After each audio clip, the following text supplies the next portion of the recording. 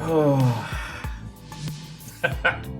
Sitting here, looking at my giant robot class picture like some actual anime reference, like, man, I remember back when we were all in mech school.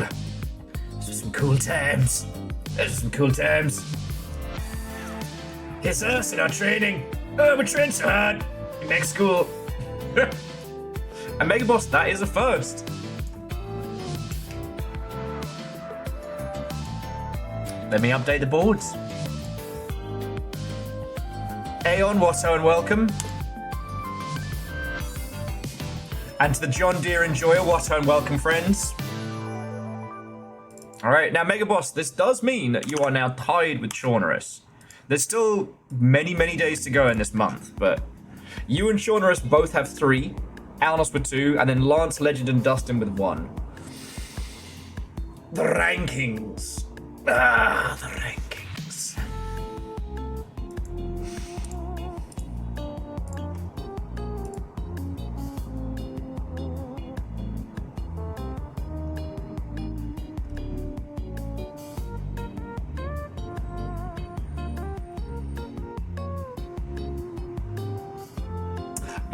So Legend, we're quite a ways away.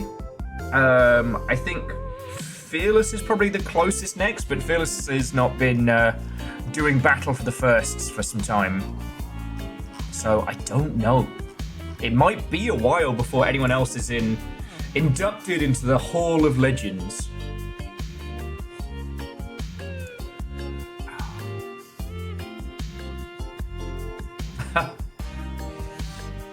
Perhaps, Mega Boss, perhaps. But today has been exhausting already. Honestly, I probably could have gotten started like an hour ago. I just needed to get more caffeinated. They were doing fire alarm tests today, and they were setting them off every like couple minutes for like 2 hours. Diva does not give a hot shit at this point. Cleo is not having a good time. And it's just... it's been a day. Oh yeah, so Mega Boss, the Hall of Legends, anybody who wins 3 times. Drive-by bets. Having power outages today. Good luck with languages. Man, Legend, is it just one of those days?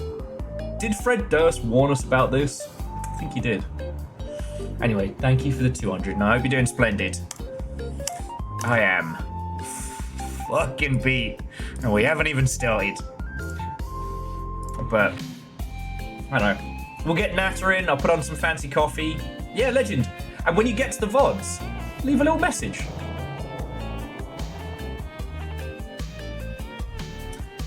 View from the box.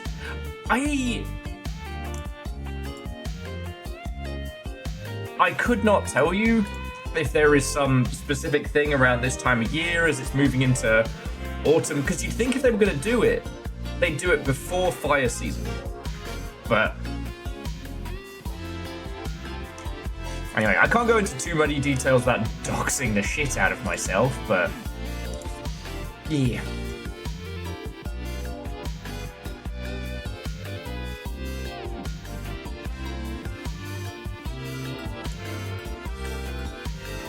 Ah, yes. It's been real sad with that. Just with the lift doing as well as it has.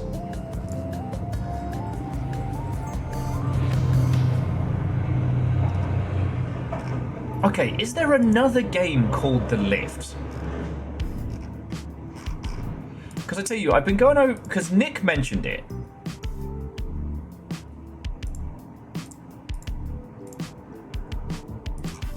But it's like every time I head on over to see if anybody's actually saying about the fact that they have unannounced AIR in there, I'm not seeing anything. Can't be multiple games with The Lift. No, because that one's a horror game. And that came out in 2018. Yeah, that's the one. Well, Mega Boss, I cannot spy your thread, but I will certainly add to it. Nick said they were going to post about it as well.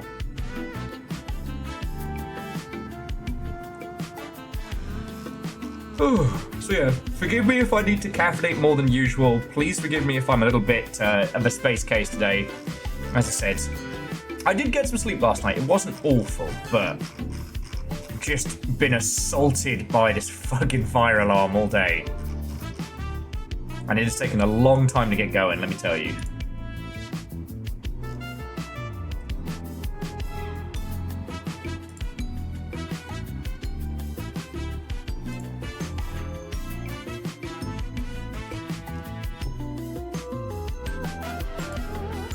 Down Under Dwarf, what's and welcome.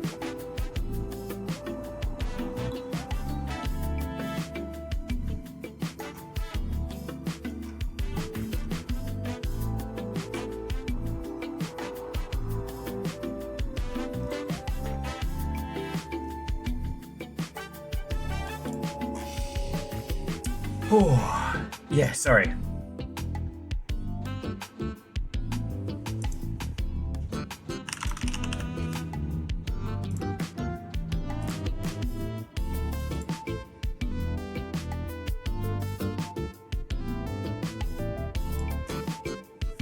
So Ark of the Conclave, I'll grab all the notes and stuff in a second. I don't want to go too into it because we're in the pre-spoilers point.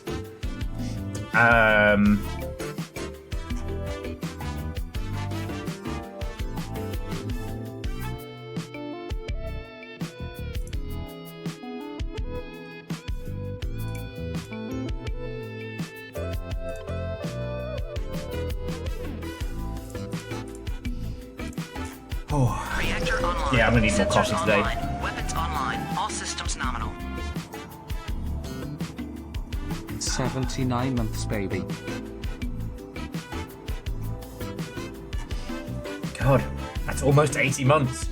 Sorry, like, Johnny, it's such a weird thing because, like, I think anything beyond 24 months, I start losing perspective on what that actually is.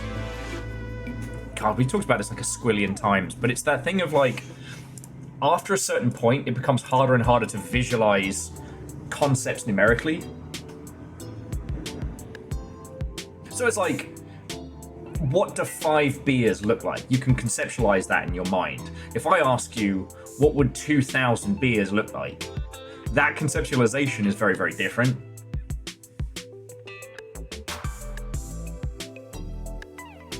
Well, Aeon, let me get through the first batch first. Because the thing is, I'm kind of rotating between the coffees, but I do now have a grinder, and I tried the secret, was it the secret brew or what have you? I tried that on the espresso top yesterday, but I ground the beans more and it was gorgeous. So.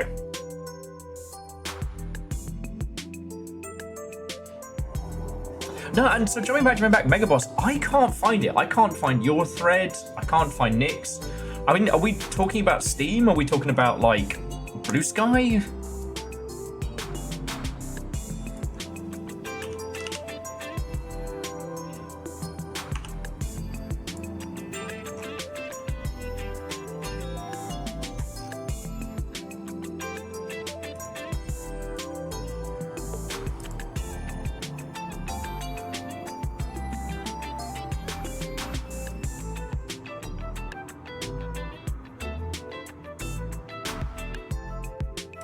Oh, it's in the playtests.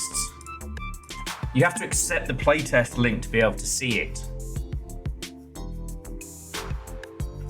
Ah. That's why no one's noticed. Discussion around the main game, there's nothing about it there.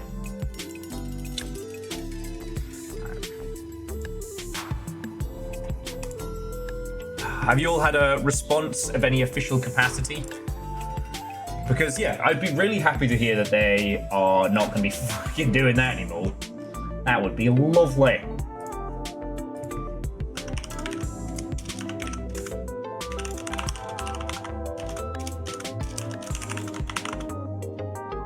Oh, sorry, I'm just writing the list. I'm letting the rest of the longship know that we are live.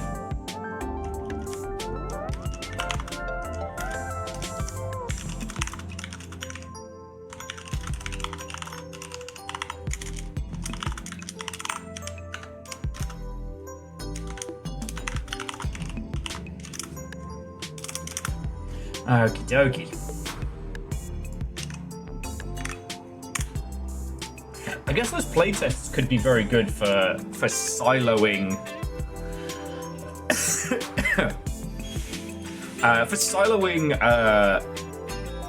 Oh man. So if you did a playtest rather than an early access launch as your actual like live test, saw how people felt about it and then dropped it and then launched it, that could be pretty good. Kind of you get the same effect as the old early access on Epic Special, which I've been thinking about ways to recreate the success of that if you don't already have a successful studio and budget.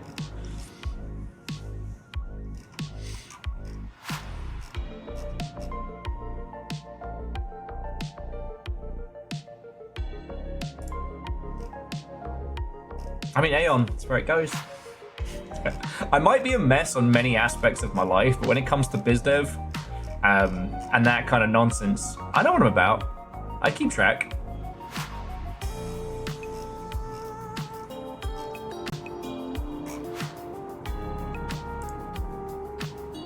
And DJ Coil, what's and welcome. Hello, hello. About to crack open the books and see if we can make some more headway on Tunic. Here's hoping. My goal was that today would be a big focus on Tunic, see if we can get the rest of the language translated, and then go from there. But yeah, I was awoken too soon. But you know what? It's not even that. Like, I did sleep at a sensible hour, which is a wild thing to say. But I've just been bombarded by fire alarms for the first few hours of the day, and for whatever reason, that plus everything else has just taken its toll.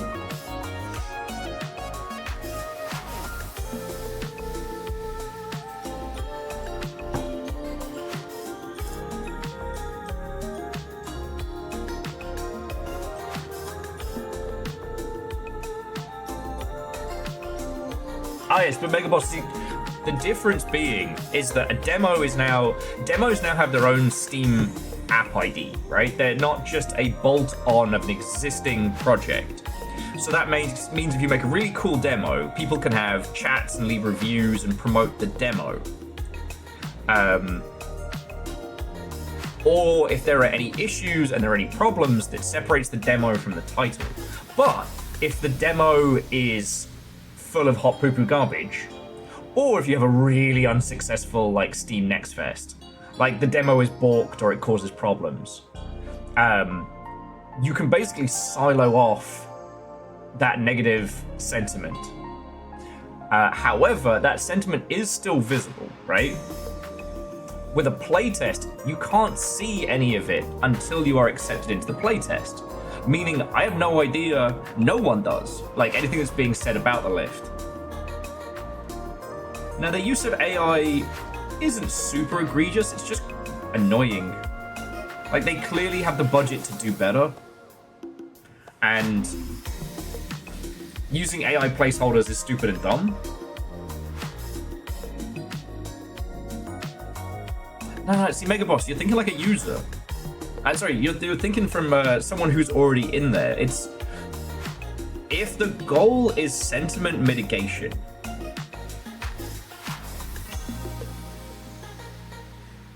or if the goal is to silo user opinion, then a playtest could work very, very well. Some playtests are a lot more exclusive than others. Like, devs get to decide how they roll those things out in the ilk.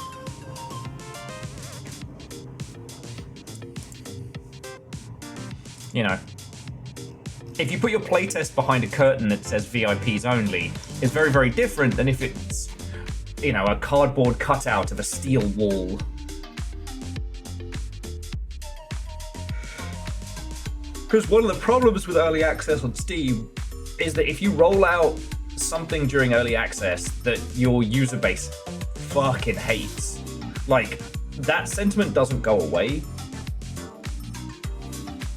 So you can have these weirdly kind of rocky up and downs with an early access title. And, you know, if you're thinking about early access as an open test environment, then you're likely to create a lot of issues that are going to stalk you for, you know, years to come.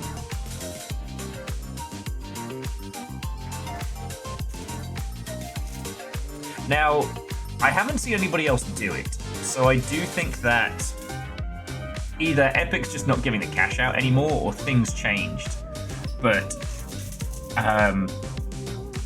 what Hades did with early access, i.e. doing early access on the Epic Store, getting paid for the privilege,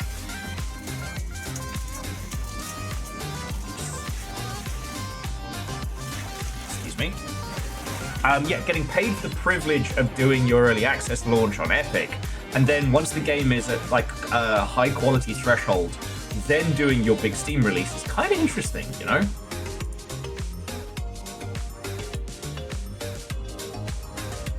Anyway, I'd love to tell you all I've been doing wildly interesting and exciting stuff. I haven't. I pretty much just cooked last night. We watched the new episode of Alien Earth, and I passed the fuck out. I should be a rested Mother Hubbard, but I feel like I have been mentally assaulted this morning, so I'm ready to do a fight. Now, Megaboss, itch.io could work in that same way, i.e. you could do your early access via itch.io, but it's much harder to get groundswell from that, you know?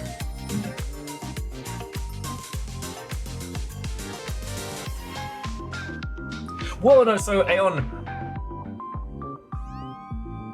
Steam's weird, right? Because the biggest barometer that users will take into consideration when buying a game is the review. Once something hits mixed, users will be very reticent to mess with it, unless it's a sequel or an established IP.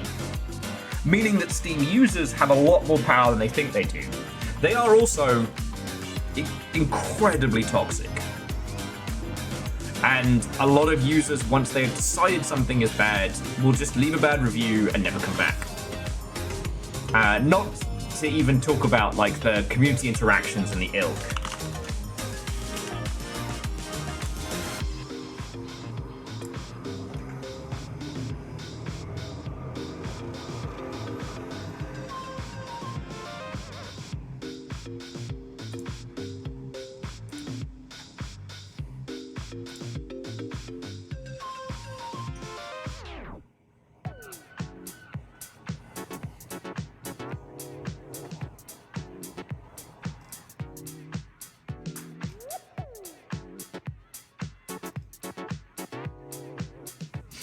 And Hoffer's Watto and welcome. Sorry friends, and again, I apologise if I'm slow today. I'm going to try and get myself going. And I'm trying not to say the same thing 50 million times to you all. Which is that they blasted the fire alarm, like, just like a couple of like wee-woos, like every couple minutes for like a few hours this morning, and I was starting to go loopy. I've been going loopy for the last like week and change. This was almost the, yeah. I'm not gonna finish that sentence. But aside from that, like, doing good. I spent the morning just trying to catch up on emails and DMs. I'm trying to...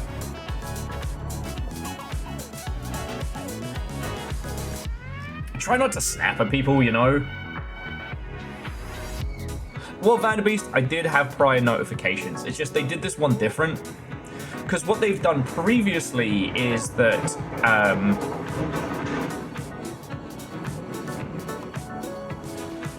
they've been testing it kind of like on an apartment-to-apartment basis. It took longer, but it didn't set the alarms off for everyone each time. This was just like, nah, on, off, on, off. So yeah, that kicked in at about like 8:30.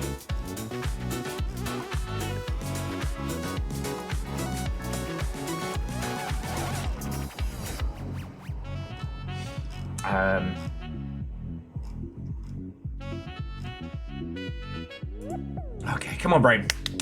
Time to wake up. But, oh, and Vanderbeest and everybody, what and welcome.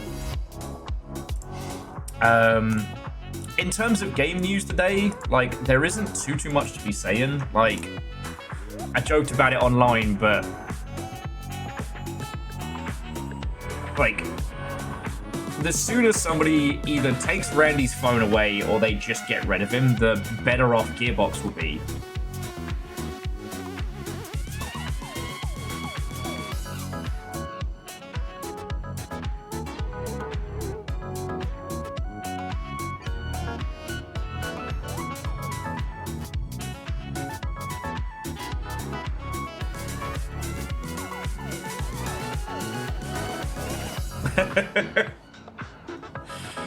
Yeah, well, I mean, that's the thing for Vanderbeest is I did get some sleep last night, so I shouldn't be this fucking broken. And this was supposed to be the smart day.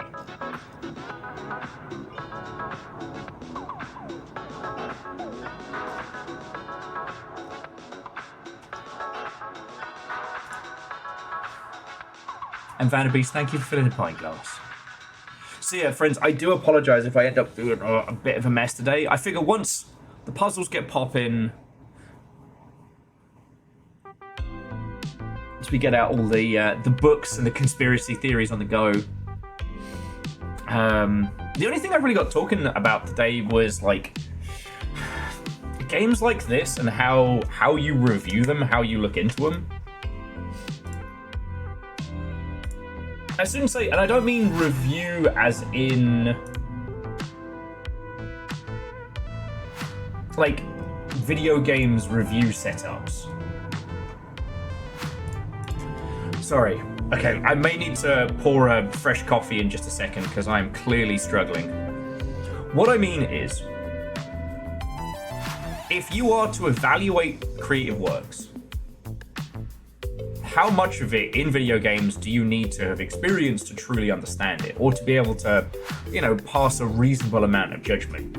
And like everything in video games, it's complicated. But, you know, I was talking about with like, now I haven't played Blueprints, but I know there is a grand puzzle that we will have to crack.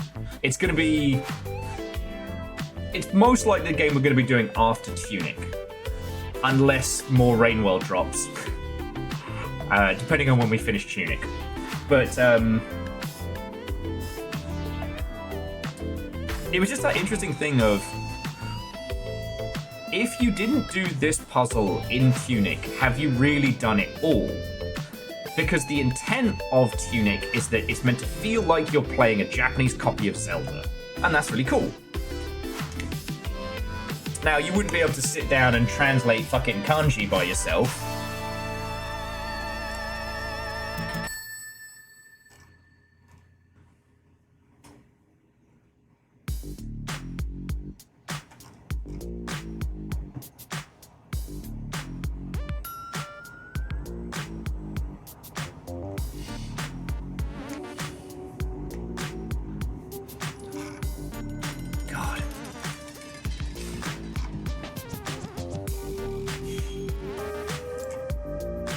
Sorry about that.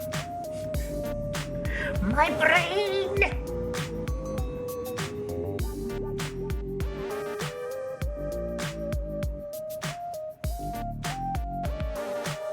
Vanderbeest, I have not.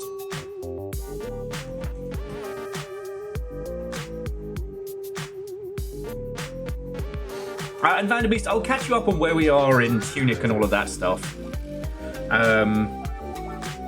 Last week I did have a little bit of a meltdown, but it was like the one time in Tunic where I cracked and I was like, all right, tell me what's going on. And then everyone went hypercryptic. And I was like, no, just tell me. Everyone stayed hypercryptic. And then when I was like, all right, fine, I guess we're not doing this, then people kept trying to be like, poke, poke, poke, poke, poke. So I did get a little irate last week, and the phonetic combinations are definitely proving challenging. So I was moving to start translating what the title of the game actually is. And puns, what and welcome. Because I was trying to translate the message from the beginning. And we'd gotten pretty far into it. Anyway, we'll come back to that in a sec. Sorry, I don't want to spoil stuff. Oh, puns, what unwelcome. I am exhausted today, which is the perfect kind of day to do really clever, smart thing stuff. Pow, pow, pow. But glad to see you all. And I hope you're doing splendid. Like I said, for video game news, there isn't too much. Like, if you wanna, we can talk about Paradox being out of touch.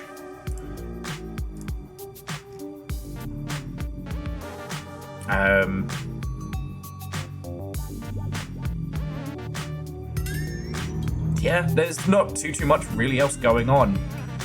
Even the people who even individuals who have worked on the Wolf Among Us 2 have no clue what's going on with it. And the number of good games coming out per day is drastically increasing. And Megaboss to be continued.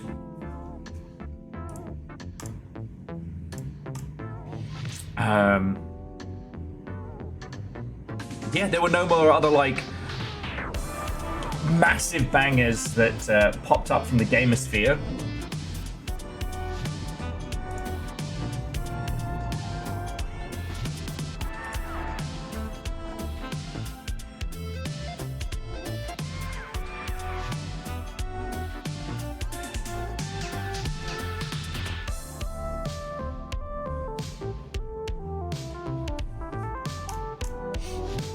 And Crazy, what and welcome. Hello. Oh, God, yeah. Sorry I've got the 1,000-yard stare about me today, friends. Oh.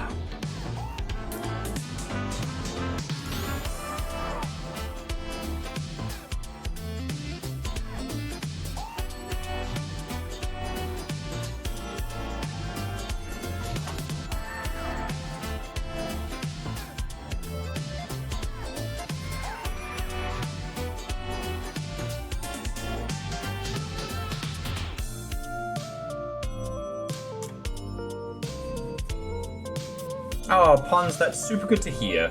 That's super good to hear. Aww, hell yeah. Thank you for sharing that. Oh, and Crazy, it's not like Fred Durst here one of those days. TLDR, they were doing fire alarm tests here from like 8 o'clock in the morning. And while I was up and functioning, I don't know what it is, but it's just fucking worn me down today, you know? I forget at what time it stopped, but it was hours of just like the fire alarm going off for a couple of seconds, then wait like anywhere from a minute to like 3 minutes, and then going off again.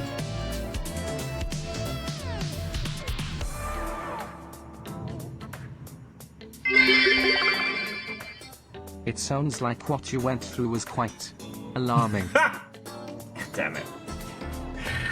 Puns, thank you for the bits, but I'm with Crazy on this one. Boom!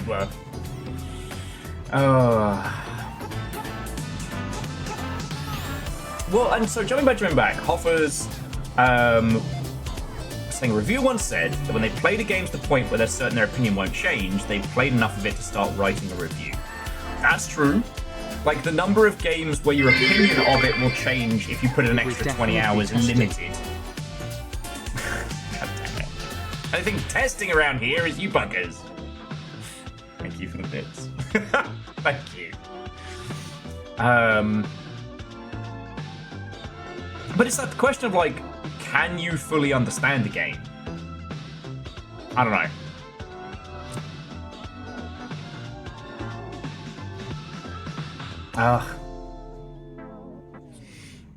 Sorry, I saw Crazy with, what about your booze? Does that fuel you too?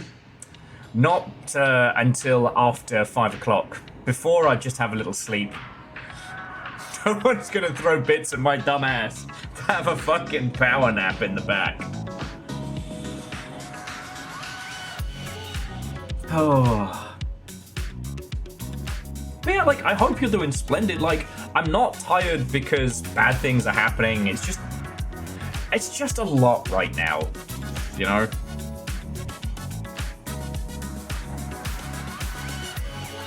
I mean, and it's the usual stuff, like, I get a lot of messages in a day, and I do really appreciate it. You know, I'd rather have more messages than be a sad, lonely loner. That's for fucking sure.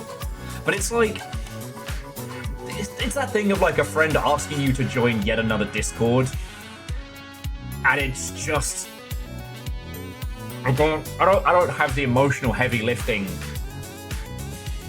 because I either have to tell them I'm not joining any more Discords, or I join it and then have to see another person basically have a Discord turn into a ghost shantytown. And like, it's fine, like using them as bulletin boards and using them as little like share spaces is real cool. It's just,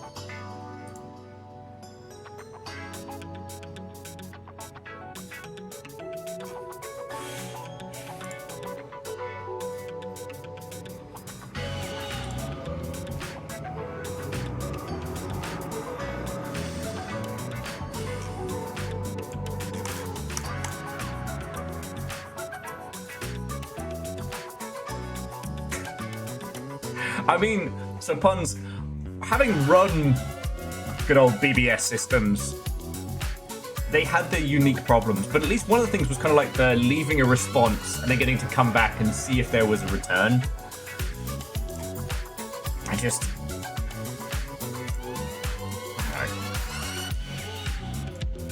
I mean, I'm already talking to you lot, and most of you here are already in our little, like, long ship Discord, which is very active and has a lot of homies on, and I really love that place, you know? But make no mistake, it takes a lot of effort, both to keep the whole thing going and to maintain it.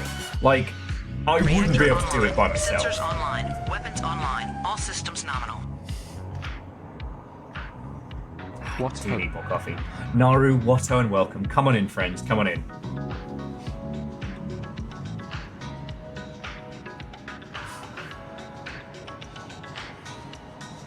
Reactor online. Sensors online. Weapons online. All systems nominal. Yeah, that's how we're getting through it. And Wallosaurus, how are you doing, friend? Watto, and welcome. How's old Blighty? Oh. And Aeon, it is very easy to make a quiet Discord server. It's just that thing of like, you never know what someone's expectation is of your involvement in a Discord. Like, I'm in lots. I actually don't post a lot. You know, I'm kind of realizing more and more that I love being social and talking and chatting with folks. I don't like being digitally responsible for folks. And I don't mean like moderation. I mean like, hey, Will, when are we playing X? I don't know. I don't know, and I don't want to know.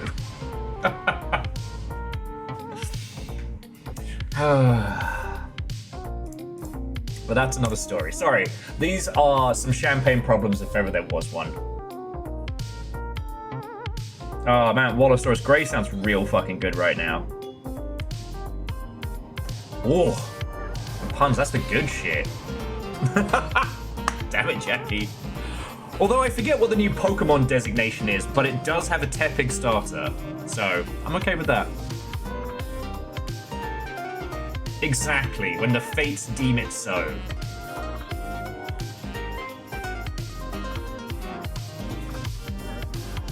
Oh. But I'm gonna make some more coffee in just a second, and we are going to fucking do this.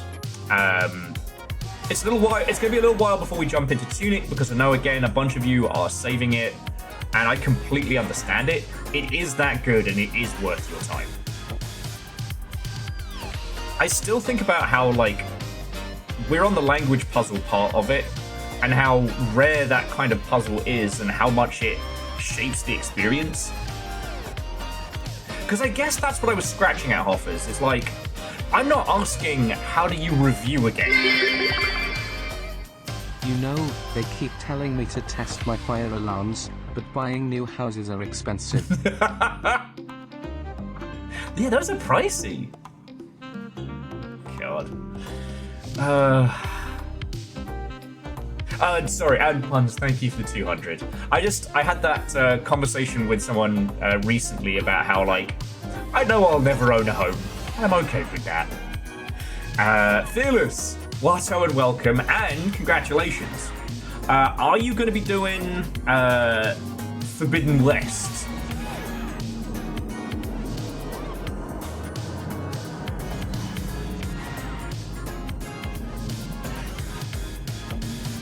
Puns, fair. I got real close. We had that offer in, you know. But that was from another time. Oh, a game's so good, Verdant, that it accidentally created 1,000 weebs. Oh, nice. Well, and Crazy, I'd be interested to know what you think. Horizon Zero Dawn is fascinating because, like, Guerrilla Games was on their last legs. You know, they were supposed to be Sony's 343, i.e. a team that was charged with making, like, a mainline title game, i.e. No, not Homefront. Oh, God. A game so generic. Killzone, thank you. A game so generic, the name is lost on me. Fucking Killzone. Killzone's a terrible name. Horizon Zero Dawn. That's pretty fucking cool. Anyway, interestingly, there were quite a few people who left Guerrilla Games because they were so burnt out on Killzone's BS and all the nonsense they were basically tasked to make. And then Horizon Zero Dawn ended up being really fucking good. I do think Horizon is one of those examples of where I'd love for someone with a much smaller budget to try the same concept. There's lots of concessions made for a large audience that make me go, ugh. I'd like it to be more hardcore. I'd like the dinosaurs to be more scary. And I think that the heads-up scanning system, what it should be is a diegetic UI system that's always functioning. But that's just me. In fairness, I think that scanners in Project Silverfish, reset the timer, are brilliant because they are too precise. So in Project Silverfish, you get an ether scanner that will scan for any anomalies, artifacts. Okay, it doesn't scan for these things. It just tells you how close you are to a source of ether. And you can tweak its sensitivity so something has to have more energy coming off it for it to blip. And then you can use that as a little blip detector.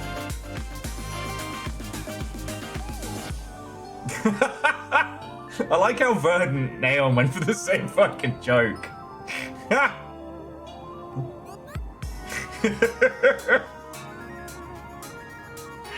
Oh. Because there's two scanners you get in Silverfish. One is basically like a Geiger counter, but for ether, and you tweak it. And it just kind of gives you more beeps the closer you get. The other is a scanner, and it shows you the size and intensity. However, it's not real time. You click it once, and it gives you a scan. Then you move, and you click it again. Oh yeah, no, Fearless. I don't hate Killzone either. It was just loads of people working on it got burnt out to fuck. And it was, you know, Sony wanted a sci-fi shooter. They did not have one. They needed one because Halo basically ate their market share.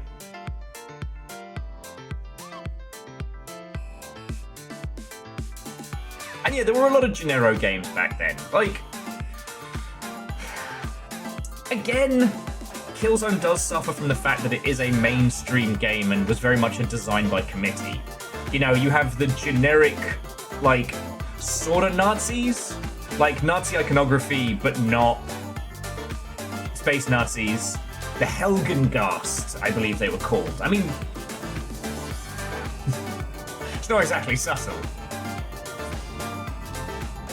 All of the firearms were kind of like allegories of realistic ones and whatnot, but the technical design and the visual style of it was exceptional, right? I think that's where the whole thing of like, in games you can have the best people making the best works, but if its core conceit is very much like publisher led, it can feel very Generosaurus. I definitely started to get that feeling from, I believe it was Halo 4.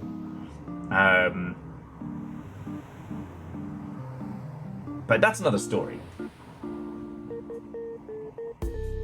But yeah, it doesn't mean it's a badly made game. It was incredibly well constructed.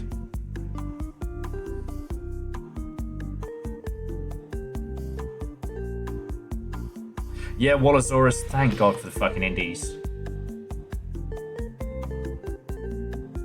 And C222, what welcome. No, you... C222, we call you a golf cart the way you be tooting that horn. And deservedly so. I tagged Virals because it was like, new headshot just dropped. It looks really fucking cool.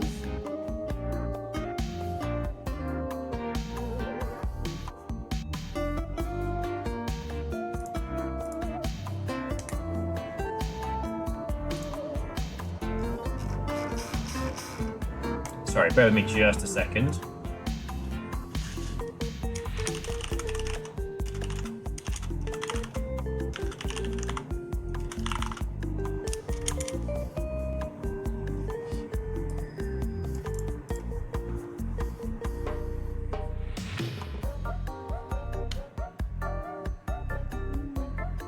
Oh, okay, so everyone got the D and higher quality versions. So that's the one you sent to Little Fire. Okay.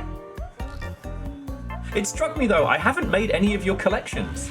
Can I try? Yeah, well, so feels like Halo 4 was incredibly well constructed, but there were, like, the story was kind of this whole surprise. There was actually a hidden bad guy the whole time, which I get very tired of in sci-fi. But the other was trying to do the same things with Forerunner tech in terms of like weapon design and, you know, accessory design and things like that they'd done with the early Covenant stuff.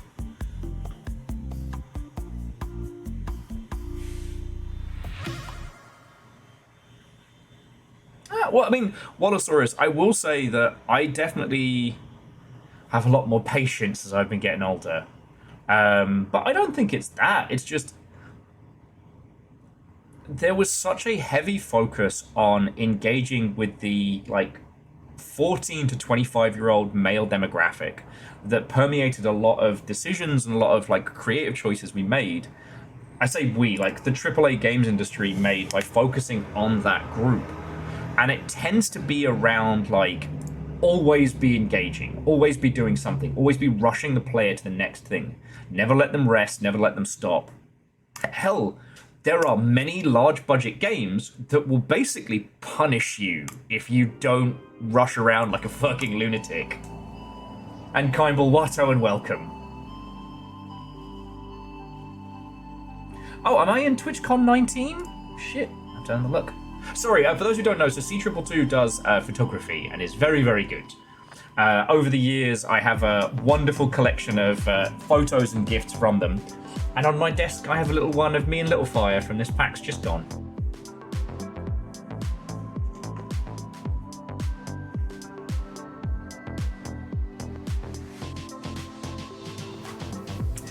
Favor 6.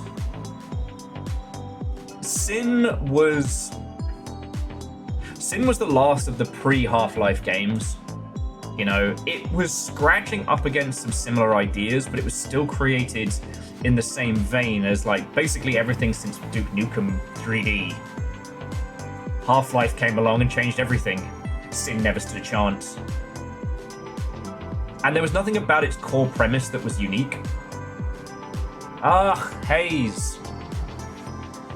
Hayes taught us 2 lessons. 1, don't run your fucking mouth. And 2, if you're going to, you have to commit to the bit.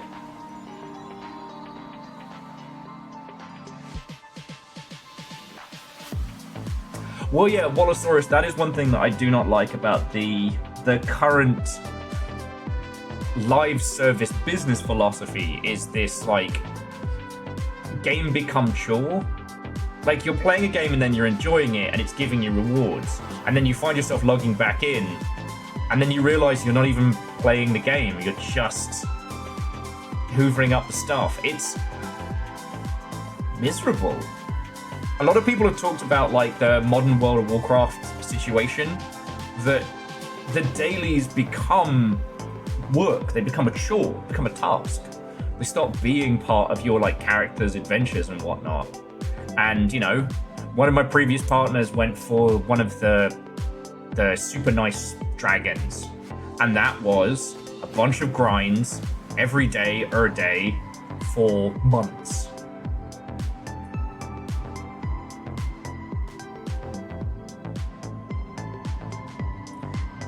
And yeah, Verdant. And the thing about that is that I understand the psychology around daily rewards, daily elements, and all of that.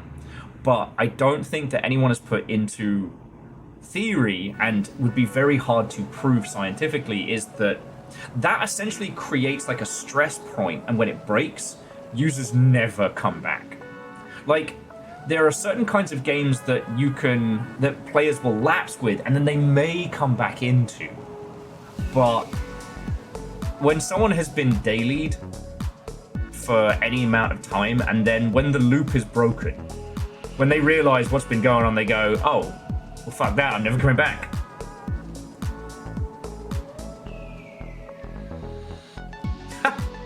Sorry, Fearless was just saying they went to a lecture given by 2 people at Valve, and it's one of the co-creators of Counter-Strike, who apparently, back in the day, anguished?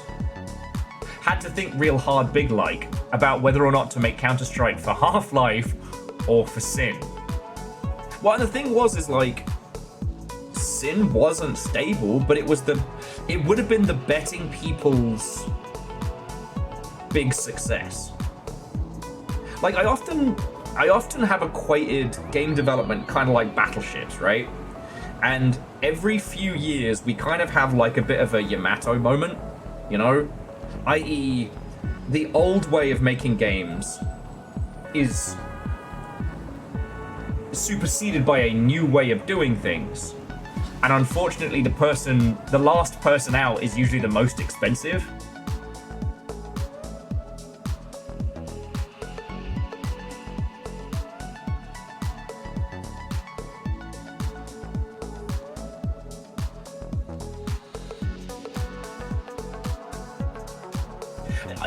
Yeah.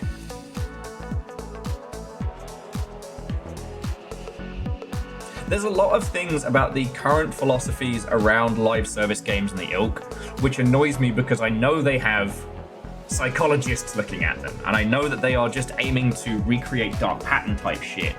And what they need to be doing is looking more at user behavior and accenting the bits that users enjoy. Like, in my personal philosophy, a live service business model needs to be based around rewarding the player for doing the things they're already having fun doing. Right?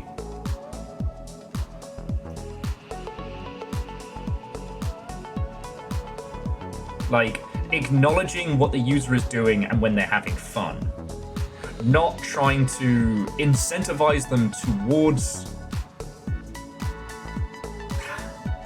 I got really into Halo Reach. A million years ago, I was super into Halo Reach. I mean, I was checking my site daily, I was looking at my heat maps and all my nonsense. I was having a lot of fun with it. And one thing that they did very well was the Laszlo challenges and like the daily and weekly challenges, because a lot of the time they were incentivizing you to have fun.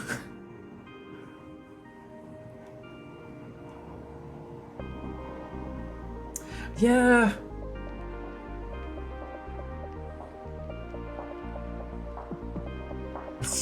Will being into Halo seems like a bit of a reach. And Fearless, we'll touch on that in a second. I mean, obviously, Dan Olsen's like weaponized FOMO and like artificial scarcity type stuff.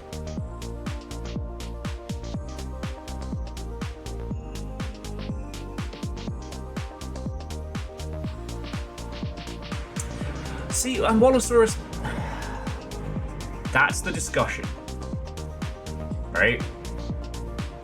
Sorry, Wallosaurus was saying they try to think that if they made a game one day and sold it and it did all right, and one day they realized they could add ads or some other dark pattern type thing, would they? Like, if you suddenly could just have $5,000 a month every month, would you? Like, what's the biting point of morality? What's the biting point of, like, inconveniencing your users for stability? I mean, and Wallosaurus, that's where I think that, you know, the business of games is as much an art as the rest, right? Because you need to... Games is one of the few art forms where the user can give you money more than once. I mean, ironically, in both film and television, we've been incentivized to give those movies less. Hell, the popcorn buckets are it.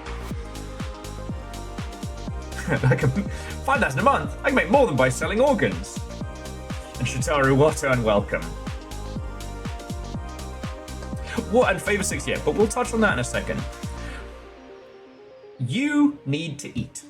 We all do. That's just the fucking truth of it. We live under capitalism, and if we want to create art, we got to find a way to do it. Now, if you're already... I know, Verdant, shocking. I'm sorry you had to find out this way. I wish we didn't live under the yoke of capitalism. Come the revolution, who knows what'll happen? If you're listening to me right now, don't worry, you're on this side of the guillotine. You'll be fine. But till the revolution,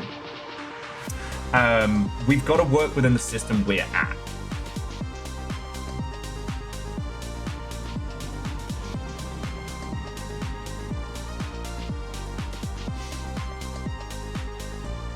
And that is very challenging.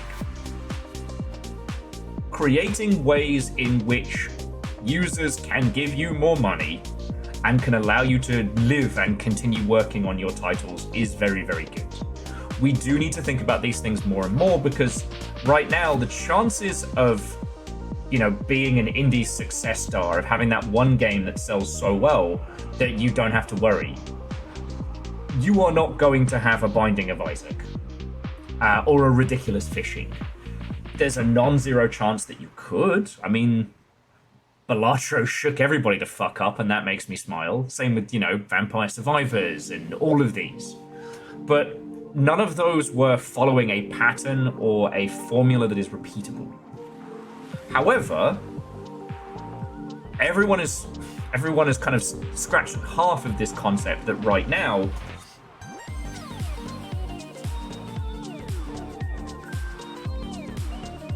community is what builds. Community and sustainability, right? Till your game breaks Atmo, you want to be in a space where you can be supported through what you're doing, or you are able to balance your, you know, the thing that makes you your money and your game development at the same time. You know, ultimately, video games are a management resource first and a creative challenge second. Now, when you're in your fucking 20s, you can just kill yourself staying up all night drinking Monster and eating fucking terrible food. That becomes significantly more difficult with time. Yes, but the difference being, Fearless, is that it is still possible. Like, you can't do that in cinema. There isn't even a lottery ticket's chance. None of us here are going to be a movie star. No one here will sell a successful movie script. Like, that's just never happening. But there is a non-zero chance that you could create a very successful game. It is still happening, right? I mean, look at Dylan and Peglin, for fuck's sake. Now, if you are able to identify a gap and make a move on it, you fucking can.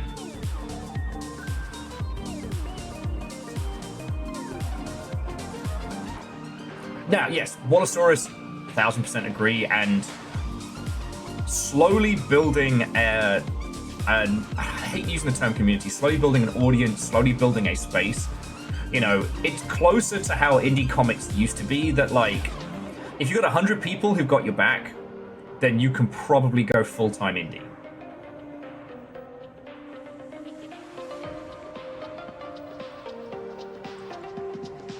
And true, Kybal, that is very true.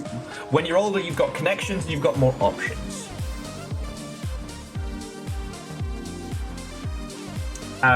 Anyway, my point being is that looking at how you fund your development, looking at how you fund your game and how you get through it is important.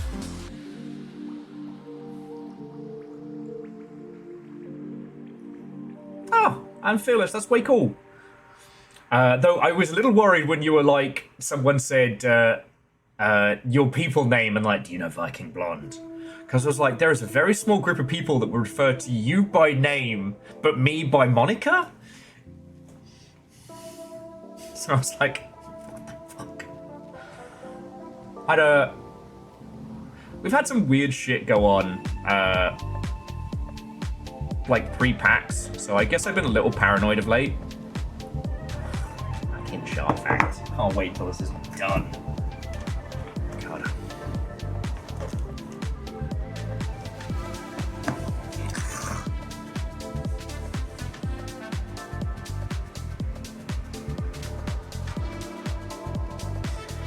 Okay, drones can now track and count migrating sharks from above.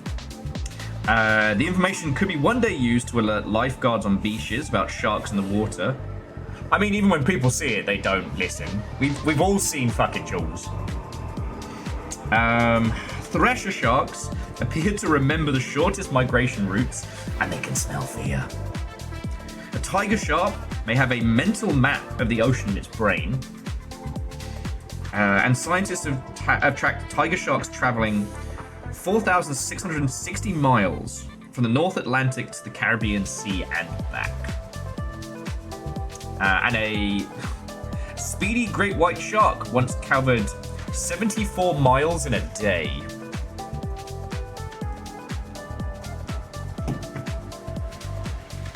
Anyway,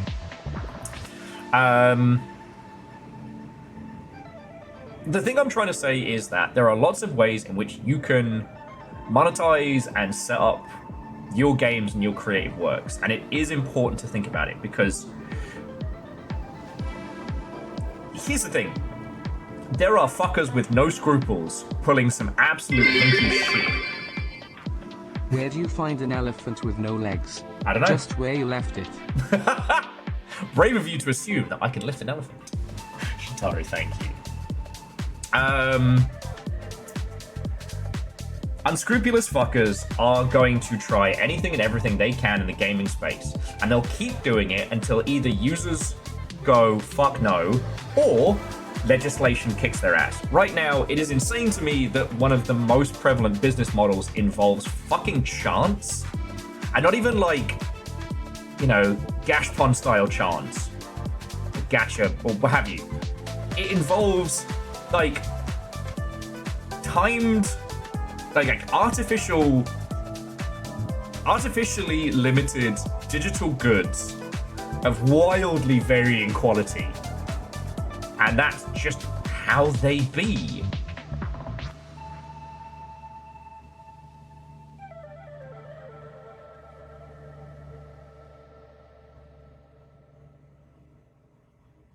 You know what? Yeah, I gotta go see Unscrupulous Fuckers. However, when we look at the friends and we look at the homies and we look at how they are pricing and monetizing their works, they're almost too far the other way. I keep thinking of that fucking Harry Enfield skit of the two lads who want to invite people out for a party, just standing in the corner being like, "Oh, you want to go party? Cool." And then they just run the fuck off. Like, don't be evil, but you need to get yours so you can fucking eat. And that's where I think the craft and the art of business comes into it, you know? As some of you may or may not know, I've been playing Arena Infinite Breakout, or Arena Breakout Infinite, which is what if Escape from Tarkov believed that women existed. And it's good. Like, you have to enjoy specific kind of shooty gun bang, but I've been enjoying it. It's a nice turn my brain off game. And it is fascinating for me because it is very much a free-to-play game. Now, it is not free-to-play in the old World of Tanks sense, which is actually where the concept of pay-to-win came from, which still makes me laugh. For those who aren't old enough to remember, or who weren't in those kind of corners of the internet, back in the day, World of Tanks, you would have your tank, and when you leveled your tank up, on a tech tree you could then pick and buy the next biggest tank. Some tanks you could just purchase for money. You also bought golden shells that literally did more damage.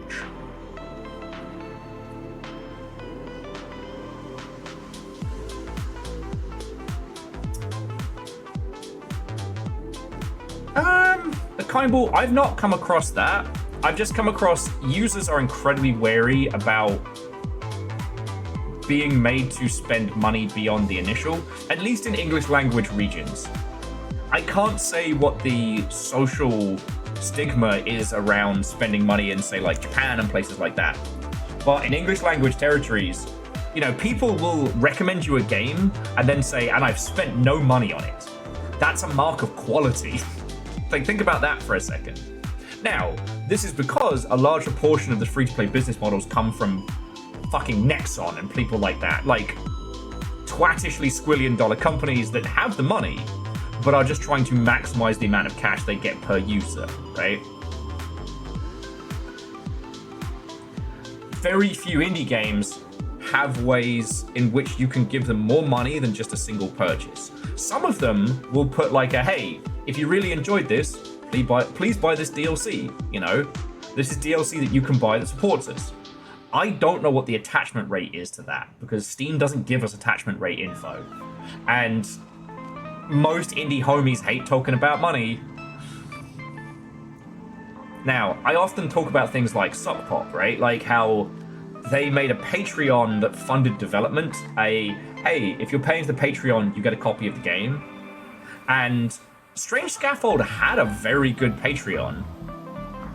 They've changed it, so it's now more of a traditional one. You know, you get dev diary updates and you get access to a secret extra channel of a Discord. Before, if you were a top tier supporter of Strange Scaffold, they put your pets in the game. That was genius.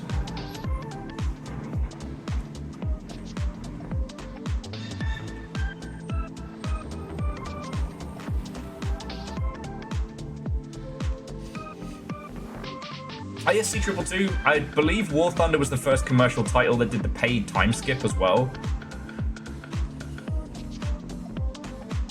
Like, it's just... There is some shit that users are okay with, which are fucking insane to me. And I try not to get crazy about it. Why are they okay with pre-orders? Why are they okay with paying real money to skip a timer? The timer isn't real. You know? Anyway. The other thing when it comes to this kind of stuff is that you have to find that biting point between what users enjoy and what you're okay with. Because there are things that users will spend money on, even if they will tell you to their face they won't. Now, is that because of dark pattern bullshit? Or is that because users don't know what it is they actually like? That's a philosophical discussion and a half.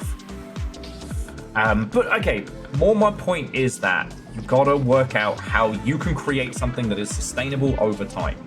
Whether that's making small, short games, like stacking them up, that way that they all only need to sell a little bit. Is it by creating some kind of like month in, month out Patreon and support? Also possible. You know, Kickstarter's not really a viable one unless you've already got momentum. But once you have that momentum, like that can work.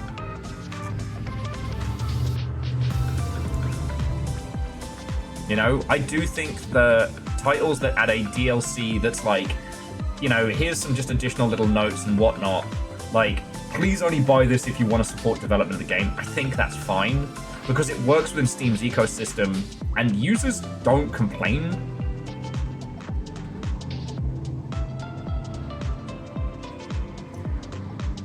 Favor6, we are going to veto any discussions about the US government right now. Fucking hardcore. Ark of the Conclave essentially like a tip jar DLC.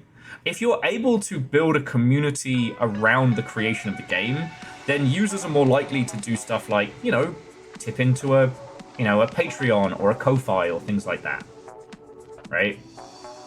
Because the thing is, we got to think of non-standard ways in which we're going to fund our development, because no one's coming to save us, right?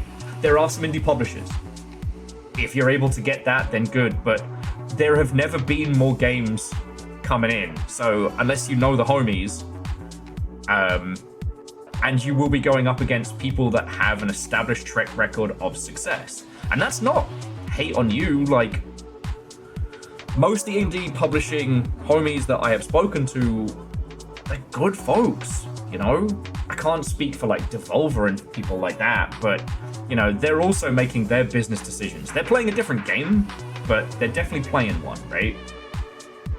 Also, Ball X Pit comes out next month, so prepare to not sleep some more. But like, how do you get paid?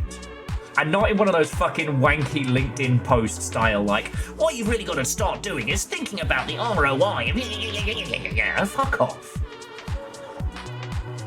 It does make me laugh how many of those people who were able to just coast between the cracks of the games industry as, you know, as analytical, was it like monetization advisors and shit like that, are all now wildly out of work. It amuses me greatly.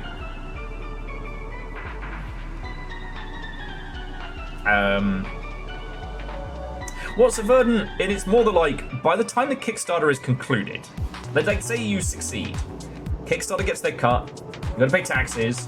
If you have promised anything that requires either time or physical goods, you gotta sort that.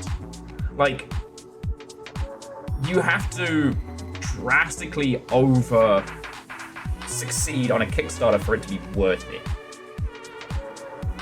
Steppergen, did I say hi? I'm gonna make myself another coffee in a second because I am a mess today, but ugh.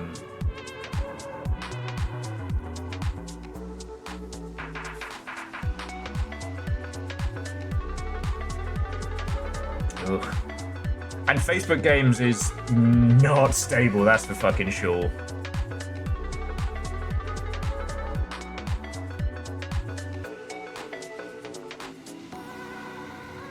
Just because, like, I don't know how Facebook does their budgeting and whatnot, but I do know that their meta division has burnt through money.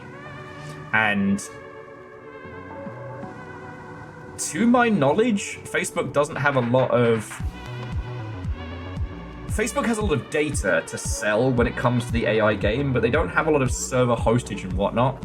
So when that bubble pops, they won't have made any money off of it. God, it's gonna be a wild few years. Anyway, and Kaibal, it's not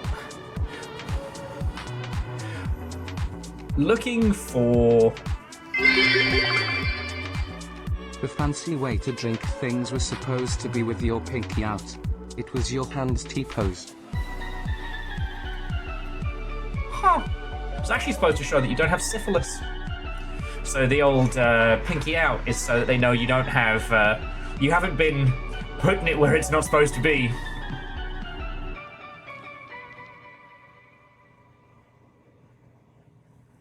Oh yeah, I mean, Fearless, if we're talking about like moving forward, do not do a Kickstarter with any physical goods. Just don't. Oh, we'll do enamel pins. It'll be fun. No, it won't. No, it won't.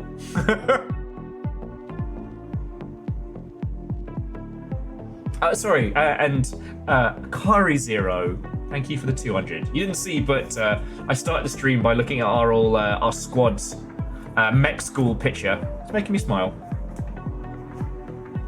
Enamel pins are great, but anything that involves international shipping, nah.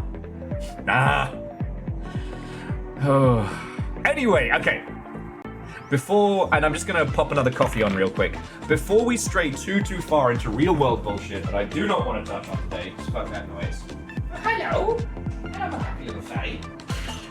You'll be happy to know Cleo's come out of hiding since the fire alarm fuckery today. You feeling better? I know, it was very scary. It was very scary. Your daughter almost did a fucking war crime.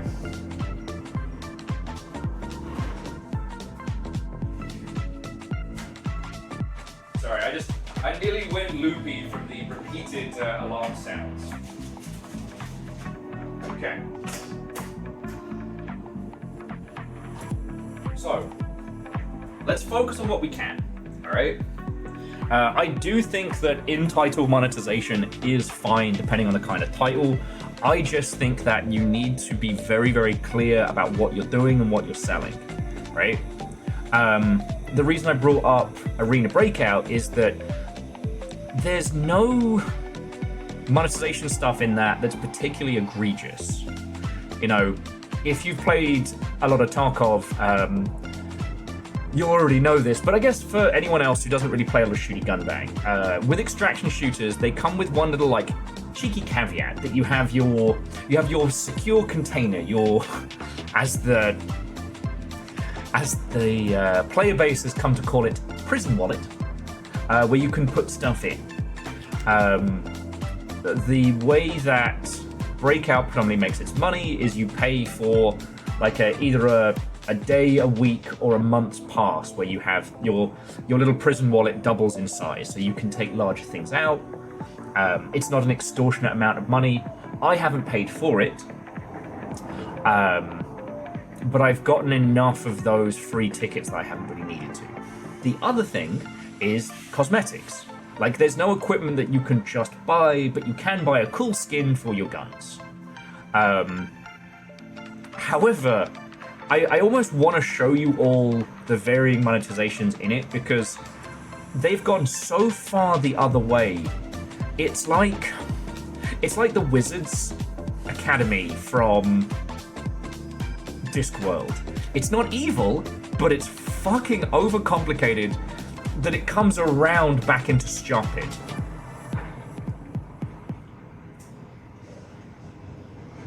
Vanderbeest, I couldn't possibly comment.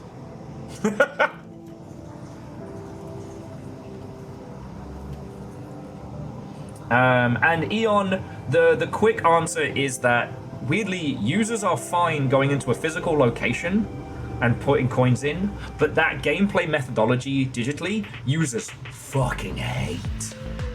That was the point at which I knew the whole like AI gen shit was never gonna work, because all of the teams who were using that would either have had to pay extortionate amounts monthly, or they would have had to charge their users credits per play. And that was when I was like, nah, fucking dead. No, Favor 6, we'll get to Unturned, because Unturned was fucking genius. Hell, Sven Co-op made a ton of cash selling golden gun skins as they're like, hey, thanks for supporting us.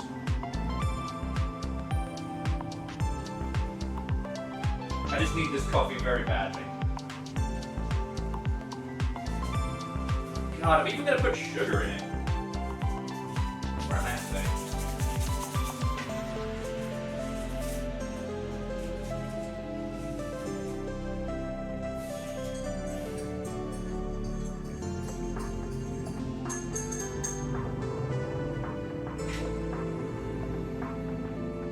It's very funny, because I've been spending so much time with Arena, it's just how ridiculous it is. So, the number of battle passes active right now, I think, is 5. So there's a season, there's the Night City, it's like a Dead of Night pass. Then there's the... Okay, so there's season, there's the... But it's specifically themed around the medtechs, the kind of like the super expensive medevac teams from Night City. Then there's the short seasonal gun skin. Then there's the like acid green lightning like paintball gun skin theme. And then there's one more, which is both the trauma team. Thank you, Fearless. Then there's also one that's simultaneously a how many days in a row you play pass and a how much you extract from a thing pass. So that's either 5 or 6, depending on how you want to count it. And then for the skins, they have skin packs where it gives you like a fancy gun skin and then like a little keychain and stuff like that. But then they also have their version of the gacha, which is both better and worse simultaneously, in that there are multiple banners you can pull from. Wait, it gets better. And each time there is only a set number of items. So each time you'll never get the same thing twice. And that's really cool. So you can just keep pulling and eventually you'll get everything. But each time you pull, the amount it costs increases. So if it starts at 10 fun tickets, it will then be 40 fun tickets, then 60, then 80 for each pull. Right? It's crazy people, man. Like I said, it's no more evil than other shit we've seen, but it's so overly analyzed to the point of insanity. I cannot recommend reading the Discworld novels enough. They are very pithy, very funny. And what I love about them is that the wizards are such a wonderful critique of both the insanity of, you know, old white men and academia. I didn't realize the tunes had stopped. I am so sorry.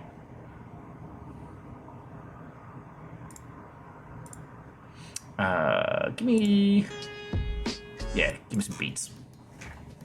I've just found this utterly fascinating. But this is also that thing of where, like, if you don't think about how to sell your game right, you'll just die.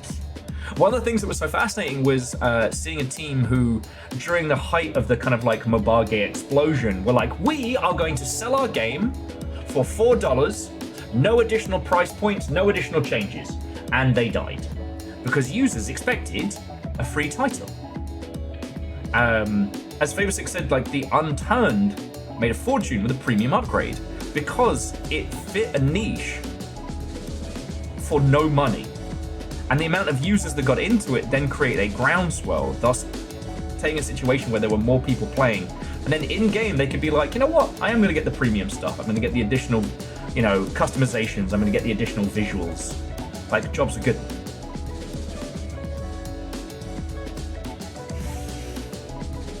At Aeon, so coming back to it, that's what's so fascinating about all of this. And this is one of the reasons why a lot of the business wankers really aren't worth their fucking salt. Now the thing is, you can take all my opinions, thoughts, and schemes on how to monetize games with a pinch of salt, but I'm also not trying to fucking sell you anything, right? If we're being mercenary about this, you lot keep me alive, because while I'm doing this, like Vanderbeest filling the pint glass there, that's like what? I can't count. That's 50 cents. But throughout the course of the day, everyone goes, oh, here's $1, here's 50 cents. Or yesterday, with Quasi and Simple Chaos just going boom, boom. I was trying to do battle with a boss, which I did actually defeat. I'm very proud of that. And so the reason I say that is because the pantomime around biz dev and monetization advice is fucking infuriating. There are very few people in that space who talk plain and to the purpose. And they don't acknowledge or even really try and analyze actual user behavior. They hyper-study user spending patterns like crazy lunatics wizards in a fucking tower, and then come back with even darker patterns than before that make less sense. Yeah. But the reason why I kind of hang my head is because all of this comes from how users behave in different situations.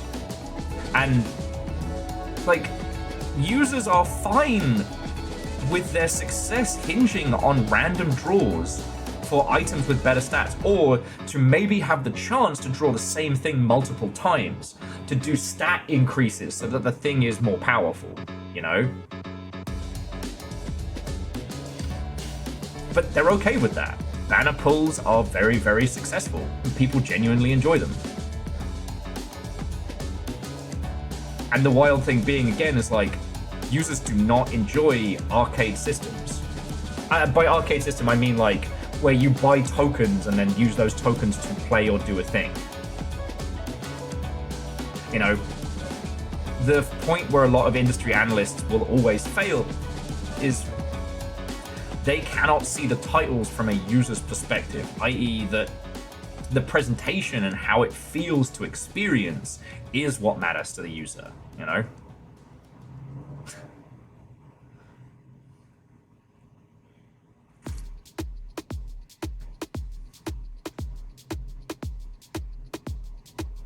I mean, Favor 6, exactly.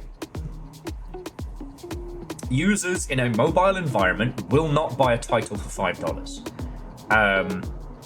The most fascinating experiment of that, of course, being the Final Fantasy series.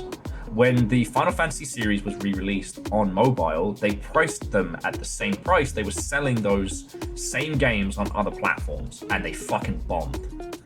Like, but that's insane, right? Like, if Final Fantasy 1 costs $10, I mean, like the original NES Final Fantasy re-released costs $10 on another platform. Why wouldn't it cost $10 on mobile? Because people won't pay for it.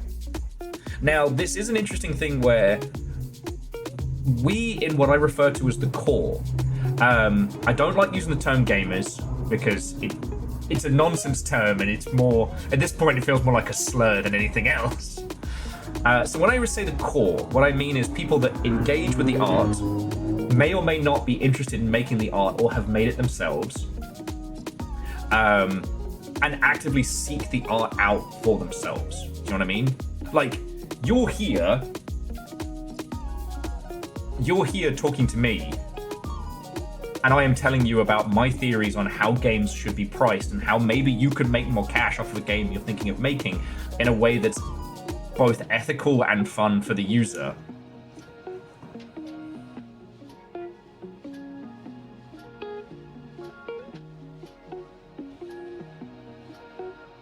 Bear with me just a second, friends.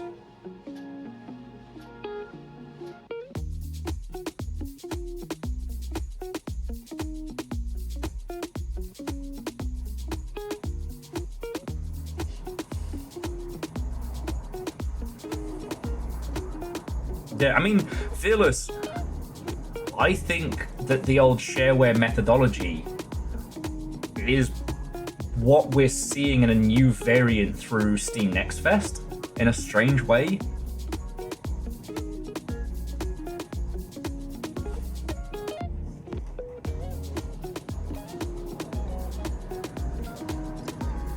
Sorry, I do apologize for the tippity tapping.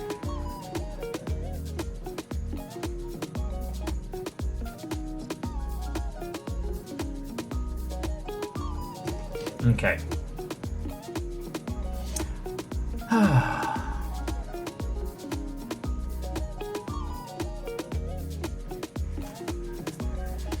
I mean, the interesting thing was that, like, the shareware model never really stopped. It just got supplanted by the demo model. And then demos ended up eating into development time and then ended up becoming more trouble than they were worth. You know, demos moved into being a marketing exercise that detracted from time spent on the actual game and created like a negative feedback loop.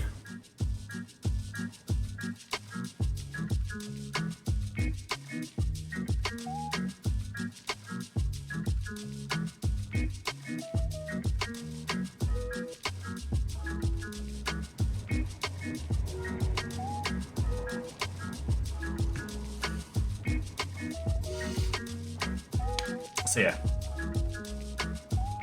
So Fearless, the only problem with the shareware model is that you have to be able to create the whole ass game.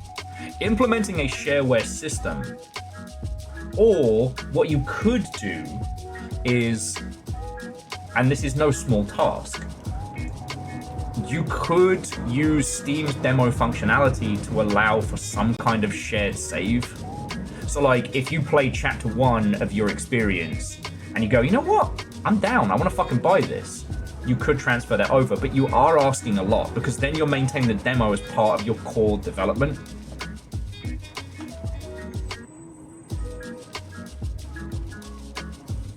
Oh, and Jemami, what and welcome. That could be a way to create that same kind of shareware element. Other titles have tried some weird things with like free variants and whatnot. So like, for example, if you buy a copy of Operation Tango, the little like asymmetric co-op game that I did the trailer for a million years ago, you can then download the demo, and that's your copy to play with someone else. Indeed, little fire, indeed. Sorry, I can't talk more about it right now, but I am there.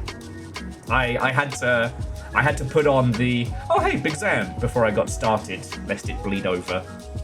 But how are you doing, Watto, and welcome. The alarm going off every minute to 3 minutes probably would have sent you into a violent rage earlier. I was ready to do a murder. But there have been no murders, so we are good. We're talking about video game like fundings and the way in which games can be budgeted, you know.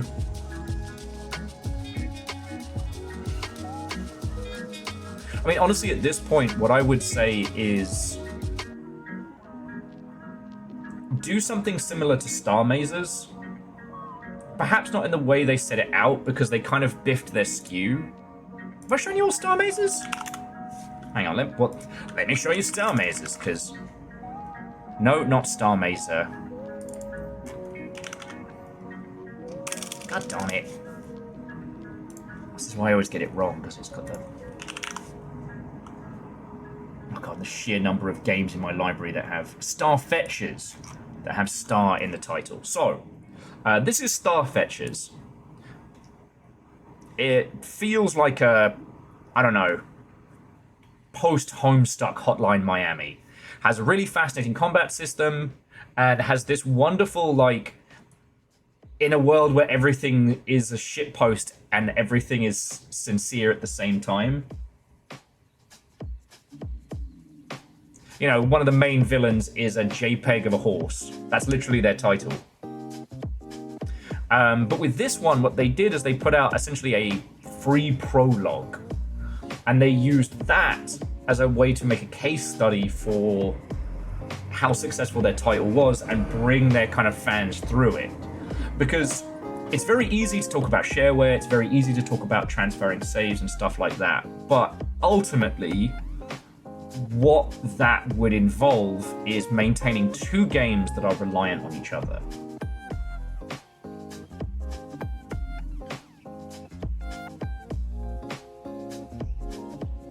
You know, Favor 6, and that's really cool, but that is no small feat. Like, again, I try and make sure that when we're talking about this stuff, I'm kind of acknowledging great ideas alongside the actual implementation of them. Hey, Wallosaurus, have a lovely rest of your evening. I guess I wanted to do some extra chat time with you all, because it's going to be Tunic in a little bit.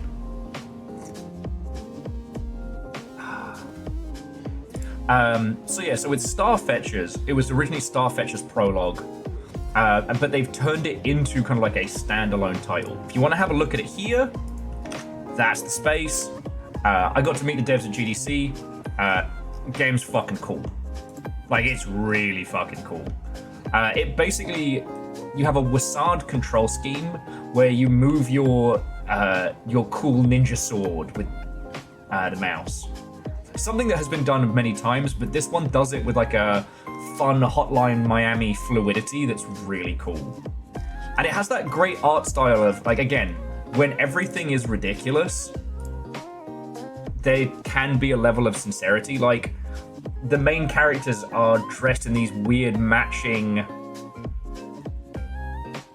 I don't know, they're not quite ghillie suits, not quite ponchos, you know, almost Boy Scout type nonsense. The character you play as has this weird green little pointy hat, like some kind of like murdery elf on a shelf, and looks positively sleepy all the time. Now again, there are some stuff that this team did that didn't quite land. So like, Star Fletcher's Escape from Pork Belly should have been a standalone game. They released it as DLC for Starfetchers, when the original idea was that Starfetchers was going to be a prologue, and then the chapters would be released as DLC. Problem with that is that the attachment rate for DLC is bad. Users don't know when DLC is out. Like, you have to be super active in terms of advertising DLC, but this is done good. You know, 560 positive reviews on a DLC is wild. And yeah, so their original premise was to release Starfetchers Episode 1 on top of the free content. I don't know if that is still the case.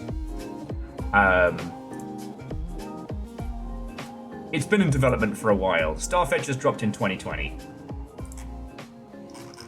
But again, like, these are ways to look at how to make some more fucking cash. Because, like, ultimately, what is the goal of game development? It is to make your game and make it as close to what you want to put out as possible. Right? To do that, you need to be able to eat.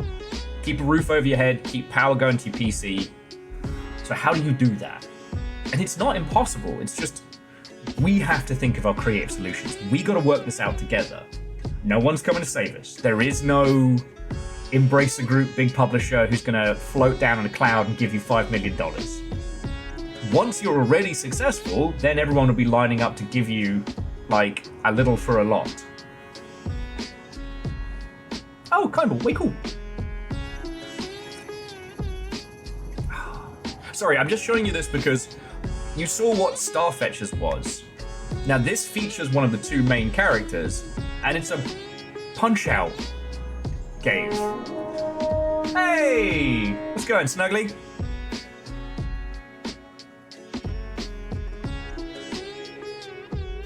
Shout out to the guy in the background whose t-shirt just says P! Snuggly, I am so tired. I am so tired. But I'm trucking along, I'm doing good. So right now we're just talking about, like, how to make cash off your feckin' indie game so that you can eat in a way that's not gross and isn't going to piss people off. And then we're going to go into Tunic, because the goal today was to get deep into the paint of Tunic, try and translate the last of the runic, and then hopefully actually start cracking into the final puzzle. I mean, there's a couple of puzzles in Tunic that we've got left, but yeah. And Snuggly, it's hard because I don't want to get into that as a topic today, you know. But it's hard. It's fucking hard.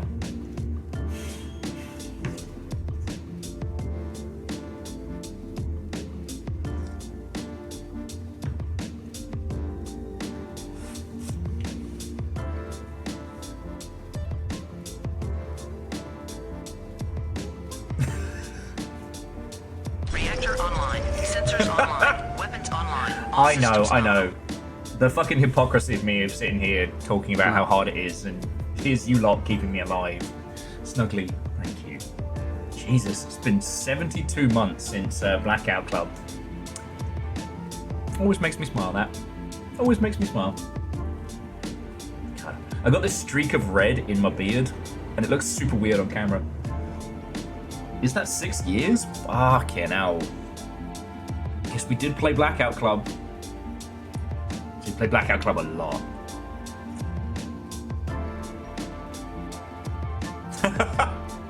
Tunic, translate the runic. Rhyming is hard enough, eunuch. There's some sweet beats, some sweet rhymes in that one, Fearless.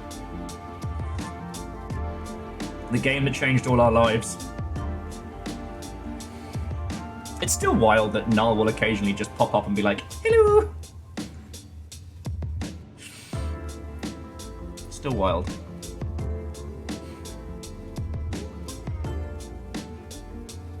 Curse you, inevitable passage of time! But yeah, it's so weird because, like, when you tend to talk about monetization, we're usually talking about how it's implemented at a free-to-play or at large business model studio level. we never talk about how monetizing your games is creative, and yet the monetization of games has often ruined them. Like, I know this is an easy target. I know this is like, you know, kicking an elderly dickhead down the stairs, but Dead Space 3 is a game that was ruined by its monetization. And I don't mean ruined like, you know, fan style. I mean that its goal was to be a spooky survival horror-y game that you play with friends. It was not spooky, and it was not horrifying. And you could play with a friend, so like 1 out of 3 is not bad. But I don't think people would have enjoyed the initial Resident Evil if they could have just paid $10 to have the super gun of I win. You know, that first time the zombie rears its head and looks around at you, and you have that panicked moment. It's not quite so panicked if you can just go with a machine gun kit launcher. It's a machine gun that shoots rocket launchers. You know? One of the core pillars of Dead Space was monetized in Dead Space 3. And it fucking killed it.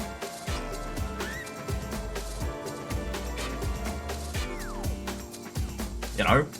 How users feel playing your game, and especially if it's free to play, where the monetization is so precarious. Why don't we talk about these things in creative ways? You know? One of the things I find so insane, and like Favor6 was talking about the whole like being exhausted because of seasons and season passes and whatnot, like taking a game that you love and making it feel like a thing you have to get done, so you get your money's worth. One of the things that made World of Warcraft so successful is that it was one of the MMOs that pivoted to a more accessible model. You know, it pivoted away from what Ultima Online had set in motion years back. And then it just kept stacking content upon content. So anybody else moving into the space, they have to compete not only with your game, but with all of the game you have made up until now. But with season passes, that's gone forever. And like, look, I know it's weird to celebrate the Blackout Club at the same time as trying to celebrate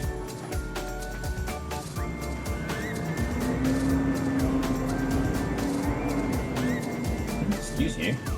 I know it's weird celebrating the Blackout Club for having limited events at the same time as like dashing it for others, but yeah, I can close the window anyway, it's nice and cool with me.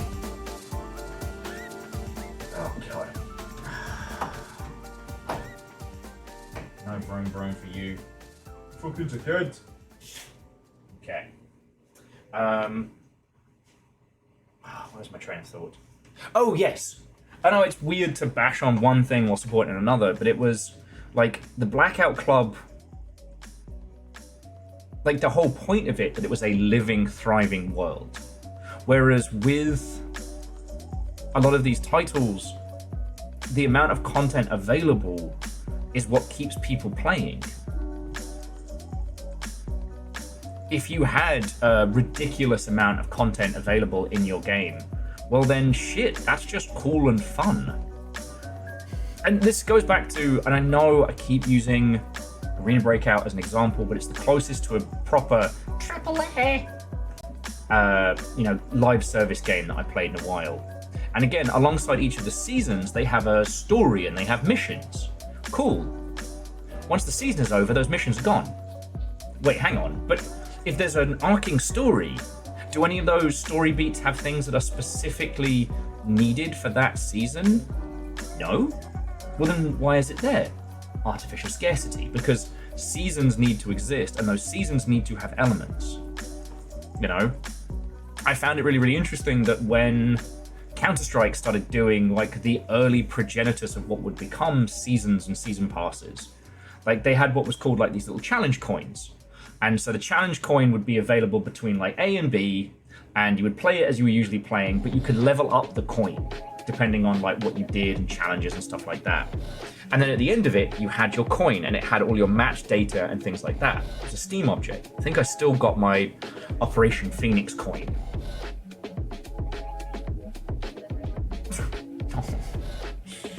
do have to nip to the loo in just a second.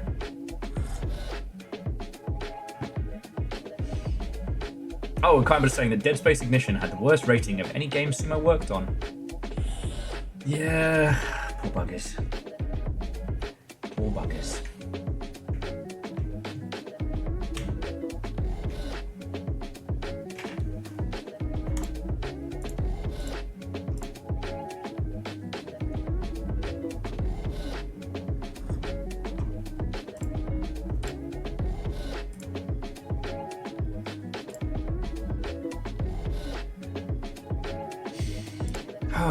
Anyway, look, I know I keep veering off. I love talking about games history.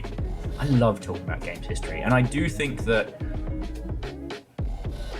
the 360 era into the PS4 era, because it was such a new ground of people trying things in terms of monetization, I think there's a lot to discuss. You know, dark patterns hadn't started to creep in. You know, the Mabage world and how it interacts with regions like Saudi Arabia and shit like that, creating these insane flavors of nonsense. The fact that we even have to worry about, you know, concepts and implementations of dark patterns is fucking wild. But I do think that I want to see my homies get paid. The game that you have in your heart, I want to believe that we can release that, we can put it out there, and you can make enough money to live. I don't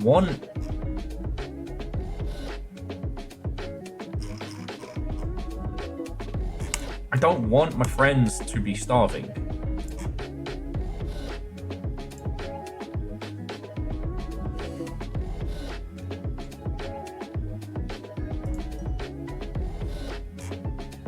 And maybe it's on my mind because, like, it's insane to me that I currently have more job and financial stability than a lot of my friends who make inspired and brilliant works of art. That is crazy to me, and I still don't know how to process that. So I actively don't. I spend a lot of time not processing. Man, I think I've already won therapy. Go me. Fuck yeah. But obviously there are limitations in how we can sell things. But I don't know. I'm not trying to fucking Jerry Springer this with a last, like, final thought and here's what you can do. But more just, I feel that so long as you are straight up with users, as long as you're honest with them, that's fine. Make a cool skin pack, release a new character, add a new chapter.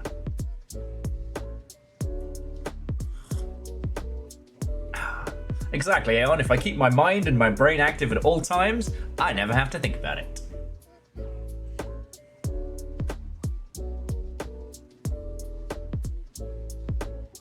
Yes, Eraman, that's a very, very good point. Like, just Eraman saying that we need to incentivize good patterns over punishing bad patterns. Because you can punish bad patterns, but that will only lead, as Aaron was saying, a race minimal compliance. I.e., when the Chinese government started cracking down on gacha, companies that could afford to very quickly found ways around it. Lots of small print, lots of other elements, right?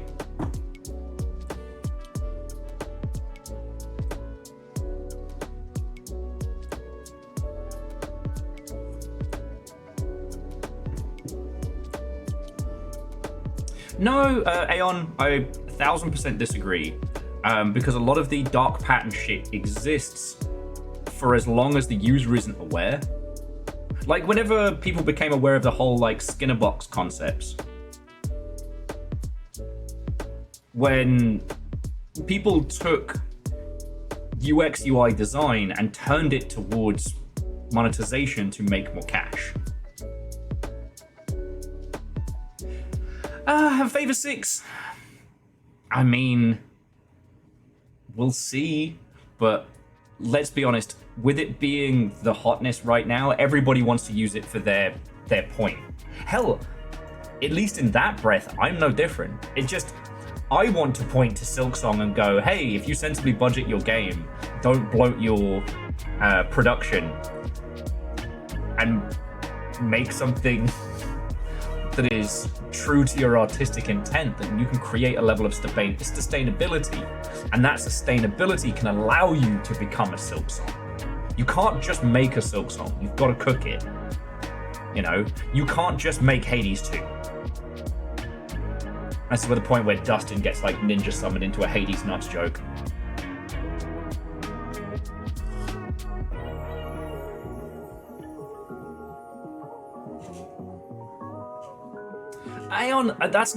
That's not how it works. By the time any kind of legislation or any kind of like industry movement is talking about the implementation of dark patterns, it's already everywhere.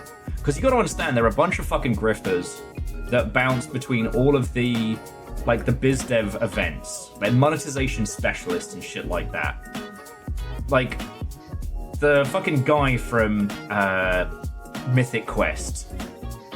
Like, there are monetization guys that roll around from place to place, and they take whatever weird, fucked up shit has worked in test labs, and they roll it out, you know?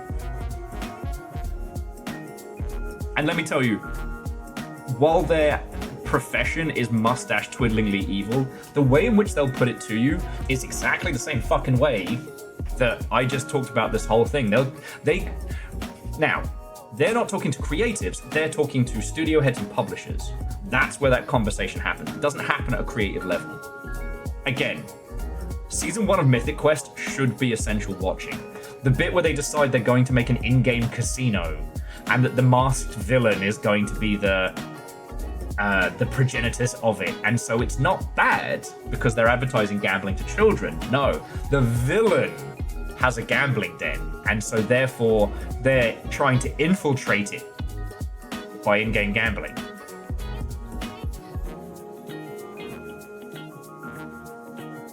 Yes, I mean, DJ Coyle, that second practical lesson, when money is not a limiting factor, creative people can do amazing shit, yes.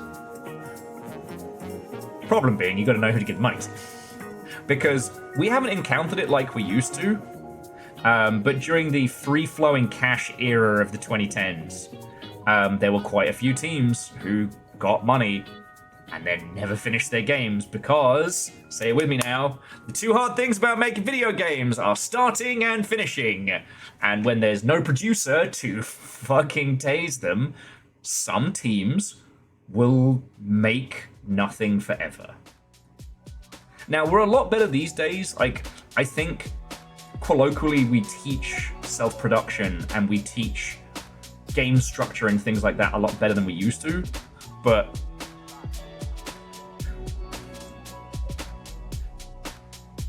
smart people are the dumbest, because smart people can make very clever reasons why they should spend 2 years making a level editor in an unfinished game. Smart people can come up with the best reasons why they shouldn't be doing the thing, but they're going to do the other things around it.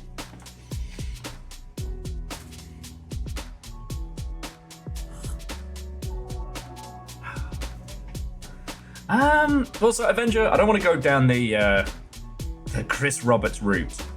However,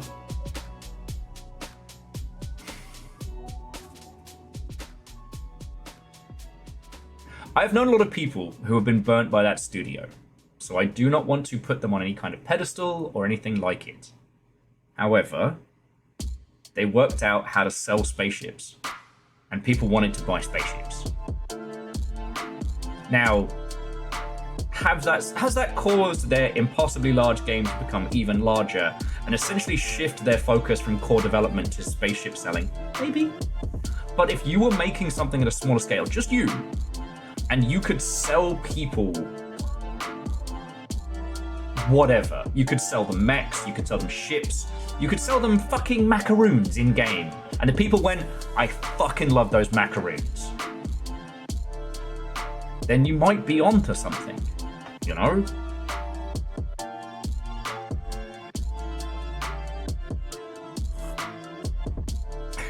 And Fearless, you probably could show your dad Mythic Quest. You just have to be pausing it every time, and when they go, is it really like that? And you're like, The other seasons of Mythic Quest are kind of take it or leave it. And Side Quest is only for game dev folks. At least the episodes that I saw that fucking crushed me. It's kind of like the first season of Mythic Quest had this, would destroy you if you've ever worked in games. And the other seasons didn't quite have that same hit. It was like they wrung out all the nonsense and distilled it into a sideshow.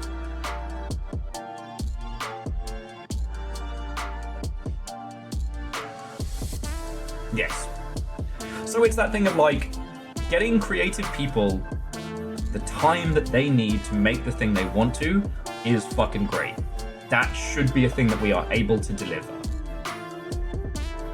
But if they don't have good self-production skills, get them a producer.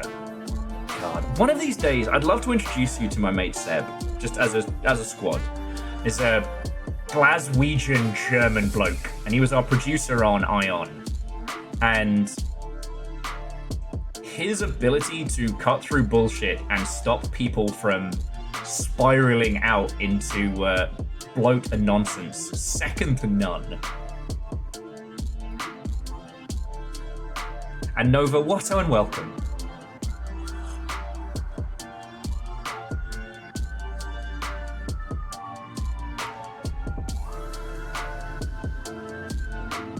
And Kaibu, that's the thing, like with Mythic Quest, the jokes weren't jokes, they were real shit.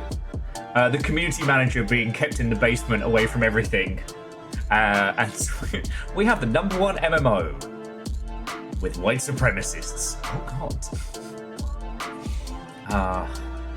I've heard some interesting rumors about that. That apparently that was what happened with the three-sided brawler game that was it Ubisoft put out? God. Shout out to both Strange Scaffold and Damien for making games I can remember the fucking names of. Yeah, For Honor, Killzone, For Honor. Jesus, our industry really sucks at naming things.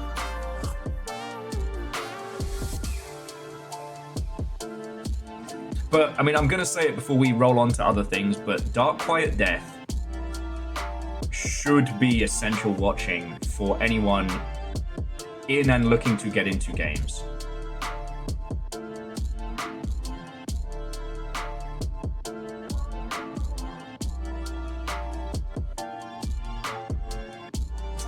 What's that line that haunts me every day?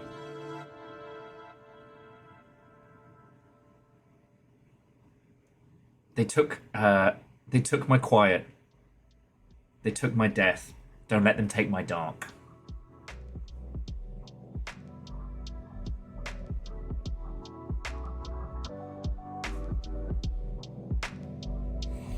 Yeah, C222. You know what? Actually, I don't want to touch that one. I saw one of my industry femme friends saying about how much they love Kingdom Come Deliverance 2 and how it really defines them as a person, and I want to be like, oh honey, don't believe in them because they don't believe in you. Oh look, coffee. Okay, so what is the TLDR from this long rambling conversation that hasn't really gone anywhere? It's like, think about how you are going to fund your game and how you are going to sell it with the same creativity that you would put to any other part of your GDD. Price point is fine, right? Like, okay, this is going to be a $9 game. Cool. But can there be more? Don't just hit and hope. You know? And I know it sucks, right? Because the two hard things about making a game are starting and finishing. Once you have started, you're not going to want to spend time promoting your game or thinking about how to fucking sell it or things that aren't making the game, things that aren't putting that creativity in, right? And it's going to be real tempting to either ignore it or just give it to someone else. And I get it, right?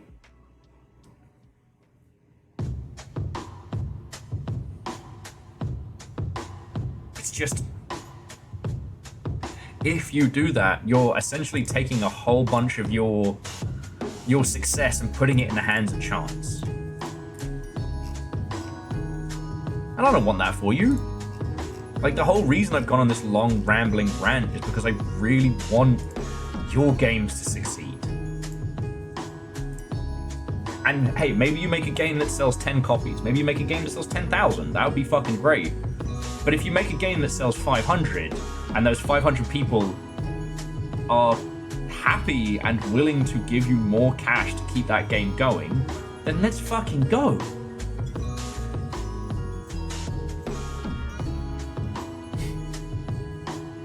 I mean, C222, any For Honor was going to have that, like, For Honor to Wolverhampton 0 joke haunting it.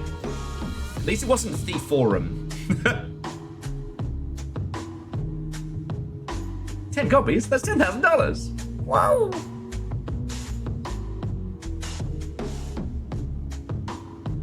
Oh god, yeah. For Honor starring DMX. Sorry, I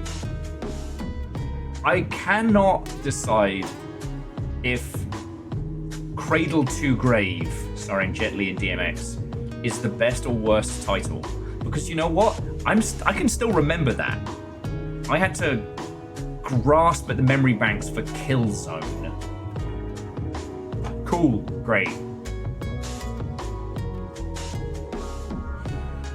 And also, sorry, before, because I do need to snip to loot, but before we roll on to Tunic and just sort of bringing this to a close, like, the reason why I'm talking about this so heavily is that I don't fucking know what should be done, right? The wheel hasn't finished turning. And the problem is that, like, getting it wrong right now probably means you're not going to get to do another game for a long time. Getting it right will set you on basically on the new path. You know, succeeding now could put you on an outer sloth trajectory or a local thunk or what have you. You know what I mean? You know what, Ozzy? Everyone remembers Snakes and Plane.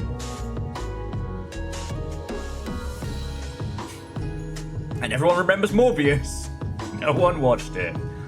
I've not actually finished watching it. I've tried a couple times, and the problem is, it's fucking boring. You know? I'll say this for the Legend of Chung-Li. I wasn't bored.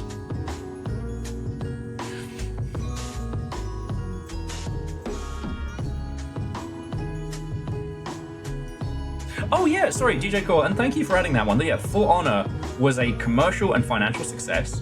It was way more creative than a bunch of other shit we saw at the time. And honestly, it was wild to me because with how well Mordo and Frying Pan game. Fuck. Those ones. It was wild to me how well those had done. PUBG. No, it was the medieval melee combat game. There were two of them that did very, very good, but they did good kind of in a, you know, one step to the left of mainstream.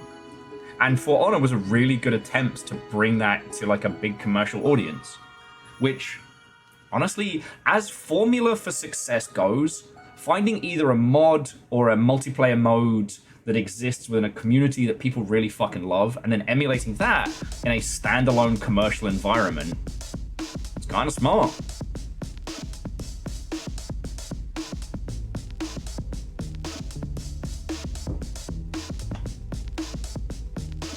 Yeah, to be honest, that does make me laugh. Yeah, the Frying Pan was kind of the mascot for PUBG.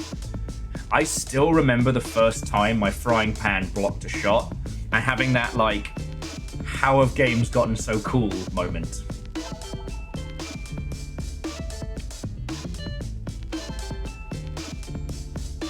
Oh yeah, Medieval Engineers.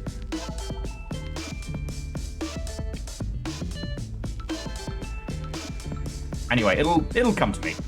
So, I need to use the bathroom, and then it's time for me to do my Tunic homework.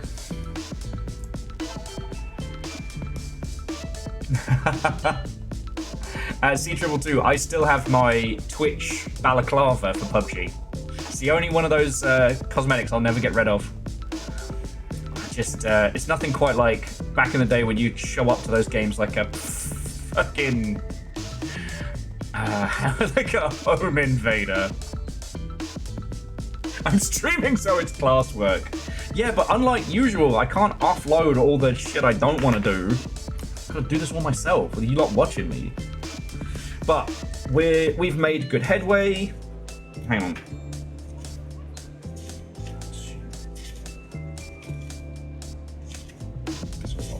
One.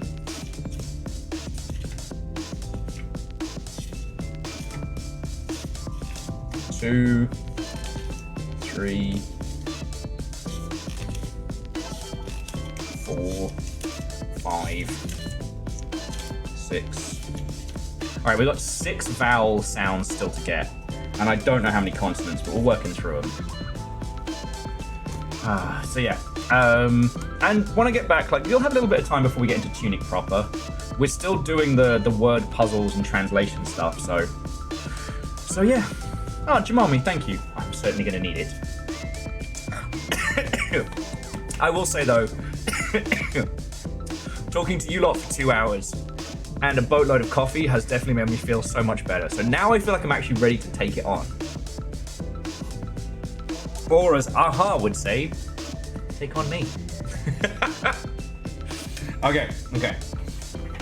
I'll be back in just a sec, friends. Wow.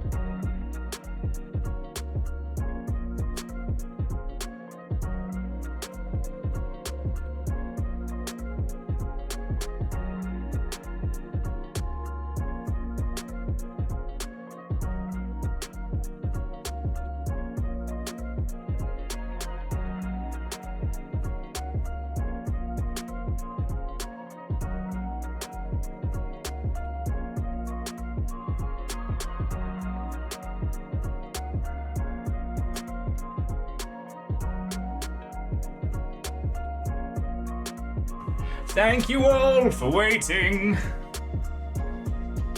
Fearless, if you are already gone, then have a lovely rest of your evening. If you're still here, what game are you all doing for Game Club? Because for those who don't know, Fearless and our good friend Furret Turret do the Seattle Indies Game Club. Sorry, I'm just getting my Tunic homework. And, well, it's something I would love to do. I mean, let's be real. Game Club is basically our entire fucking MMO here on the Longship. You know? Every club is Game Club with us. Yes! Drop Duchy is great. It's fucking annoying that it doesn't have it isn't Steam Deck compatible yet. Because I played it. It's weirdly evocative of Carcassonne. It's like Carcassonne Tetris.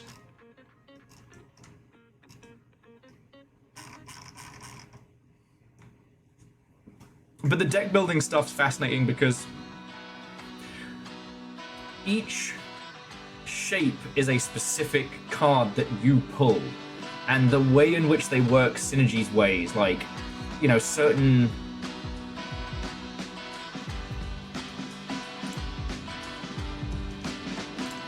there we go. Wow! That's the one. Oh, oh shit!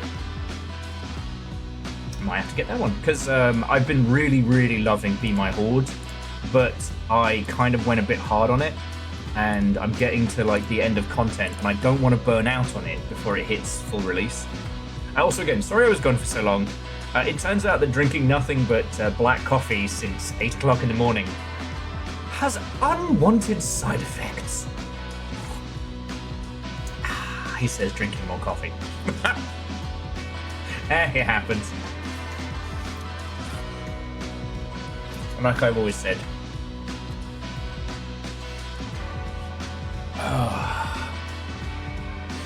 there are 3 skills you need if you're ever going to demo video games on the road. You need to be able to eat any kind of pizza, because it might be the only food you get all day. You need to be able to look like you're having fun in a picture, even when you are hungover, tired, and maybe injured in some way. I pull stupid faces. The one I used to do back in the day was... Don't ask me why. I don't even know where it came from. I think from photobombing. Because, like, at something like PAX or the Ilk, you might be having the best time of your life, but if your face looks like you want to fucking kill somebody, and that's the picture that fans take away from it, then... Nah. Some people can do that, like, fake smile that looks legit, but when you get tired, it looks more and more LA. So... Verden... I mean, Verden, it makes you look like a badass, but I know what you mean. Like, you know, you've definitely got the ace pilot face in our, like, group photo, you know what I mean? And last, but by no means least, of the 3 key skills I think you need to have if you're going to demo a game or if you're going to go on tour and what have you, you have to be able to poo anywhere. Like, as I always say, practice in your local dive bar and or punk venue. Do whatever you need to make it happen. I mean, Verdant, bathroom is stage 1. Anywhere is stage 2. But that's more for hiking and or civil disobedience. Oh, I mean, hand sanitizer should be in your kit. Like, what do you need in your hit bag? You need hand sanitizer. You need whichever your go-to non-opioid based painkiller is. Mine is ibuprofen. Ideally, a bottle of water from that day, and at least 2 Sharpies. At least 2. Because they do go missing. Naru, that's if you become a ghost. Oh man, did the music stop again?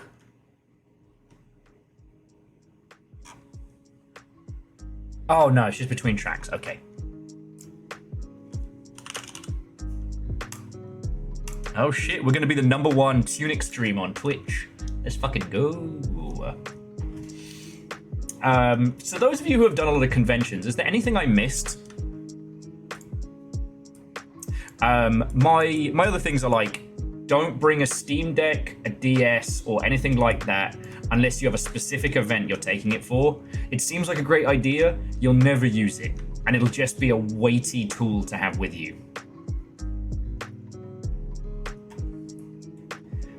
If you are going to bring something for potential larks, bring a Magic the Gathering deck, or something of equivalent like deck box sized. Nothing more. Your back will thank you later. Okay.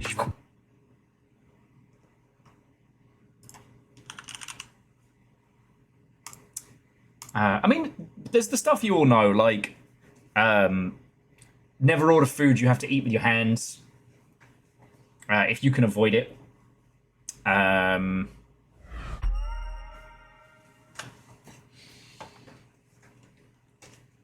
The only true sign of a legend is who knows the secret bathrooms.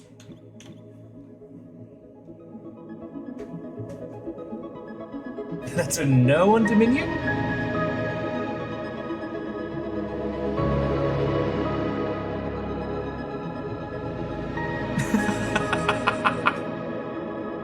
I am not Aeon. That's very funny. Familiar with the concept of a traveler's charm. Just stuff the largest rock you can into your friend's bag. For luck. Yeah. Verdant, thank you for letting me know. I was trying to work out what the hell was going on there. I realized that for where I've been playing video games earlier, the mix was still for me hearing footsteps, not for you hearing cute little fox noises.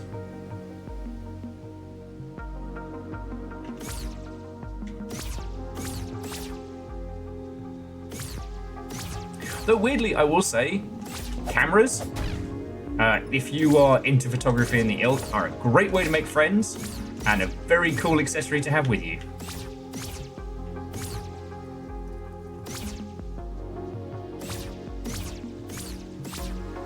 I'm not going to bother with our usual kind of like stealing of cool shit.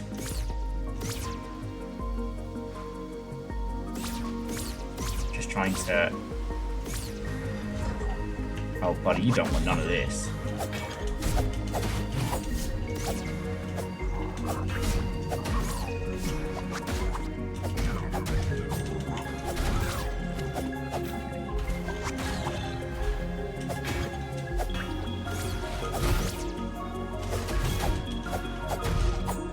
It's fine. Okay. DJ Coyle was just saying they were looking at getting their wife a nice mid-range camera. That's a good show.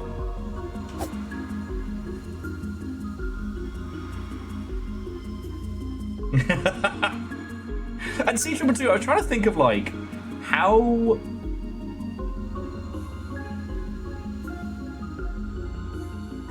I was trying to remember how we became friends. I think we were just ambiently around the DayZ and like post-DayZ crew.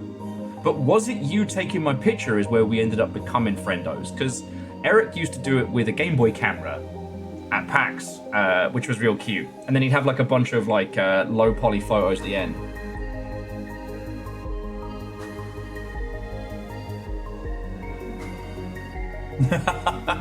And Kimball, I do love stuff like that. And Crazy, that wasn't too bad. I was definitely on fumes when I went down there, so it made the whole thing a little bit spicier. Okay, let me get my notes.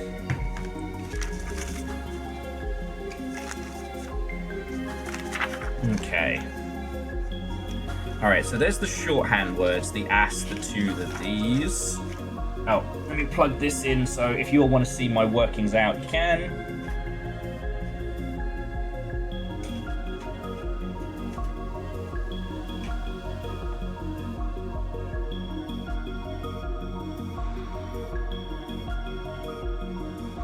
Oh no, so Crazy. I just went, oh, I wonder what this is, and then got fucking murdered and turned into a ghost. So I spent a lot of time. Okay.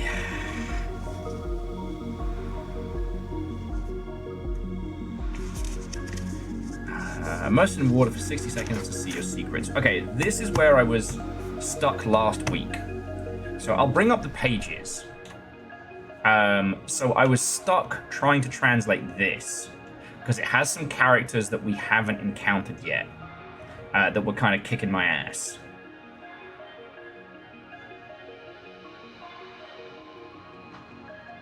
And also, I was starting to work on this, what's written on the front, but then everything happened too much.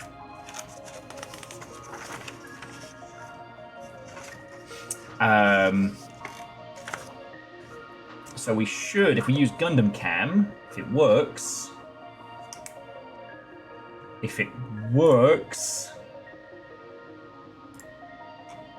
there we go. Boosh. So this is what we were working on last week. Now we managed to translate this one, which was did you return the letter from us? Immerse it in water for 60 seconds to see a secret message. And now we're working on this. But the fucking pronunciation and the fucking the phonetics of it were throwing me for a fucking loop. So yeah, so this is the message we were working on.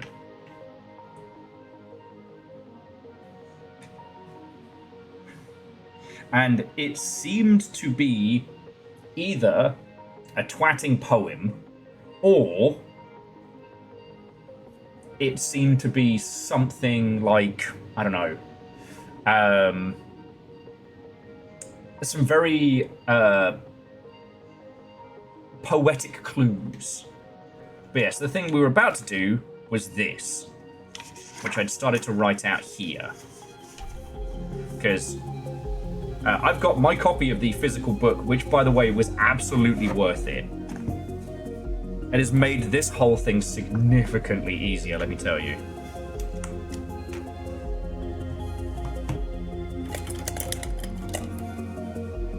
Okay.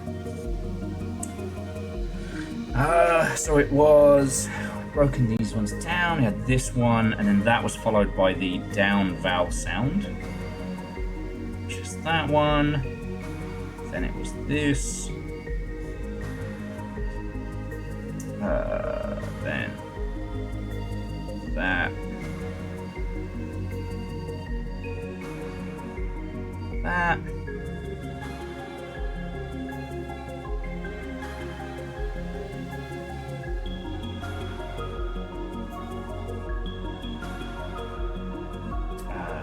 Then.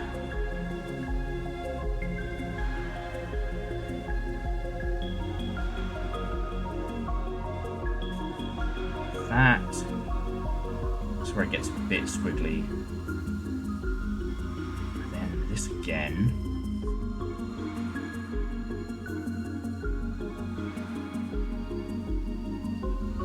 There's that, then that.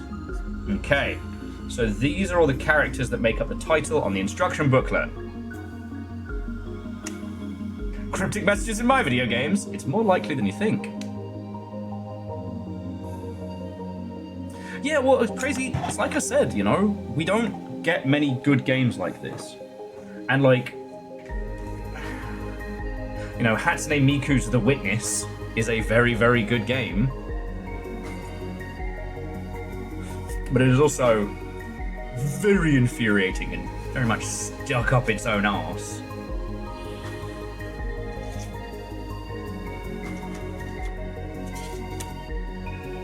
Okay, so this is Essos. This is, oh yeah, and this is what C222 made for me. It's a full cheat sheet flashcard for the language, so I can translate it way faster. Oh, that is as in press. So press, and that's L. I think that's T, and that's D. I gotta check him in a second. Cool, blimey, governor. E and U, and O. We don't know what this one is. This is still tripping me up. I as in A as in prey, I as an item, unknown. You son of a bitch! O as in focus, unknown. Hang on, where are you, you bastard? I know you're in here. Yeah, and see, Edwin, that was the thing. I couldn't really talk about it in the squad I was in, because they're not as game-coded as us. But they were talking about games like Blueprints and stuff like that, and people talking about how, like, oh, Shitaru, have a lovely rest of your evening. People talking about how, like, no, as in, okay, as in press. So it's this one. Might as well get through all the vowels while we're at it. As in, hang on. Hang the fuck on. I know you're here. As in focus. E as in shield. So E, or fox, sword. E, C. E. Any more vowels? Yes. The son of a bitch you are. And like, so people were talking about like if they have the patience to do like the final puzzles and things like that. And like, I get it, right? Like a lot of those individuals have jobs and lives and families. Like their gaming time is limited.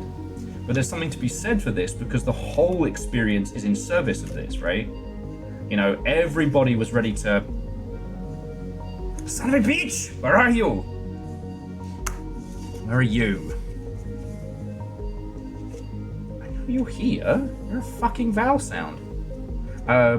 Everyone was. Oh, apparently just got stuck. As in secret. But then that's as well. Huh. Or it's. Is it as in secret? Was that what we started doing on this one?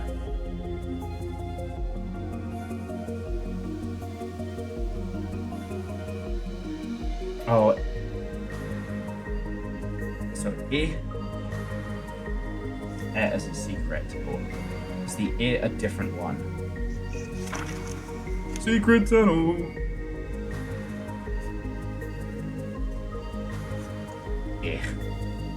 Alright, let's get some of these fucking vowels on the fucking go. Everyone was ready to wank off Breath of the Wild. And I understand it, fucking great game. But the thing that everyone kept saying, as if they were the first person to come up with it, was, oh, it feels like playing the original Zelda, this feeling of, you know, whimsy and discovery. And what they actually meant was, like, it was an open world game with some immersive sim elements that made you feel cool and smart. You know, the thing that people talk about in... Sorry, pause this for a second. And we're back. The thing people talk about with the original Zelda was how, like, there was certain stuff that you couldn't know unless you just explored and fucked around. Or if somebody told you. The original Zelda had this, like, playground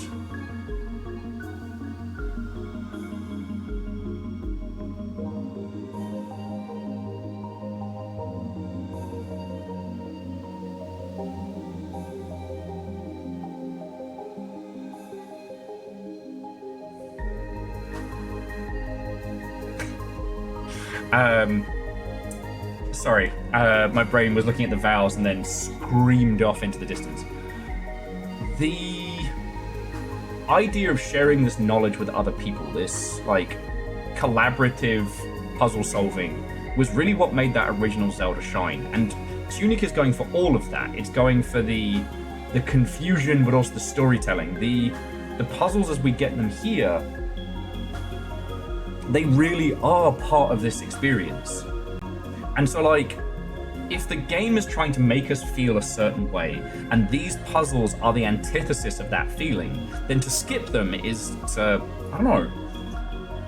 Mileage may vary, right? Like, also, games are more akin to food than anything else. Like, taste is important.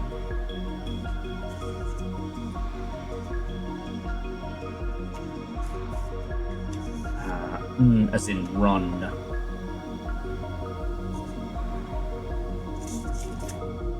Yeah, still haven't gotten this one. So Aeon, right now this is the title screen.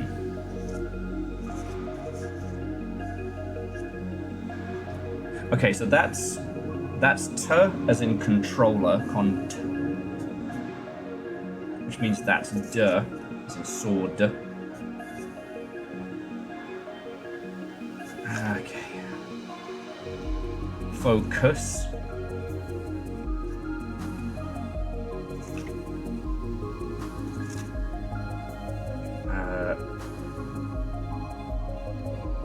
J as in legend.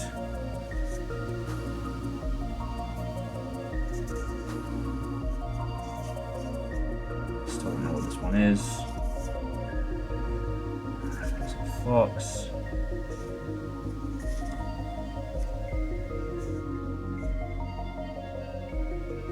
Little sticky hands. Yeah, we know that one. We know that one. Okay, little dude upside down is as in shield.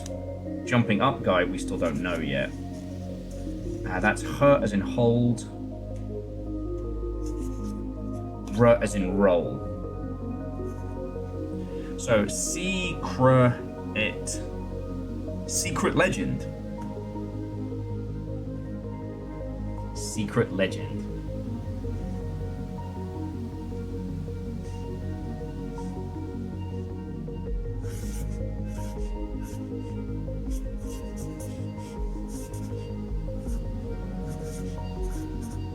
And before you ask, yes, I do have to write legend in my head. Whoa, and that's the thing. The game is called Secret Legend. In the same way that, like, you know, Resident Evil is actually Biohazard, you know what I mean? Welcome to Secret Legend. It is kind of funny that we talked about, like, Unity games having their old titles in there. Okay, so let's bring it back to here. This was where I was losing my marbles a little bit, because there's these three symbols that we have not translated yet. Now, it seems to say... Oh, we do have this one, sorry. So it seems to say... the softest feather. Now, originally corrected, but collected makes more sense.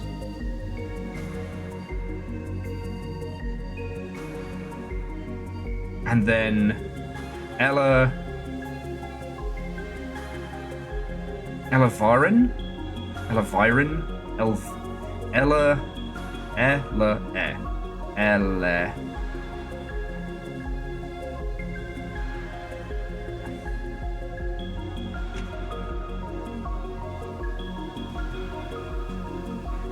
The softest feather. Collected Elaviren. Collected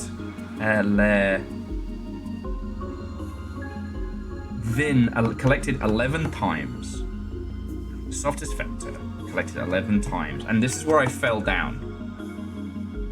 It was something once more. Right?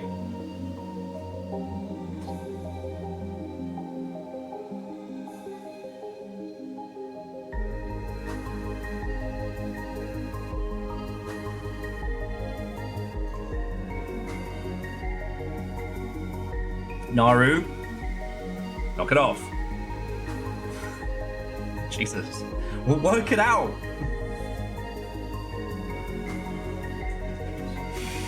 For fuck's sake. I don't need hints. I don't need knowledge of what these puzzles are going to tell us. You all had your shot last week. You had your shot last week and you biffed it.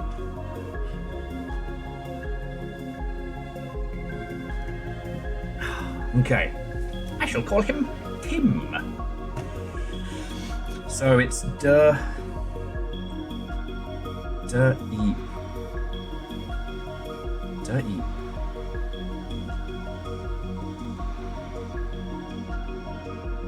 De eep. Deep something.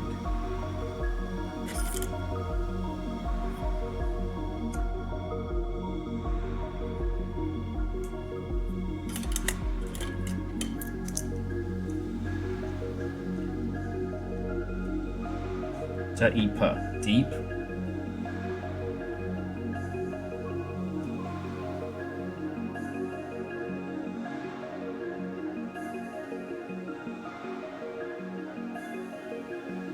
Deeply, because it's Tinder. Tinder.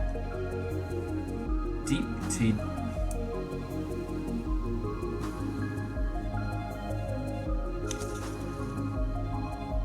And ter.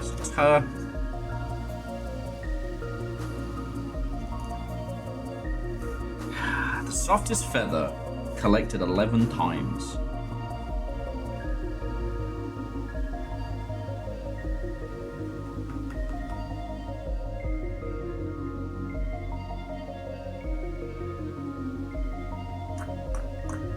Deep tip. What are you, piece of shit? Will does homework. Alright. So let's go back to game. We'll bring this up together. And see if there is something else. You know, a feather, a creature, a something, you know?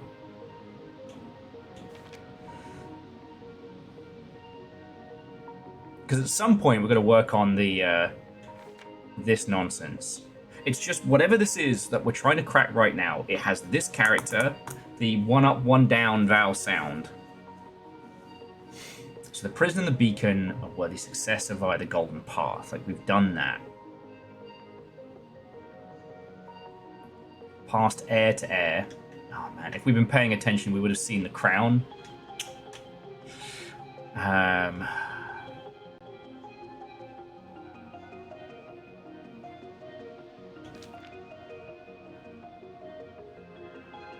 God, you know we're gonna have to translate whatever the fucking librarian says, right? Again, the same battle fought uncountable times. Air to air.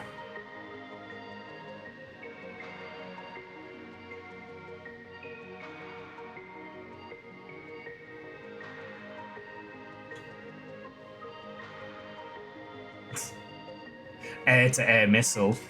And that's literally what we are.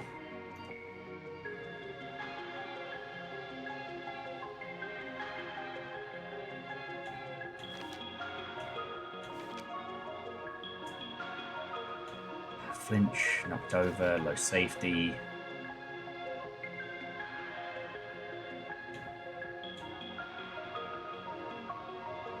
Like, I don't see anything here that indicates feather as an item.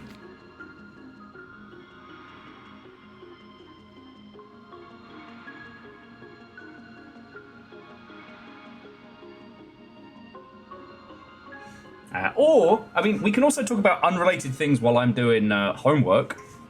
So, okay. Games that have some deep puzzles in them. What are some of your bangers? Because obviously mine is Keyword Spider's Thread. I always hate recommending The Witness because J Blow can fucking do one. Bell end. But there are loads of twists on the same thing. The Root Trees Are Dead was fucking phenomenal. And I can't remember if I finished that on stream with you all or if I finished it by myself, but it was fucking cool. Vanderbeats, absolutely. And thank you for asking.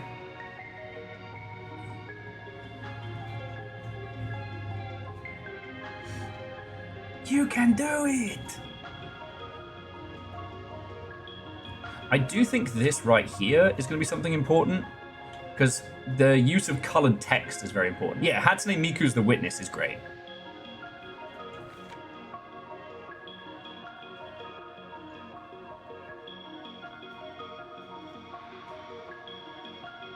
Reactor online. Hey! Sensors online. Weapons online. Chroma, All how are you systems doing? nominal. I mean, I'll be honest with you, friends. One of the reasons why I fell in love with Attica was that it made me do puzzles not as complex as this, but some really in-depth puzzles.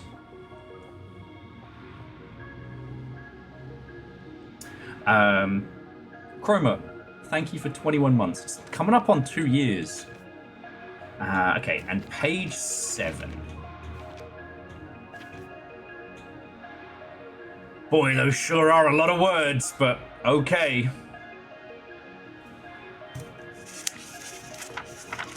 Secret Legends. Yeah, the Black Watchman was fucking incredible, but the Black Watchman felt more like a traditional, like ARG, you know what I mean? It's kind of interesting how the Black Watchman, the further we get from its release, the less it becomes solvable.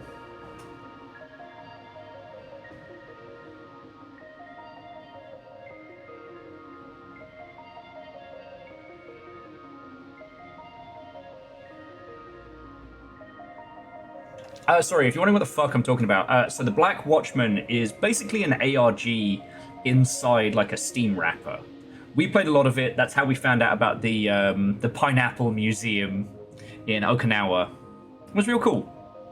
But it was made by a company that predominantly used to make ARGs. I don't know what Alice and Smith are doing now. I know one of the core people left. And they were in the process of trying to... Hey, Chef Watone, welcome. They were in the process of trying to reinvigorate Night Team 4 and maybe work on their next thing, but that seems to have stalled. The problem with being a company that makes their money doing like big live events is when the world shuts down for a few years, you're kind of fucked.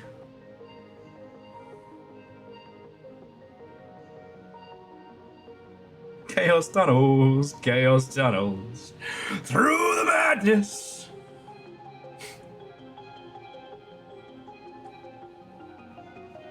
Oh yeah, Edwin, Chants of Sonar and Heaven's Vault were amazing.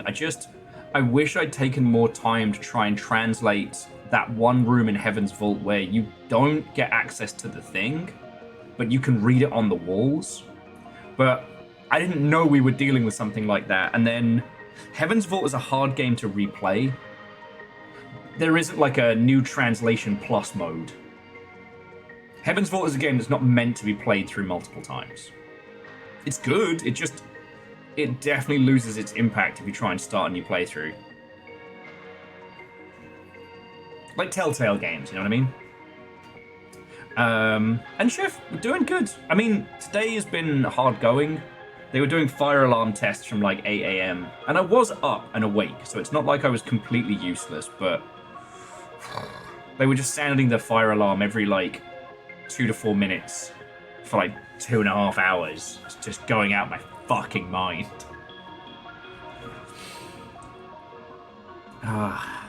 See, the thing was, I wasn't going to start trying to translate these until we got to the point of...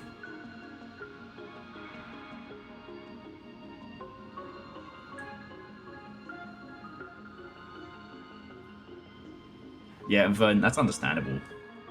So Ark of the Conclave, it does, but I don't recommend it.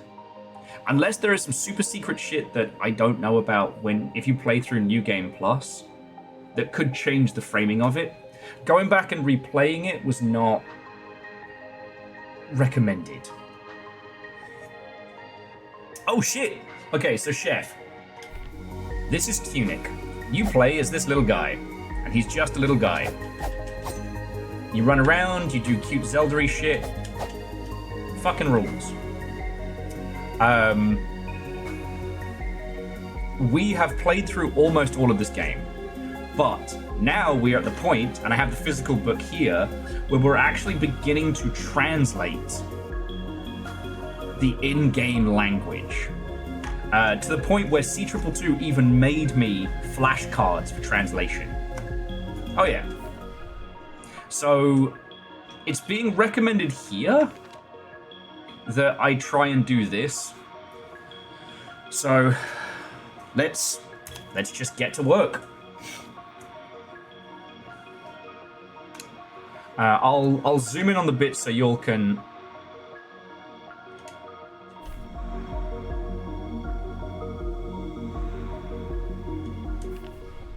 There we go.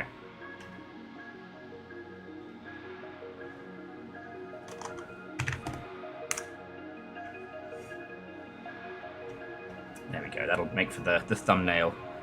We're still trying to work out a few of these games and stuff like that. No. Crazy, I couldn't disagree more. This does a much better job of evoking what it feels like to play the original Zelda than so many games that claim to have been inspired by it. You know, I find it interesting that loads of times in video games people will say like, oh, this is inspired by X, and then you play the game and you're like, did you play the same game I did? Because it seems like you thought of that after the fact and are trying to use it as a cute marketing term. But yeah, you don't have to go this hard on the puzzles, but I do. Gods. To the point where we've got our little translation pad, and I don't know if you can see it, but yeah. There's a repeating pattern on the inside of the book. I swear to fuck, if it says something like, the end is never the end.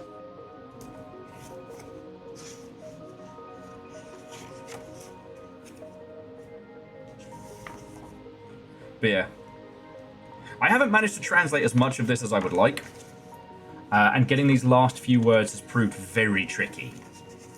But we're getting there, you know? We're getting there. I'll leave that up for you lot so you can read it. And I've got my shorthands here.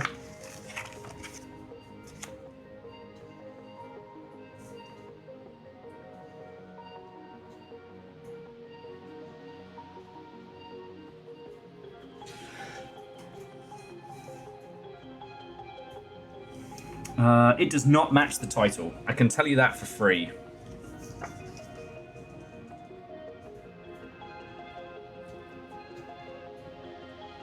Oh. I'm sorry. Orchazini, do they... I mean, I saw there was talk of them doing some balance changes and whatnot. Okay, and this is page 7.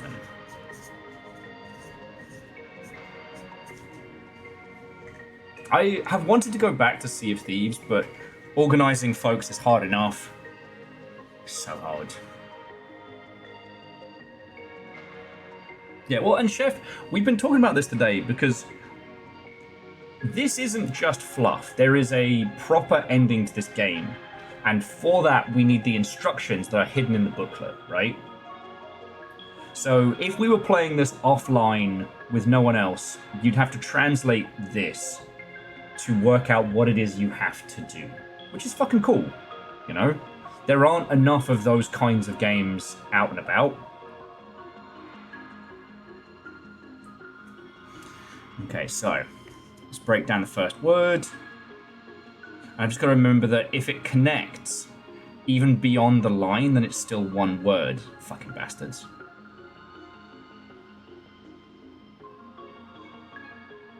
Oh, and I see what you mean, blink, blink, Verdant. Not Verdant, Vanderbeest. Because on this, it has those two symbols. But yeah.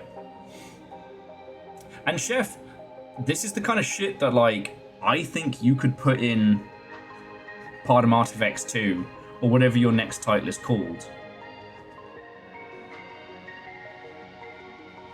Like, I think once... what's that? That is N, D... Oh, what's that top one? I know we translated that recently. N order. N order. It starts with an N. N order. Nord. Nord.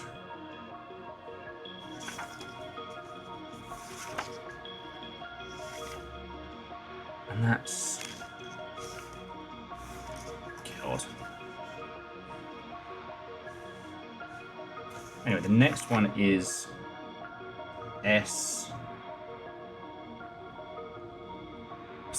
The Nordverse? On that double line is the.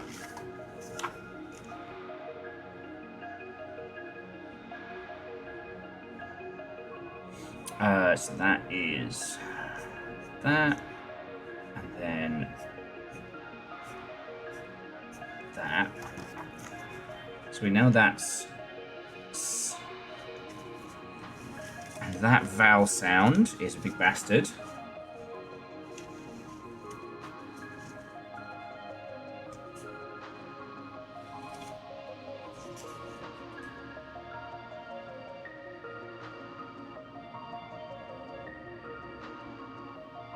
Ooh, favor 6, I'm sorry.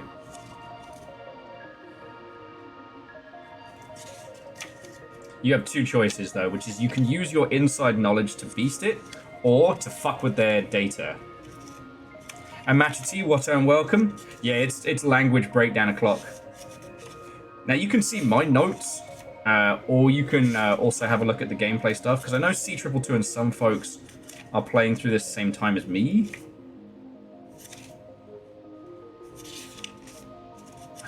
You're here. O as in focus. So. Okay, that's so. Okay. It starts with N. Nord. Nord, so the...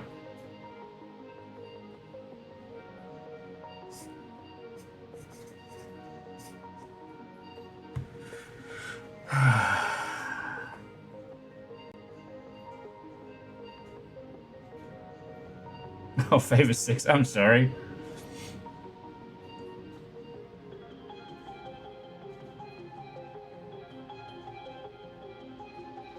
Yeah, Chef, Paradox is not on my good list anymore. I mean, we all gotta eat, right? If Paradox is prepared to pay you, then fuck yes.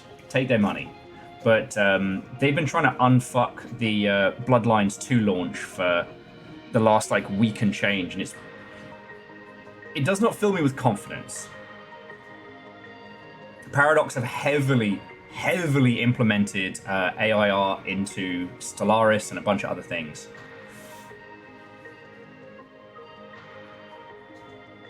Ah, Machete. Up, up, down, down, down. Up, down, left, right, left, left.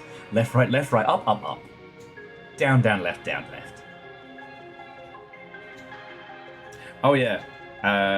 Yeah, Stellaris is kind of riddled. I don't want to bring it up right now, but yeah, just want to Google Stellaris AI art. They do have tons of money.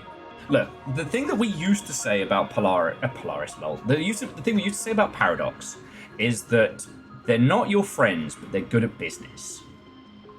We don't say that anymore. Okay, so the next one is S again.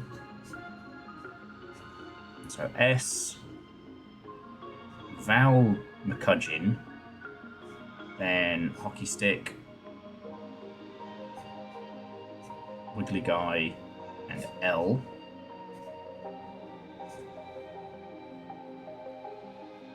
I don't know if we have that one.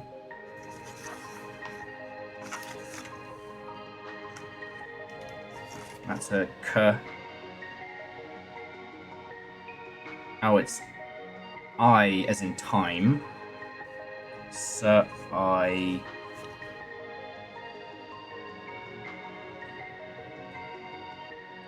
Where are you? Don't know if we had this one.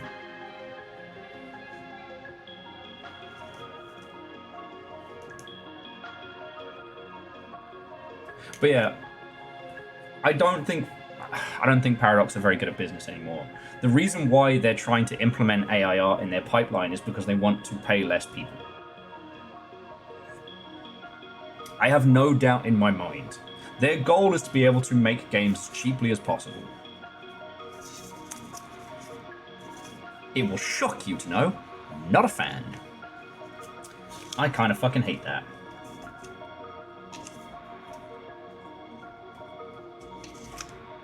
Oh, I as in item. Oh, I got that one. Sorry, it was the consonant L.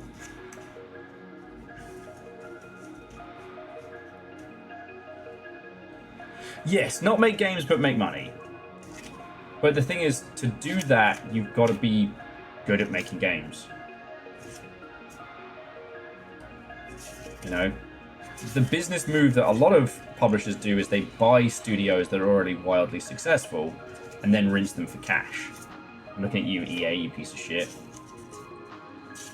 EA has soured so many things for me. I want to be excited that we now have a new skate game doing the rounds, but I can't muster the energy to be not pissed off at EA. Like, that's a lot of emotional heavy lifting that I do not want to do right now.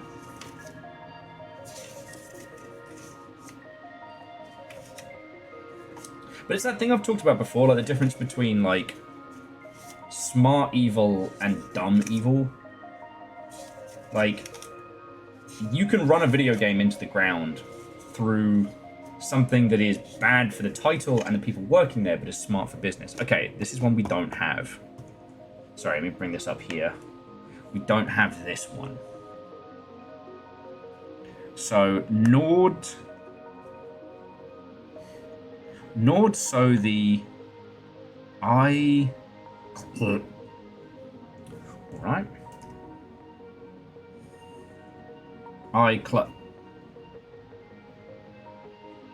Coffee Stain Studios is looking for an experienced game designer. Coffee Stain is Goat Simulator, right? God, this is a long one. Okay. So this next one, there's no umlauts. So the next paragraph, the next word, a little too large to sneak into there.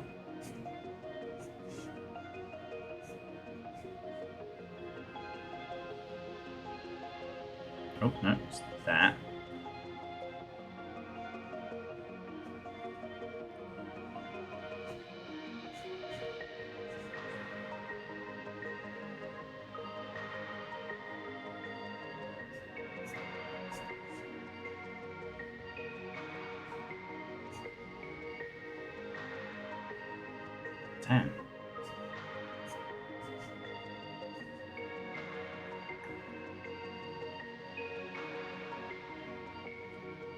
Then it's okay.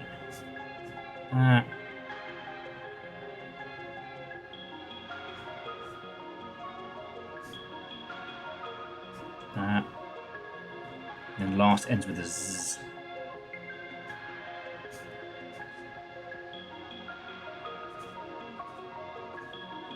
Okay.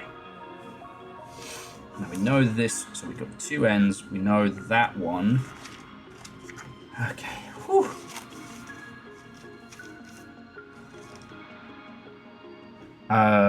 Flavor 6 quick question. What is SWOT analysis and how does it relate to retail?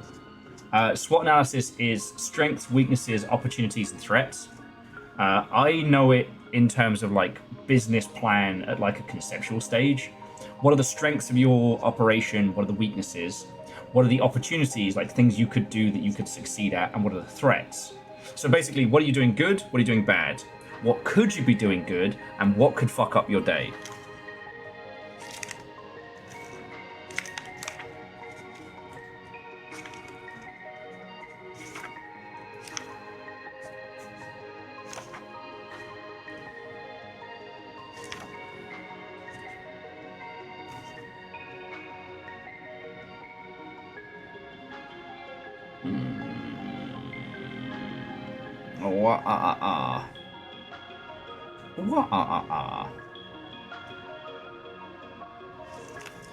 I can see inside you, the sickness is rising. Sorry, I don't know why the Richard Cheese cover of Down with Sickness suddenly popped into my head. My noggin is very loud, but it stays mostly contained, except for when I am very tired. Ooze, Oz, untin. Yeah.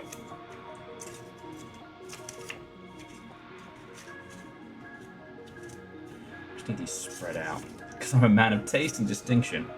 I certainly like to think so. Y as in use. Yoz. Swear to fuck if this is some like old-timey style. Aeon, are you trying to set me off right now? Is that your goal? Sabotage Tunic by turning me into a fucking frothing lunatic.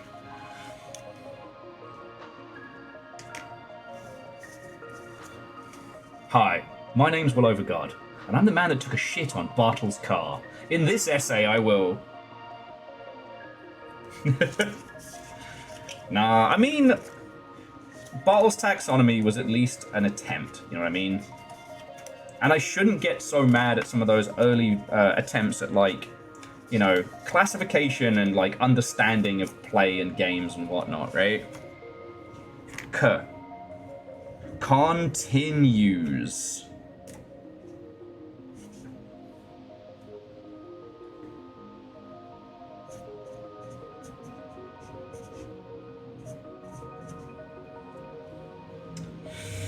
So, Nord, so the search,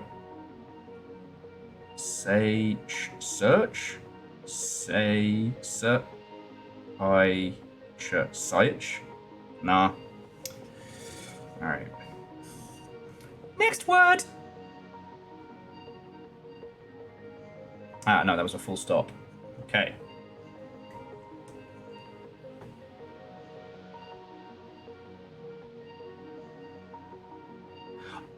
Oh, you absolute fucking legend, Vanderbeest. I actually did get those the wrong way round. So it's actually...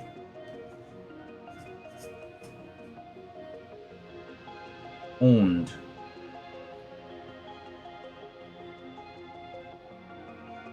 Und, so the... On?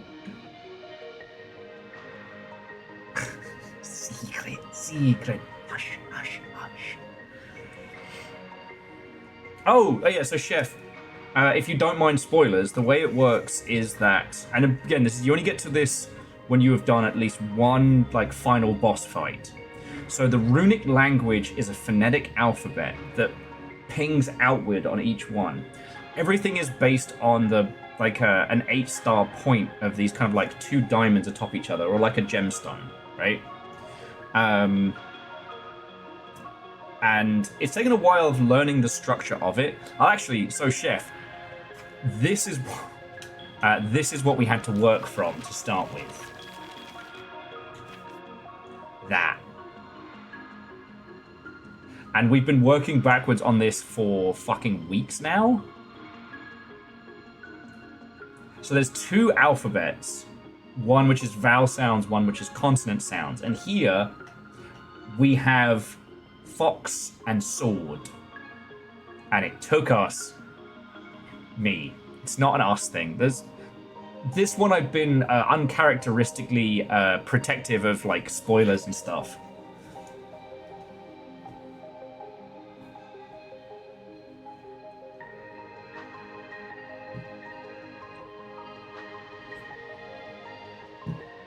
Sugar. But that was the jumping off point. But Chef, you're gonna love this. So my next theory, which I think a lot of people did the same, I'm not saying I'm somehow genius, is I took the control scheme. Because if there's one thing we know about video game manuals, it's consistent language. So this button here is focus. So at any point, especially over here, it says target lock. The target lock is the description. And so it's focus and evade, focus and block. As you well know, video games have to have consistent language throughout their manuals. So yeah, so we've done a few other pages here and there with varying levels. Right now, we're working on this, which is a lot. And so I'm here.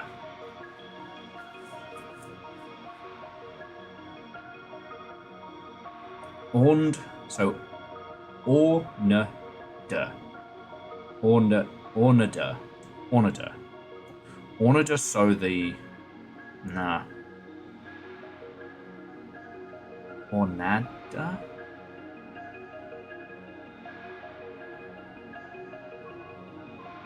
Because if it was at, it would be a different vowel sound altogether.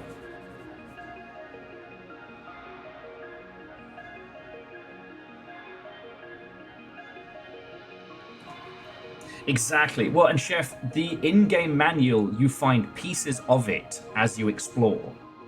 So there's many elements to the story that are obvious when you look at the pictures, but are revealed as you play through. And it also includes like little, like what's a non-spoilery cool thing? I think the maps are probably the easiest. Oh, so like here, this is all real confusing, except for this bit here. What this teaches us is that the umlaut swaps the words. That swaps the order, because the way that, I call it runic, because I like the name, but the way that runic is written, you always have the consonant before the vowel, unless there's an umlaut. Oh yeah.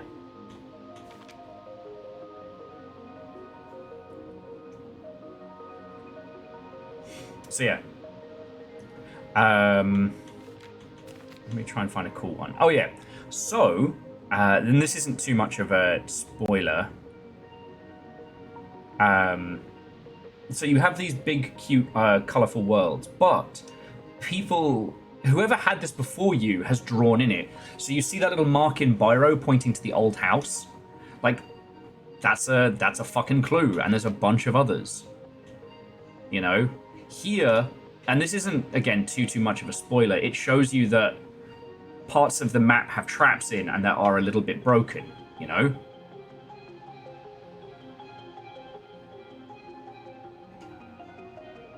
Vanderbeest likes Tunic because they mash words together. Yes, you loon. And yeah, so down here, this is what I'm working on. And yes, I'm using the Gundam cam. Oh, God, I'm not gonna mute the mic proper, I'm just gonna get a little snack. Okay. So not today to be tired. The whole point of doing this today and not tomorrow was so I wouldn't be tired when we tackled this. I'm so fucking exhausted. Okay.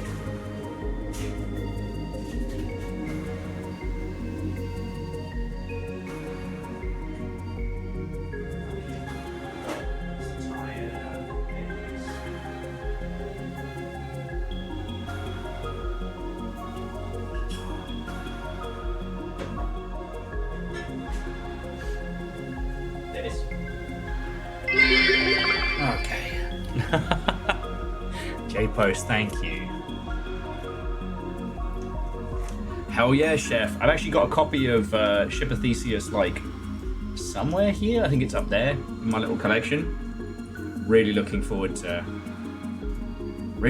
having a crack at that one. But yeah, I love this kind of shit, you know.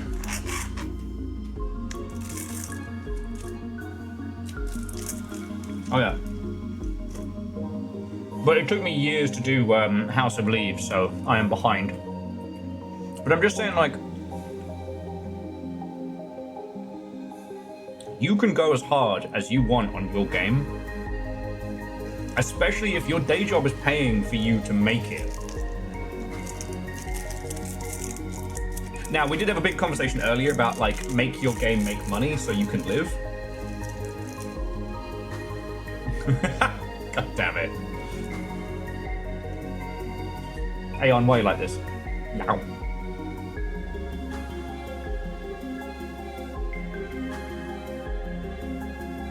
Well, so Chef, House of Leaves is like a roller coaster. Once you hit the halfway point, the rest of the book will scream past at like a rate of knots. It's fucking cool. Tried to pick up a girl with a friend's help, but he ran away. That's what I get for getting a chicken wing, man.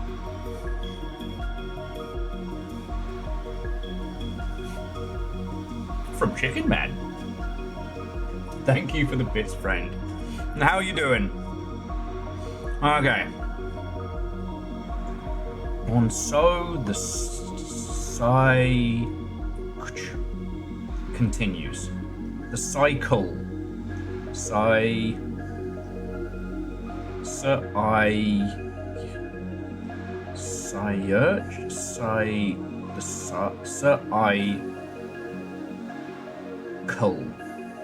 It's got to be Y, the psi.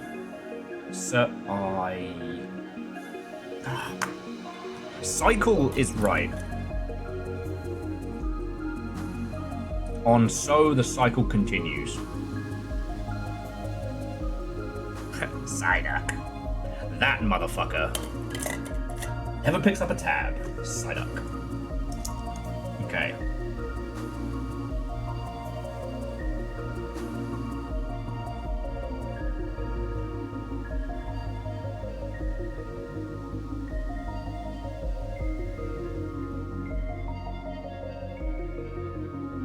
Now, cycle is right, but I'm not working out how this breaks down, so I'm going to keep going.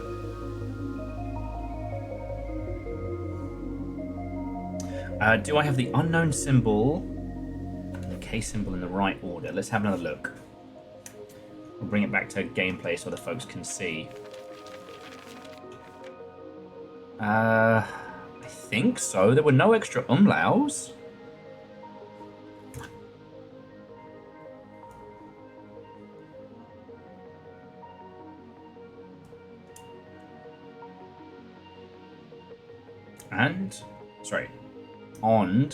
So, might have to add that to the list. There's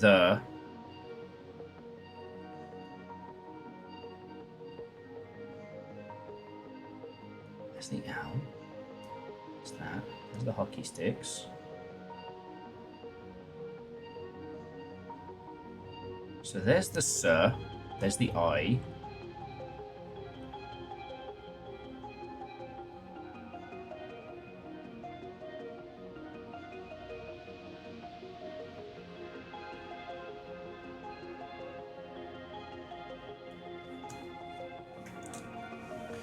Well, okay, and so does make sense.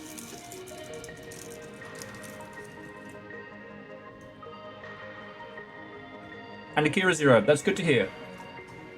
Soon you got a combat system that you can trial run to see if it's fun. As soon as you can start iterating.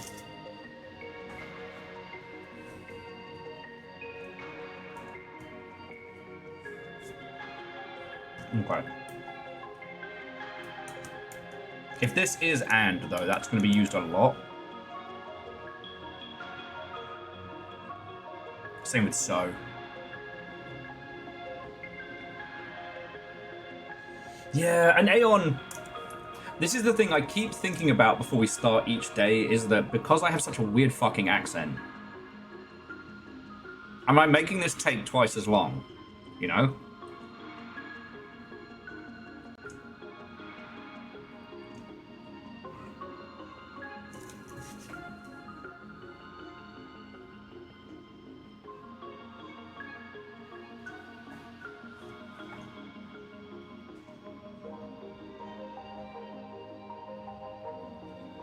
Yeah.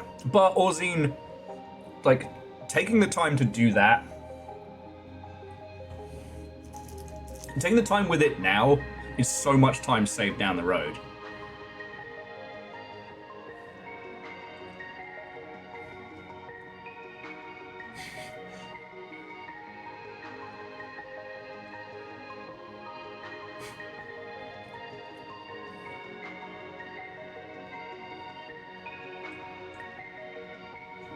I just worry because if translations are going well and we have all the sounds and everything, but it's my pronunciation that's stopping us,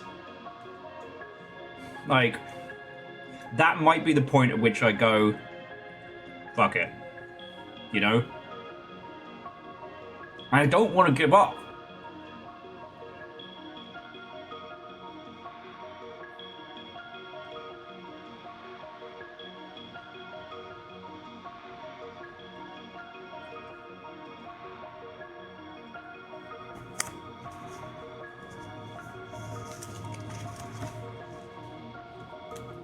Also, I just want to add so to the list real.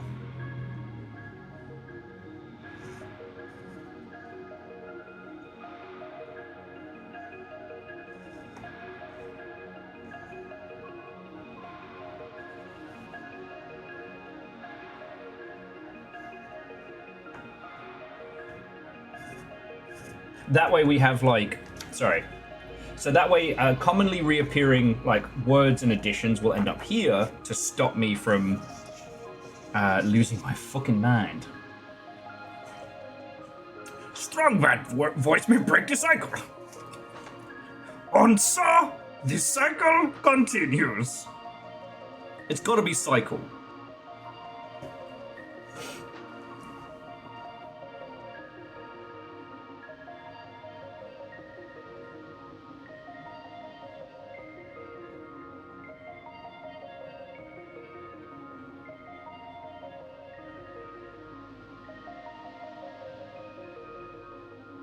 Oh, you absolute fucking chicken bastard! Okay, Vanderbeest, I get what you're saying now. Those aren't two shapes separate. It's the vowel sound, not the fucking consonant. And it comes after the CH. So it'd be S, I, K, L. Lol. Or whatever this fucking vowel one is. You son of a bitch.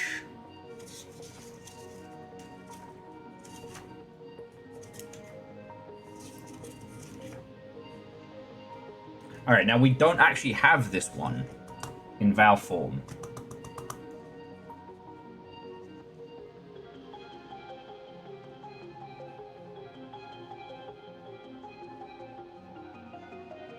We don't have this one here in vowel form.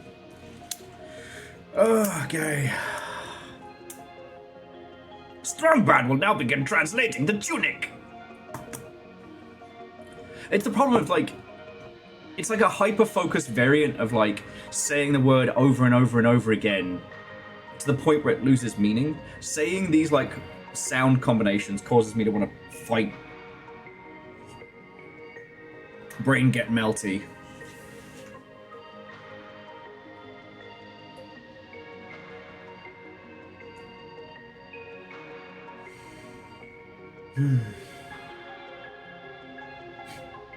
What if I just snoozed here?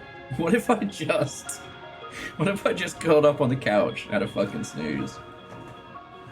This is why it's a job. But nothing worth doing is ever easy. Nothing worth doing is ever easy. Okay, so.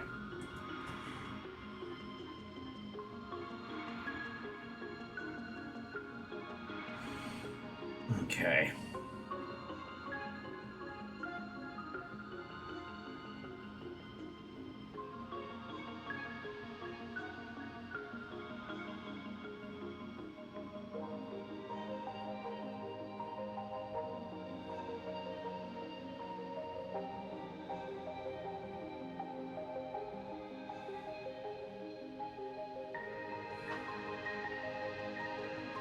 Okay.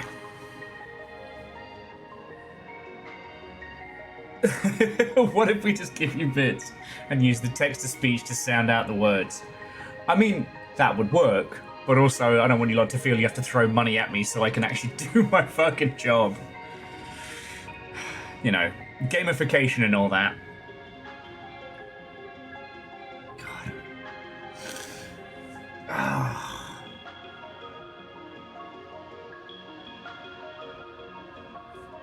So, okay, so you know what? I am going to ask for some clarification on this one, because Vanderbeest, you're here. So this is and. Because and so, the cycle continues. Makes so much sense. Like, this whole thing is a cycle of, you know, one must, you know, the air must defeat the air and so on.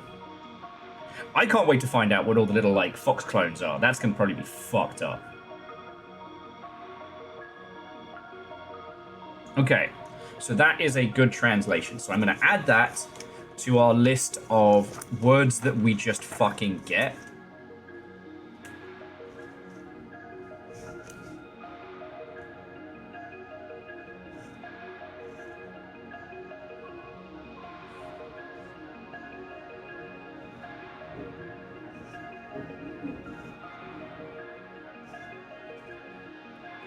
It's a really pleasant language to write.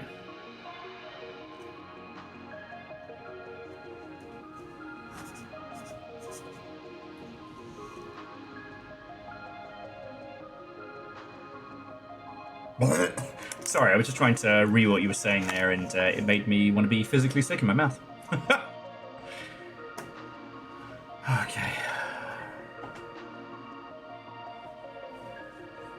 I haven't even been doing this that long. I spent 2 hours talking and I'm fine. An hour and a half of language homework and I'm just like, bam, bam, bam. At least I never got into Duolingo. That probably would have put me in the ground. I don't like languages. Anyway, the cycle continues. That is a long fucking word. And that is a long run-on sentence. I love this for us. Okay. And so, the cycle continues.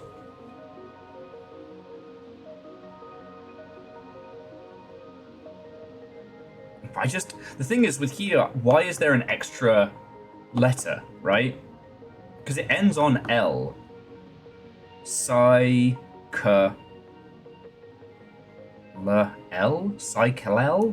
Ugh. Alright, sorry, I'm gonna go slug some more water.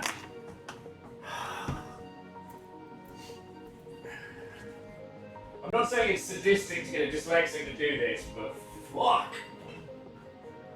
Alright. I'm just gonna bring a bottle. Oh. I guess it's starting to get warm in here. Okay. And before you ask, if you're new here, this is my water bottle. I'm not just drinking straight fucking Tito's from the bottle, alright? I haven't hit that level of functioning alcoholism.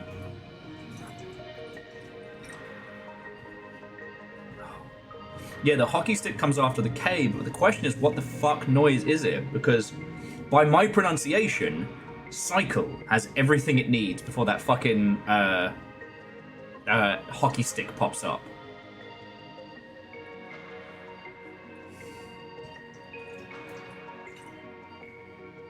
Ugh.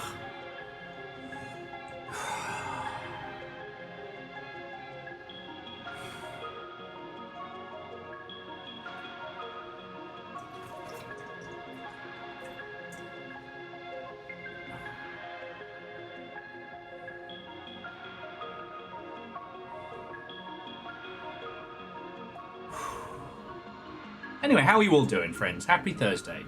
Fuck no, it's Wednesday. Fuck.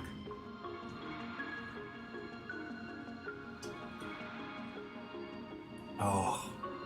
Happy Wednesday. Oh.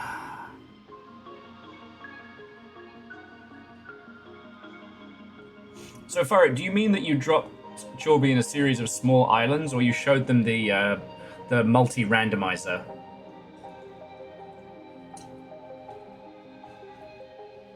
Oh.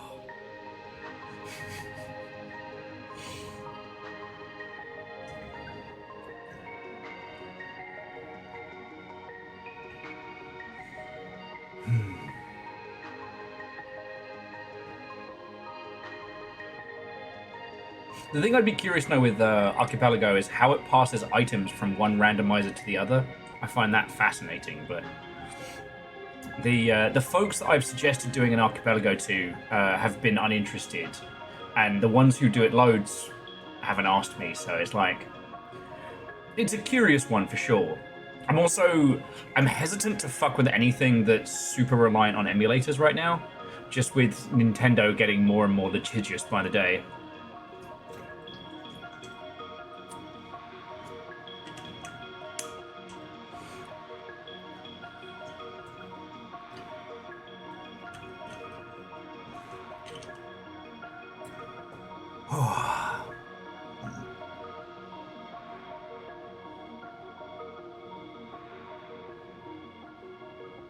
Oh yeah, that's a good point. It doesn't have to be emulated titles. I guess everybody I've seen do it has done like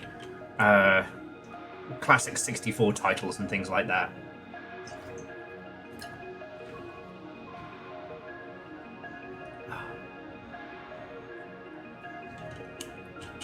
Okay, water, hydrated. Oh, okay. Today.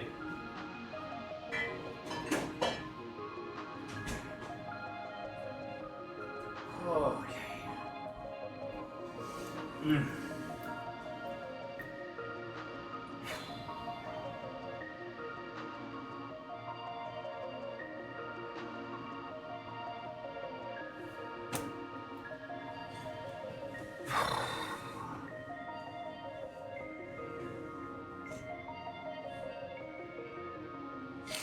All right. One thing I'm going to do, I don't know if we have the pieces for it.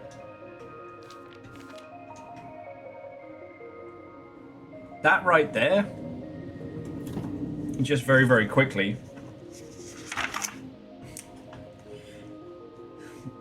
I don't know if we have down fork.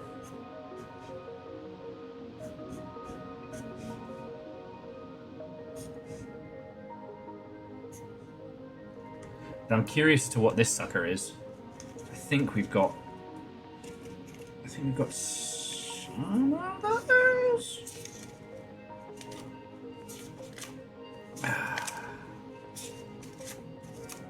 So that's E as in yield.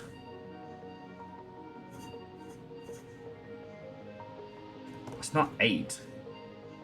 Air? Alright, now where's my little downward stick? Where you at? So the E.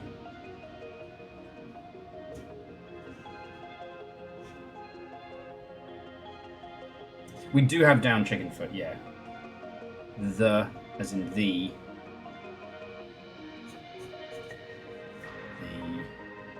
And then I forget if we have this vowel.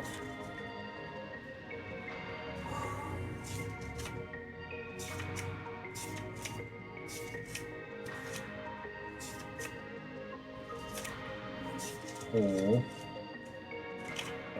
I don't think we've got this one. Fuck. No, we don't have this one.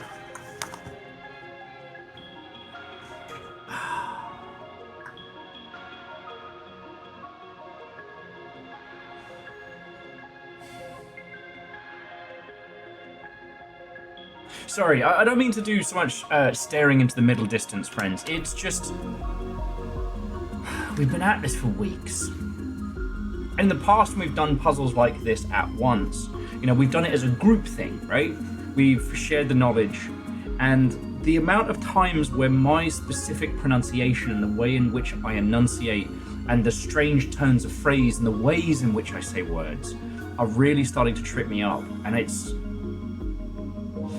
getting to the point where I might be the fault. I might be the problem here. Because like translating all of these, great, cool, wonderful.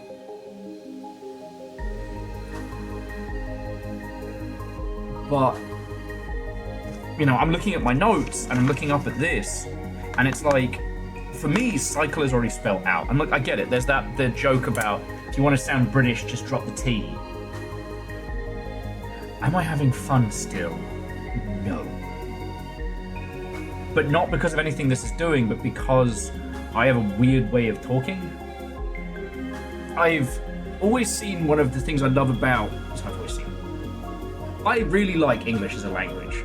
Like, and I know I shouldn't because I'm dyslexic and it fucking sucks, but one of the things that's so wonderful about English is that it's pretty rudimentary, comparable to other languages.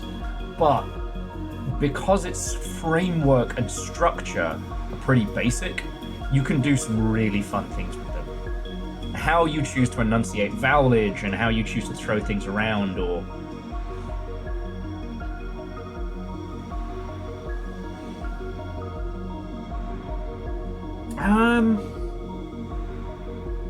I mean, it might help. I'll ask them when they get back. Because that could be it. Yeah, well, the problem, Chef, is that to translate it. So, like, when we started, hang on, wrong button. When we started, all we had was just like the list of different sounds and elements. And we've had to reverse engineer it, but it's not literal translation, it's phonetic translation, which we made a lot of headway to early on, you know, nice big chunky vowel sounds, but things are starting to get squishy. And so what we're having to do here, so like this one was pretty easy, forgive the swears, but continues, right? Once all those came together, and I could go, oh, all right. But this one, and so the cycle continues. It's throwing me for a loop. And I feel like I'm setting us backwards because of how I talk, because of how I like to go blah, blah, blah, blah, blah, blah, blah, blah, blah, blah, blah, blah, blah, blah, blah, blah.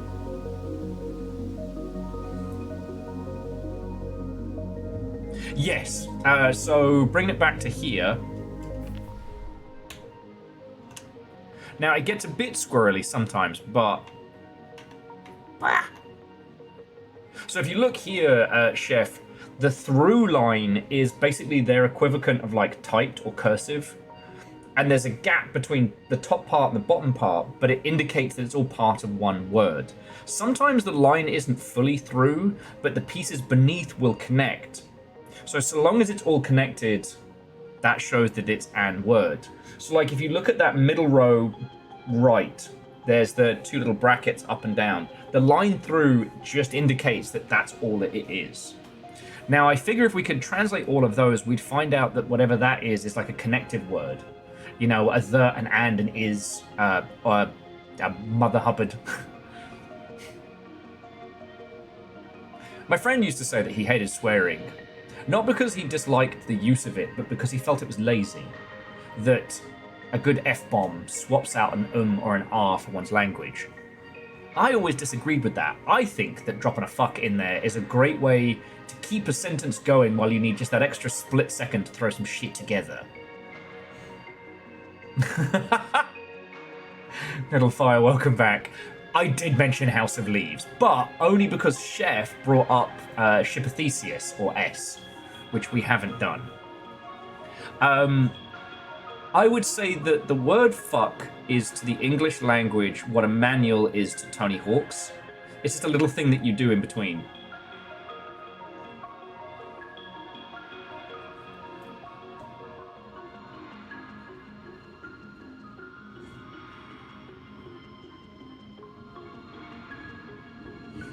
Basically, so Lil Fire, I'm starting to bump up against how far I can take this by myself.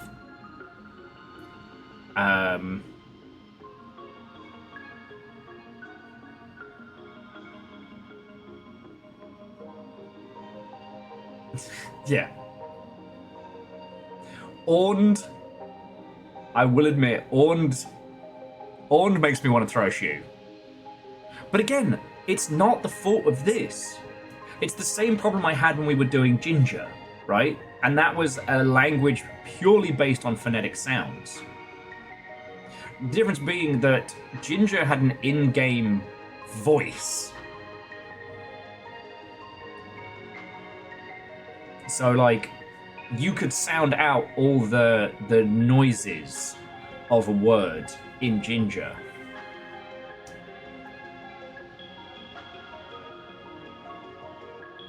And Ginger wasn't perfect by any means. Chef, in Ginger or in this? Because they're Canadian. I don't know how that counts on the Englishometer. Yeah, well, and see, Chaos, I fully agree. It's just such a wonderfully multifunctional word. Yeah, it's an interfix. Unfucking believable. Unbeliever-fuckable. Like, I love English as a language because you can do so much weird shit with it.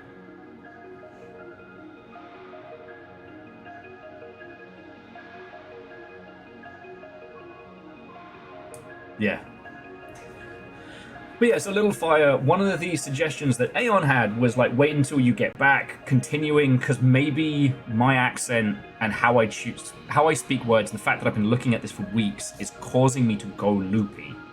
And I think I'm starting to go loopy as is. You know?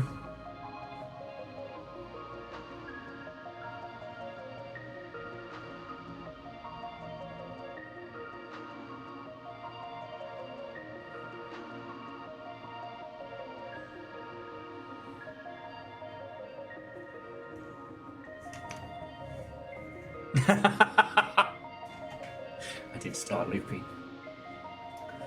No, I'm trying to be cognizant of my mental state because I haven't been grounded in some time.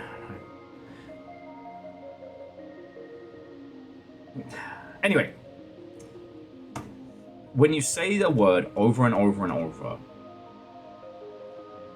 it starts to fall apart. And that's where I think I am. And this is so good, and I don't want to put it down. But the fault in the system is me. Not in the way in which I'm working the puzzle out, but the way in which I speak, the way in which I wield English in the strangest of ways. I mean, you'll understand me, but like, I don't know if you've gone back and listened to like clips of me. My accent goes fucking everywhere. I am wildly influenced by time of day, mood, whether or not me and Little Fire have been watching Bridgerton, which, by the way, is really fucking good.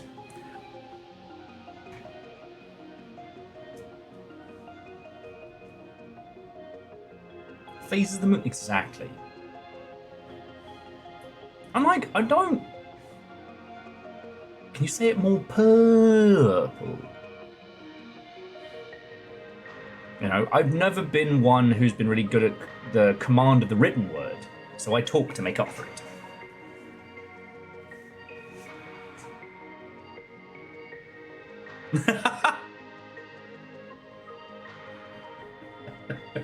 For some reason, Petunia as a middle name makes me laugh. It's actually Elizabeth, not Stephanie, thank you very much. Favor 6. Can you imagine if I got fucking solitaried for a week? God. There's only two ways I'd come out of that. Batshit insane. Or like, you know those like monks with like the 1,000-yard stare? I've been exploring my own mindscape. Ugh.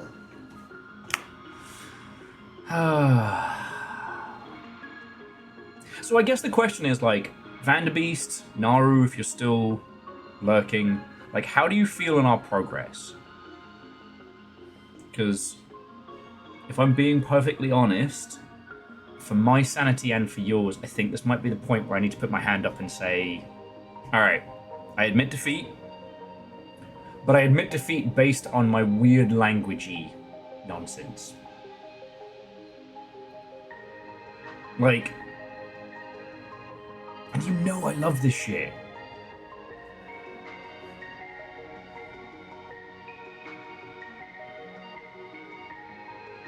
I'm having such a good time with it.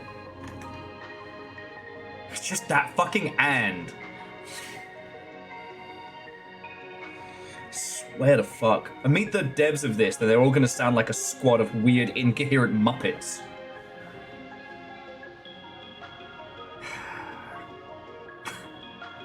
And so the cycle continues. With me, strong bad, or even bad strong. No two people are not on fire.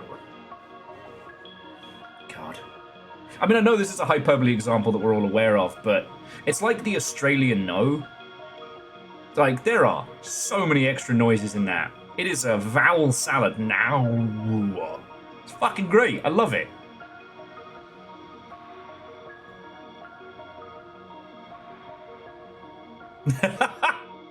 God.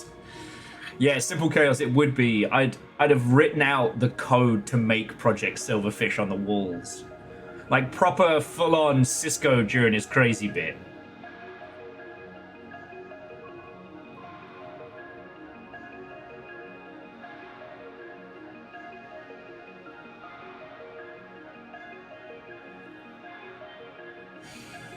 Yeah. I mean, at no point are we stopping, right? Like, if I call time, it will be like, all right, everybody, let's get through this. There's a lot, and I'm sure there are some examples online of like an English translated one to look at as well. Because like with stuff like,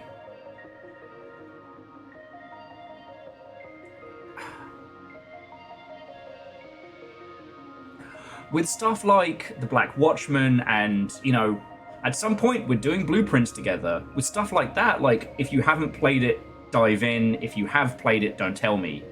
With this one, we were a lot more studious about spoilers. And that's partially because Tunic has a huge following, a massive community, which is great. And I've been able to solve all of those puzzles myself, like cracking the Fae, working out the Golden Cross, solving the fucking the Golden Path. Like, Chef, you should play this game for yourself because you'll have a great time. And this, don't worry, I'm not gonna spoil one of the good puzzles. You just get this. Nunny the fuck. And I cracked that whole thing by myself. Made me feel like a fucking genius. Because that's the great thing about puzzle games, when they make you feel like, you know, you are the smartest mother hubbard around. How much Project Silverfish is a palate cleanse for this? Aeon, you don't even know the lengths to which I want to play more Project Silverfish. You know, we got a session on Saturday that was good, but I want more.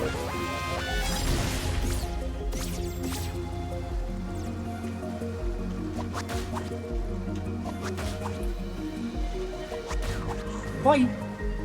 Perish.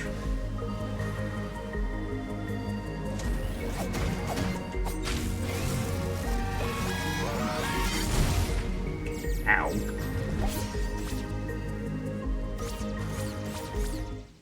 But also, like, with how many of us fucking love this game, myself included, you know, it's like I said,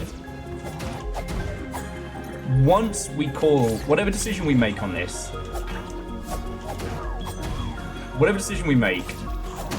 you know, you can't go back to playing Outer Wilds for the first time, right?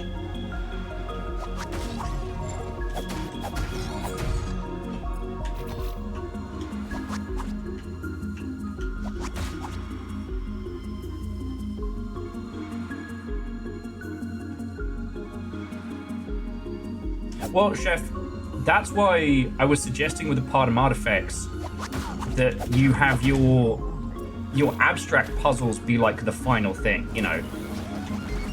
Do that thing where you teach the player all the things they'll need to solve the puzzle. And then you just let them go hog wild. Because with keywords of Spider's Thread, it's logical, it's well signposted, and it's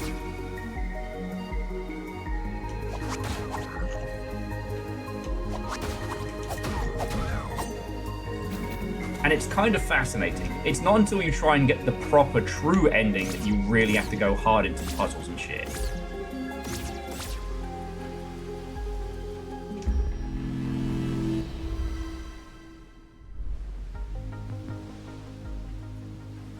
So yeah. But Chef, I also think that the transition from horror to puzzle works really good, because you can't keep somebody scared forever. Now, Little Fire and I do disagree on this, but Little Fire enjoys pure horror and is not a puzzle fan. I enjoy both, so I'm a fucking weirdo. So maybe don't take my advice now I think about it. But yeah, it was just, ever since I played Resident Evil 1, the puzzles felt so abstract until you learn the language of how Capcom did their puzzles, i.e. find thing, open thing, get new thing. Right? There wasn't any abstract to it. It felt like it could be a point-and-click adventure, but it wasn't. You know? You know this, I know this.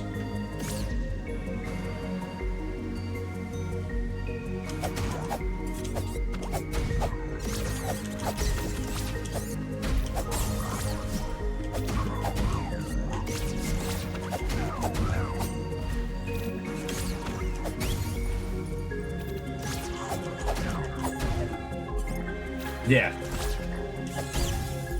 I mean, I know it's very, very basic to quote, but I still think it's the best philosophy, is the Portal philosophy, which is always be learning.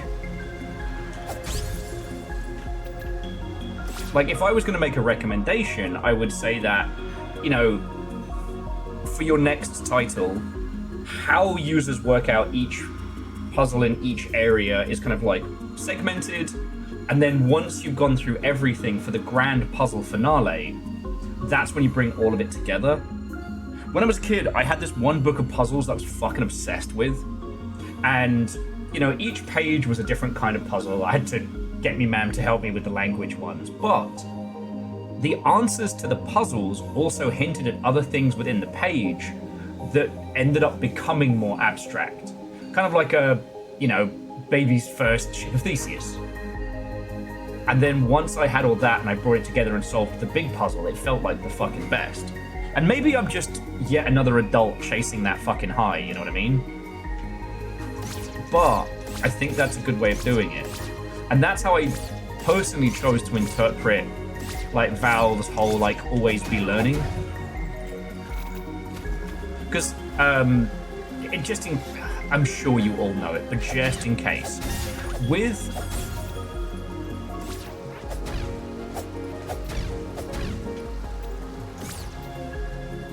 Portal, the idea was that each new section will introduce you to a new mechanic. So every time you come into a new part, you're learning a new thing, rather than everything being heavily tutorialized at the beginning, you know what I mean? Which tends to be the philosophy.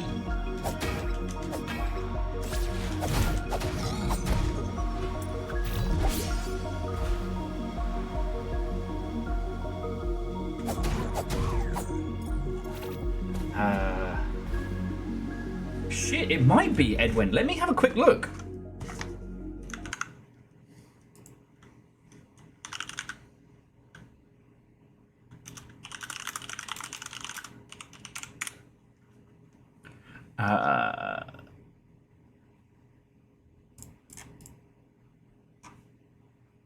No, it wasn't, but that looks really cool.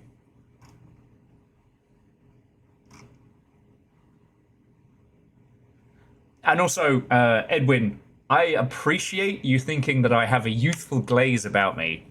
According to this, it came out in 2011.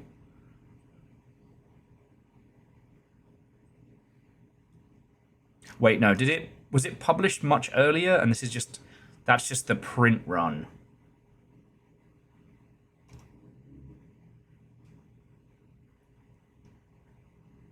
There's an older version, okay.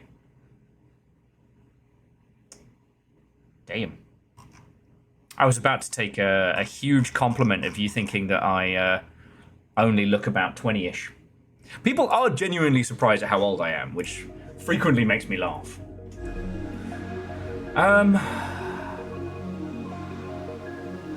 Maybe look around for the trophy room while pondering.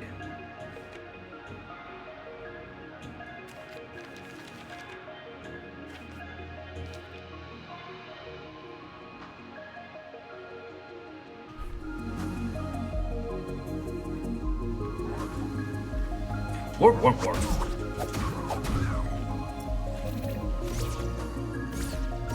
Bear with me just a second.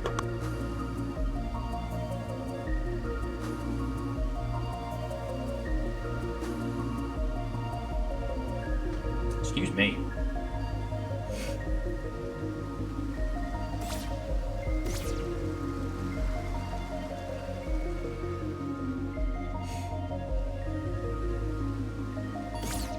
I will say, Favor 6, I have wanted an excuse to do a playthrough of Bloodlines 1, and I wouldn't want to do Malkavian off the bat, but it might be fun for as many of us have played through it.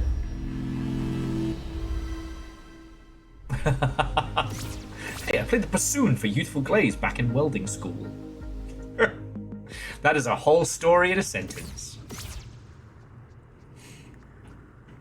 But no, I know what it's like when you have a game that you really like, and then a streamer gets really into it, and then they get frustrated, and suddenly the game is terrible and bad, and they have all these opinions on it. I'm not having a bad time with this at all. This is fucking brilliant.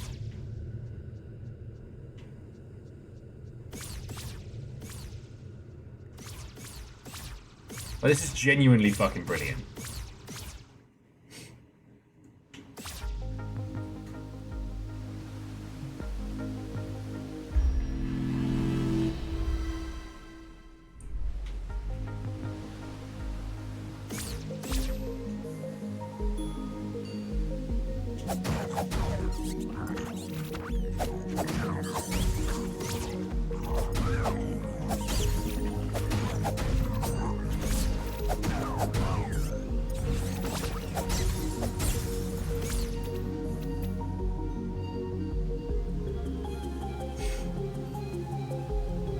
Well, Chef, another great example of going for a minimalist art style with some nice shaders doing the heavy lifting so you can focus on, like, content, I think is really fucking cool.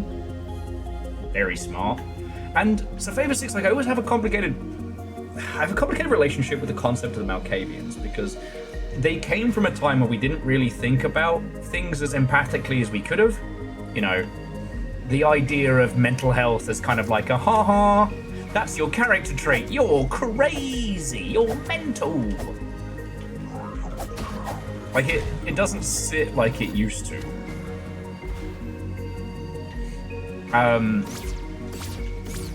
But one thing that I really appreciated from Vampire the Masquerade Bloodlines is the idea that the Malkavians, sure, they're not as tethered to this psychological reality as the rest of us, but you know what? They see things a lot more clearly. They see things sans the bullshit.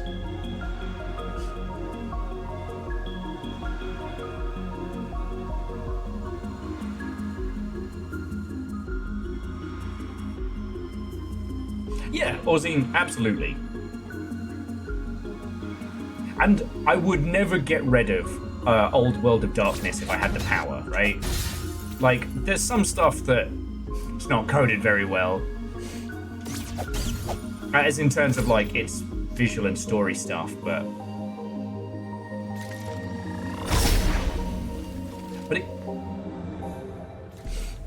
I'm glad that it's something that we got. It was still a jumping off point that we have, you know?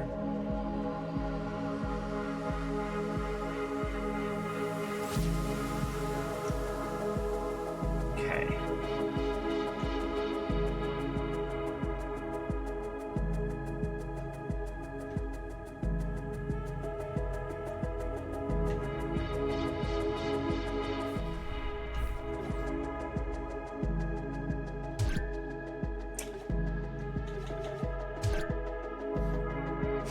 So, anytime we've picked up upgrades, they've ended up here. Vanderbeest, when you said the trophy room, I thought you might have meant here. I'm going to check the maps again. Because they assume the trophy... Oh, almost went into the boss fight by mistake. I'm assuming the trophy room is where a lot of the hidden objects that we found are going to be. So note that there is a clue to it.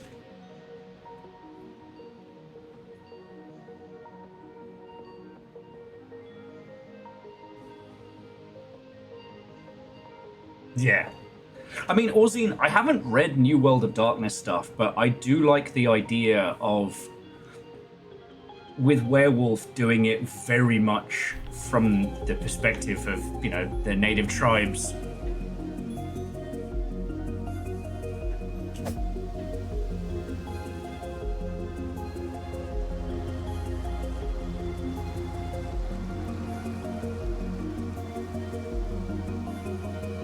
Also, have I mentioned Fat Bear Week at all this week? Because Fat Bear Week's coming, and it's the one event of the season that I'm super excited for. Oh yeah, and Chef, jumping back, yeah, Project Silverfish's low poly stuff is a really great way to get that stuff going. A lot of the guns and firearms were ones they made in the previous title, and in fact, in Attica, the game before, they made a bunch of assets that they then sold. Back when Unity was a little bit more viable, pre-Stabby Dave. So, you know, reduce, reuse, recycle.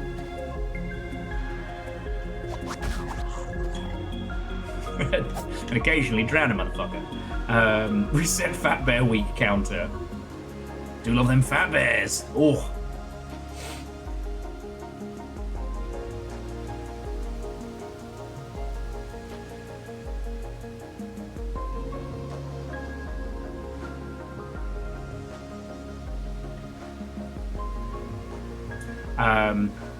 Okay.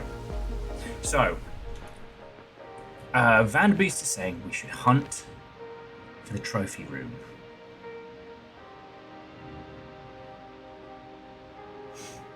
Now, the hero's grave allowed us to return from the dead. Take your rightful place. Share your wisdom. This is what we're working on for Sirius. Because we did the take your rightful place.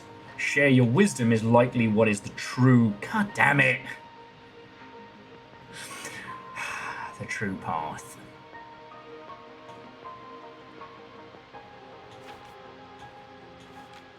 So proud of yourself.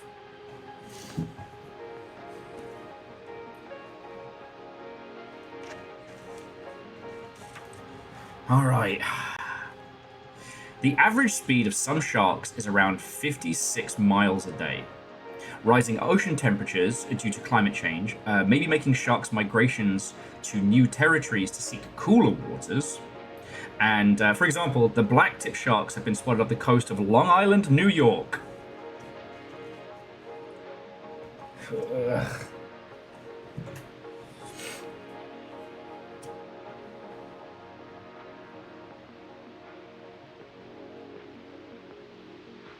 Okay. Yes, this might be the end of Shark Facts. I've done my time. I'll see that book out, but... Ooh.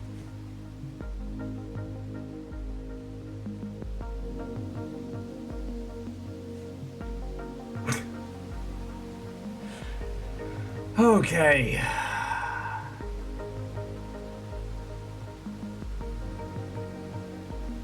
Why not just start writing a game facts book? Because, I mean, what is my profession if not telling you all game facts you did not know? Okay.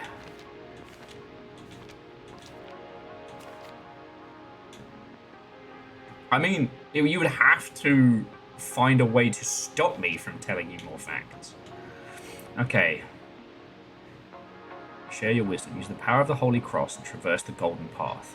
That we've done.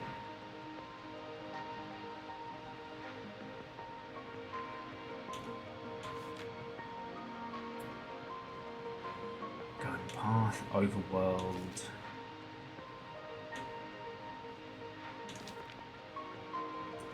Ah, the fucking cathedral.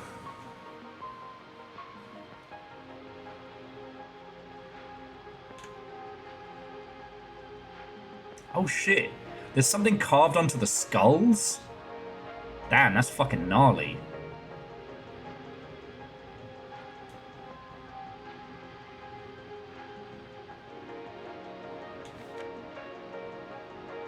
Okay. Rooted ziggurat. Gun.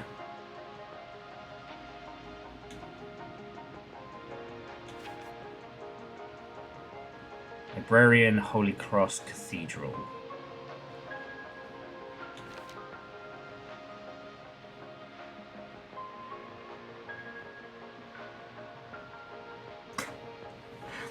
I mean, Favor 6, I'll say this for old Tommy Tallarico. I go back and I watch his reviews that he did when he was on G4 TV, and they remind me that I have taste, and that I do not need to question my my knowledge.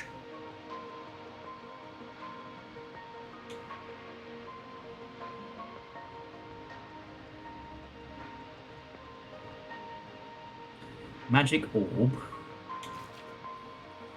Overworld. We never did work out what the singing puzzle with the birds was. Because those are the cardinal directions, north, south, east, west. Wait, is that cardinal directions? Whatever. North, south, east, west, we got those. But there was like the little, like, they make different noises and then the bird's like, oh, hello.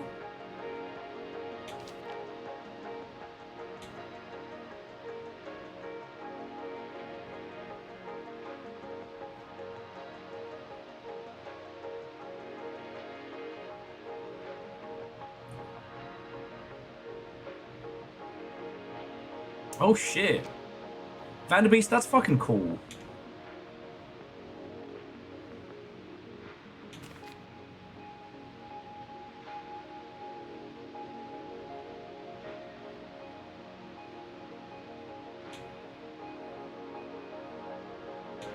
Maybe I'm just losing momentum today as well, like, because the thing is, we can't unring that bell. Once I'm like, alright, we're just looking up the translations on this.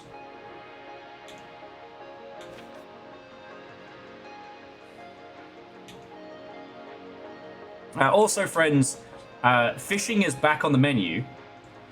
We did start the fishing minigame yesterday, and it had a little bit of some problems. But we're getting there.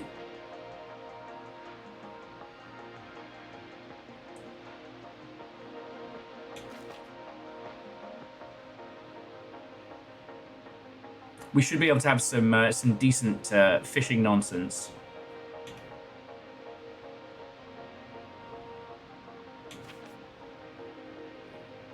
Oh no! Chef, sorry you have to deal with Twitch ads.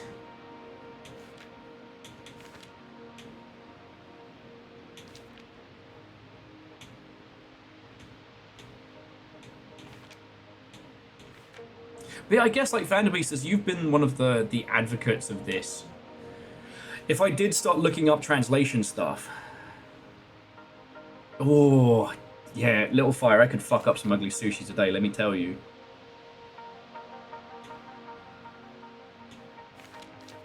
Oh, 2122.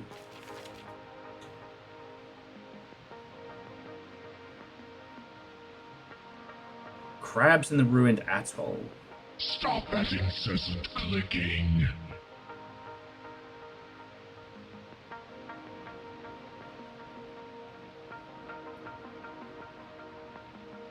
Oh! Shit!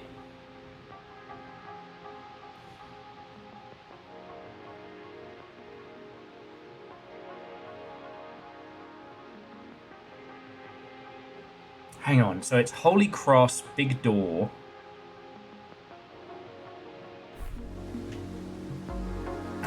So, hang on. Home is there.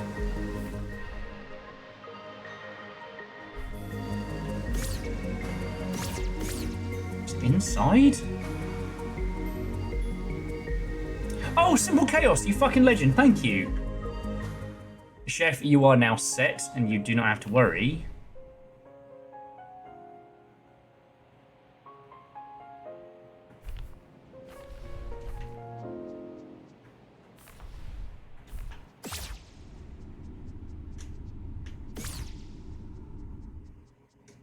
Ha!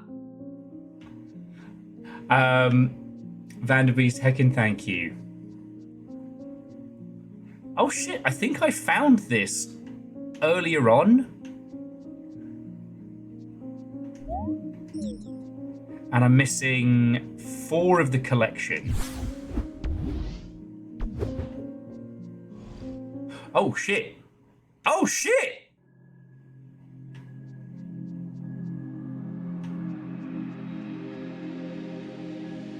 What the fuck?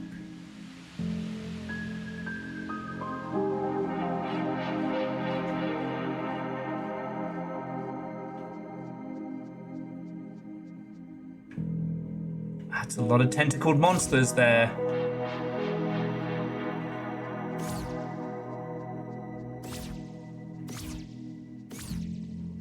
The Puzzleberg grows ever larger. Fuck! So we do need to find whatever the last things are. Ah, there is much to be done.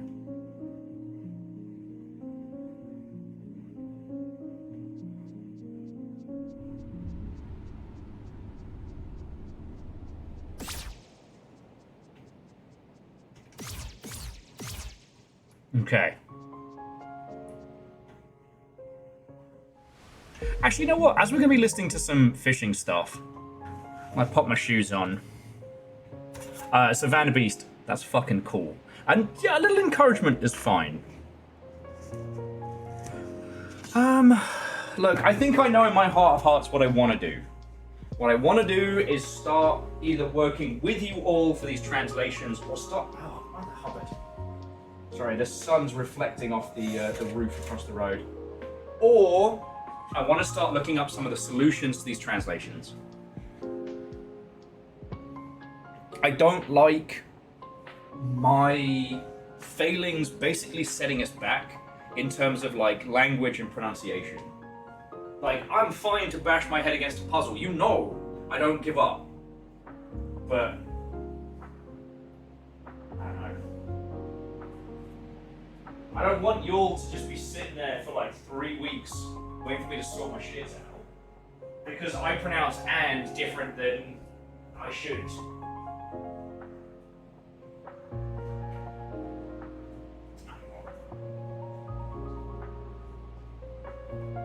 I don't know.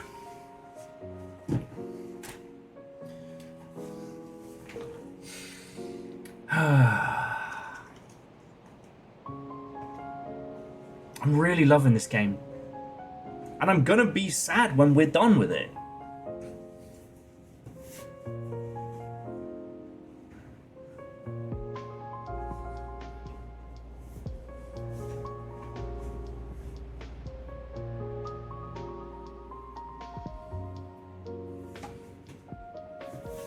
Okay.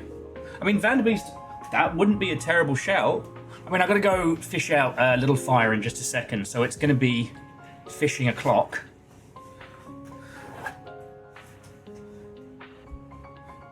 And, like, feel free to discuss this while I'm AFK, because I know a few of you have played through this. You know.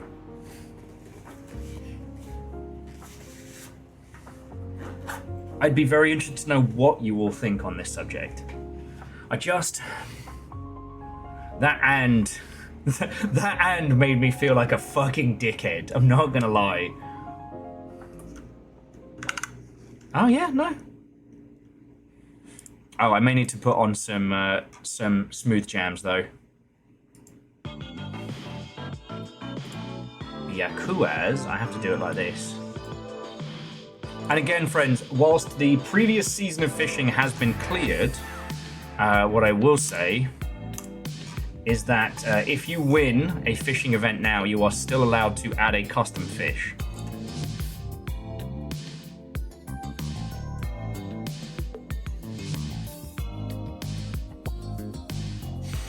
Okay.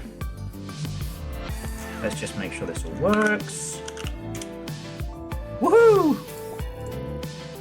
Alright, you beautiful Mother Hubbards. I'll be back with you all in just a second. Be back in like 5 minutes or so. So, fish. Or, you gotta beat my ghost fish. And I just want to say, like, I really am fucking loving this game. It's not the game's fault. I just pronounce shit weird. And it's a hard thing to admit, you know, that I'm the problem, it's me. I have to admit that in life a lot. It's hard to admit it in video game as well. And fucking yo! Verdant, good call. In an alternate universe where Will is both a duck and useful for a change. Yeah, Gideon, get in on this fishing. I'll be back with you all in just a second. But yeah, I think please feel free to talk about what you would like from me in terms of this playthrough while I'm AFK, and then we'll make a consensus when I get back. All right, fish well. Don't do anything interesting while I'm gone. I will be sad. And yeah, Wow.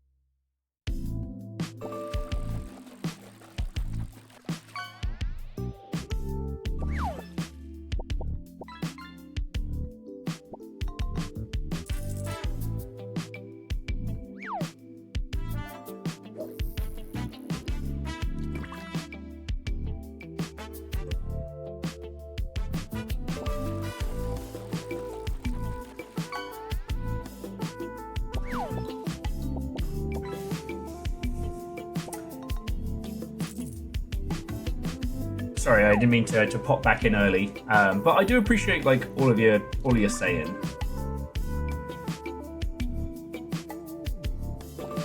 And Vanderbeest, that's lovely of you to say. I'm sorry that I'm. Oh, Little Fire's running late. So yeah, I know I said talk amongst yourselves, and then I jump back in and immediately start talking at you, but. And Simple Chaos, I wouldn't say you lot watching me has been creating stress points. I love having you lot here. I'd be struggling with this regardless. You know what I mean?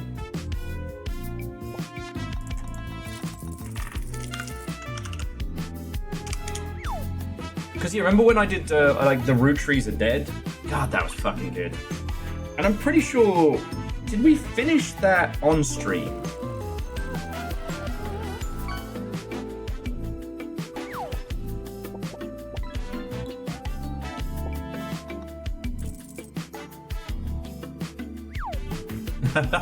Well, and Chef, this one was a title where people had asked specifically that I go at it head first myself, and I'm really glad they did because I mean it's a fucking incredible game, and absolutely worth all the time to put into it.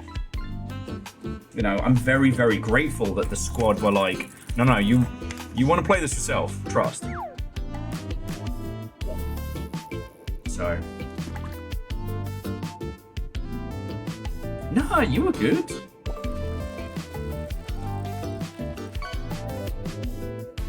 And you know, Toonbot, there's no world in which we're not finishing these, right? This is our game. It's just that fucking end. It just threw me for such a loop.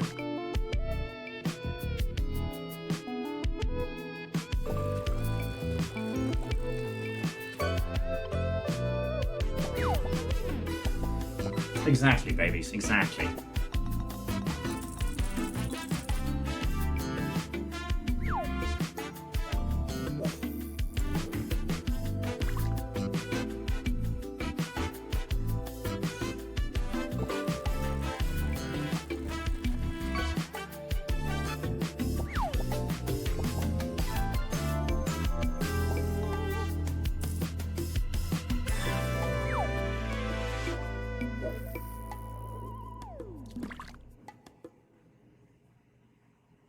Yeah, sorry, there's me sitting here quietly thinking. I know, super exciting stream.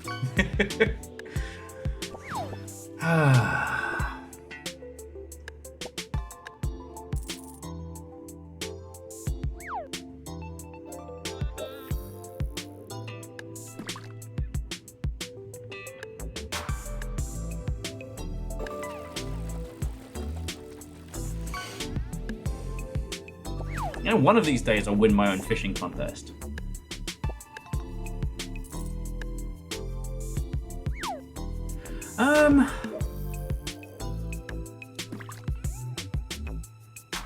Well, and that's the thing, Chef. Like, you know, Naru's been very, very excited to tell me stuff, and I've definitely been very, very hard on them with like, hey, don't tell me. But like I said, the thing that hit me today is that with stuff that I have already translated, and I do already know that the fault, it's PEBKAC. The problem exists between chair and keyboard, right? Naru was nudging me towards stuff. And at the time I was like, can't believe you've done this. Now I'm looking back at it and being like, would I have quadruple super double guessed myself and gotten it wrong? You know what I mean?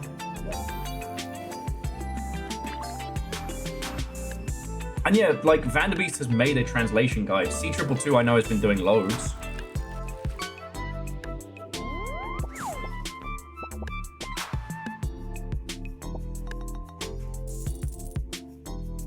Well, and Chef, that's the thing. I have been translating things wrong because I've been pronouncing them weird. All right, let me go fish out Little Fire.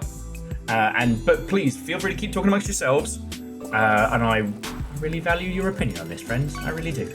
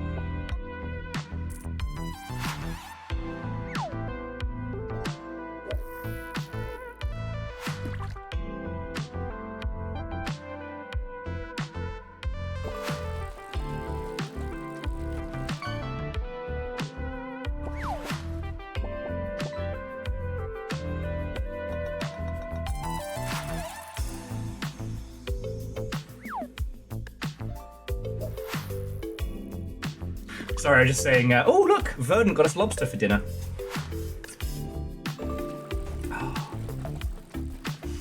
Oh. So yeah, I have acquired a little fire, which in this heat is definitely worse than yesterday. Yeah, it feels not great in here. Oh, so it was actually fine until about 40 minutes ago. The sun hit the fucking place across the road and ricocheted in. I mean, this is the time of night where it's at the day where it is the worst. It's just how it is. It was a special flavour.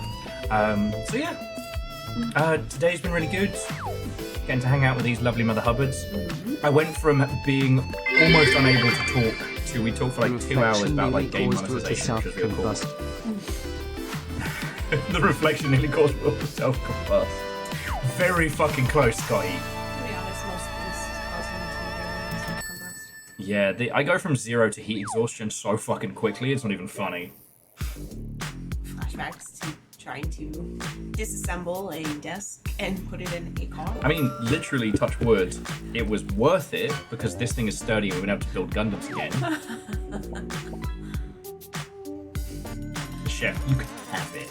Honestly, a fish fillet actually sounds good. And I'm not a fish fillet person. Like a sandwich, a fish fillet sandwich. I haven't been able to mentally comprehend the fact that fish tacos were a joke growing up and are actually fucking delicious if you go to the right place. Oh, that sounds good actually. Mm-hmm. Fish taco sounds really fucking good. But we're saving. We're gonna have our little date night on the weekend. I know. That's our last little splurge this paycheck. Is we're gonna go to a local Mexican place that we love. It's not pricey, like cheaper than Beth's. And I'm waiting till I get paid. Yeah, so we will both be at paycheck o'clock. I'm still mad about Beth's. Yeah, that's really upsetting. Because you really did hype it up. And I'm like, oh, I'm gonna love it. But it was expensive and it upset my stomach, which isn't like this is a very solid thing. Like I can eat whatever. Yeah. So if it upsets my stomach, that means that there's something going on there. You didn't clean something or something. Something weird's happening. Well, that's the one right there. We might have just come in for Vanderbeest's victory duck lap. But the thing that irked me about it was like, you know, I've gone to diners that have upset my stomach, and I'm like, you know what? That's fine. You know, it's a down and dirty place, but $70 for that? Fuck that noise. Yeah. Oh shit! Vanderbeest says they're not even 1 or 2. Shit, let me get my cast in then. You've got a few minutes before we get back into game. I don't even know if mine went yet. You were to yell at me. Oh yeah. There was another Will Duck Detective. Oh, this is gonna be a high-scoring round. But yeah, everyone has been lovely with me today. Even though I've been kind of like a wavy davy. I had a random man on the internet tell me he loves me today, and that was my achievement. What's the difference between that and oh! Let's go! It's the duck duck goal! Perfect! It's a pun, it's spooky, that's a combo. That should be worth more. But for the little bit of arena I played earlier today, one guy, it was in team of 3, one ran off on his own, panic spammed the enemy here and died. And the other guy was like, hey, I'm real sorry, like, I've got like a mission, I need to go to this specific place, do you mind coming with me? I'm like, yeah, sure, like, all I had to do was go in and successfully leave and not die. So I'm like, you know what, I'll hang with this guy. And so I sat with him while I was sipping my coffee this morning, while he was like shooting little NPCs and stuff. And he was like, hey, like, is it okay? Because I need to wait for them to spawn and stuff. And I'm like, dude, I've got enough supplies on me, I can wait out this whole match. So as we're creeping around, I heard footsteps creaking. I'm like, he's over there. So we got to kick in a door and gun down some poor NPC. And it was like, thank you for waiting with me. I love you, man. I'm like, we'll never see each other again, random stranger, but you're welcome. Must be nice to be a man and a shooter. Yeah, when someone says they love me, Because they mean it. Because I'm like, It was me in there to be like, oh, go turn on mics. I'm like, oh, thanks, bro. He's like, beep, beep, beep, beep, beep, beep, beep, beep, beep, beep, beep, beep. Like someone trying to send Morse code with slurs. I can't believe you. Beep, beep, beep. Can we get you one of them voice changes? I have a perma subscription to the voice mod thing that I had set up to my stream deck, and I would literally just boop. Hey, what's up, bros? What's up, bros? He used to use it in Discord all the time. So, Chef, there's not many games I play off stream, but it's usually ones I think that you won't enjoy and stuff like that. And one I've been playing is called Arena Breakout Infinite. It's been around for a little bit. It just dropped on Steam, and it's free to play Tarkov. It's more fun than Tarkov. It's a lot squishier. Like, you've still got to like extraction shooters and shooty gun bang, like really hardcore shooty gun bang. But a lot of quality of life stuff. A lot of things like today I was not doing good. No, Scotty, sci-fi Tarkov was called The Cycle, and sadly that died a death. But so like this morning I'm getting beeped at I don't have more than 2 brain cells to rub together. So I just pushed the please just give me a loadout button. The game's like, it's alright, Will, we know you're still getting caffeinated and you're in here. Have this loadout of guns and equipment. Go have fun. If you die, you've lost nothing. If you win, free guns. I'm like, thanks game, you get me. And you can even now set it so that if you have a specific loadout that you really enjoy, you can just push give me my favorite, and it will give you the whole thing, everything in your bags.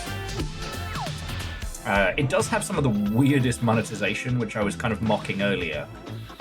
Like, you can get gun skins. There's currently 6 battle passes. There's a season pass, and then either 4 or 5, depending on how you count them, battle passes. I'm doing like a Call of Duty thing. Not all of them paid, but some of them. But with all different kinds of ways to progress them. The Cyberpunk, they're now doing the not Max Tac, damn it, Trauma Team, the like special forces. Hey, Scotty! Can I suggest? Can I just make a? I don't mean to hop back in and ruin your economy. I feel like that photo should be more expensive. You think? I think it should be like ultra super freaking goddamn rare.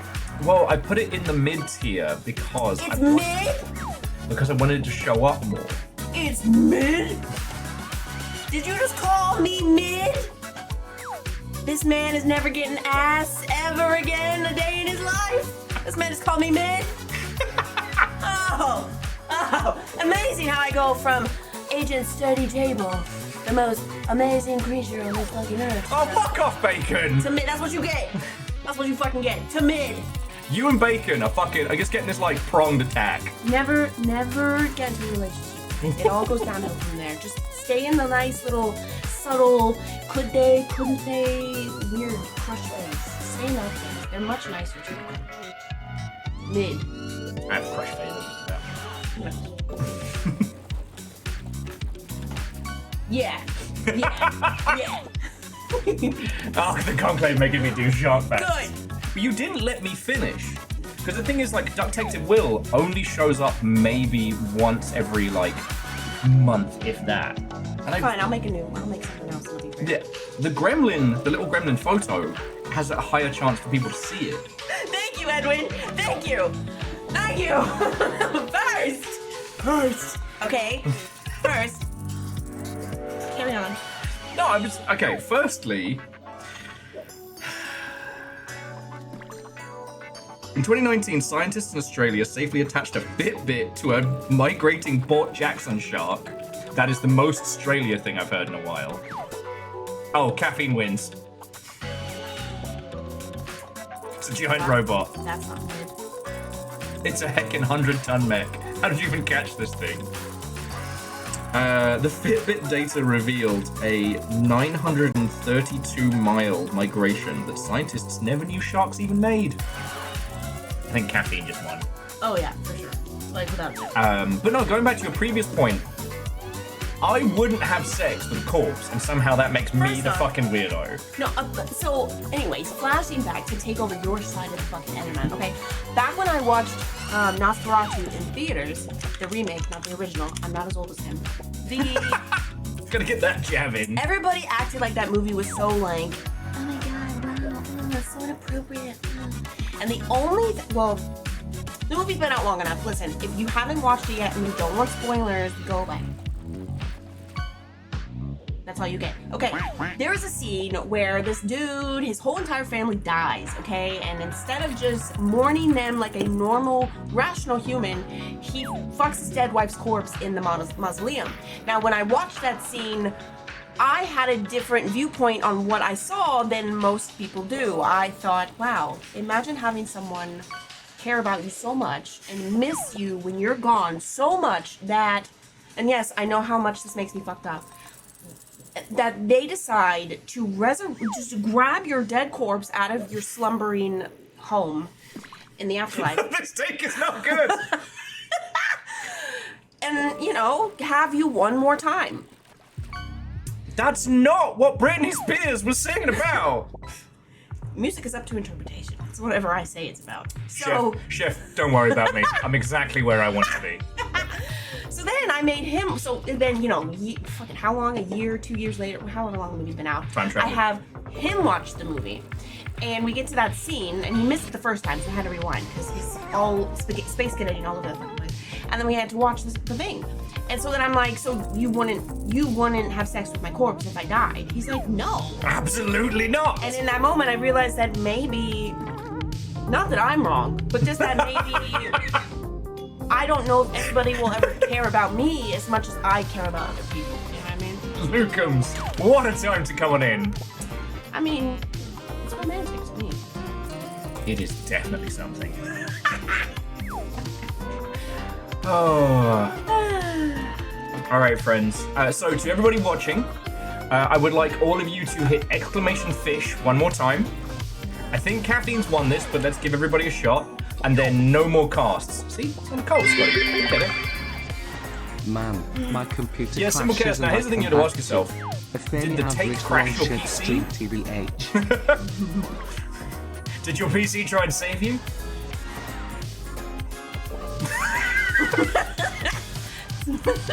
I mean, everyone has a price, Caffeine. You make a good point. Listen, a fucking branch? I hate this game. The fish heard you. Fish me, baby, one more time. Fish me, baby, one more time. If I ever win fishing again, I'm gonna exactly what I am next week. It's gonna be the Nosferatu coffin. No. Good one. Thank you. Although, okay, in the fantasy scale, one has to admit that there is a biting point. Only in the fantasy world, because, you know, you played World of Warcraft. Yeah. You know, we've all looked at Sylvanas and gone, Smash. exactly. But Sylvanas is dead. outside of the memes, obviously I'm not gonna go, if something would happen, I'm not gonna go dig up your body. The fact that you feel you need to say that. I have to say that after what I just said 2 minutes ago. But in just a memery, not real sense, yeah, it's romantic. If you were actually getting to the whatever of it, which I'm not going to because it's gross, but like, no, it wouldn't not be fun or good. Pull up. Pull up. It would- Danger close. Pull up. Whatever that little noise the F-16 makes when it's going straight down. Which I know how to start with now. We all do. There's one for a fucking Apache now. Baron, nice to see you. We're just talking about what it would take for someone to romantically So, love corpse someone's is out, corpse. but what about vagina dentata? Would you indulge in the danger zone and take a chance like Flash Gordon did with the tree trunk in the movie? I love the So internet. it's a terrible and wonderful place. And Bacon putting out the vagina dentata. God, the whole conversation took a turn. Vagina dentata is only a worry if you're an awful piece of shit. Assuming the person in command of it is in control of it. I'm sorry, I'm not sticking my dick in anything that has teeth.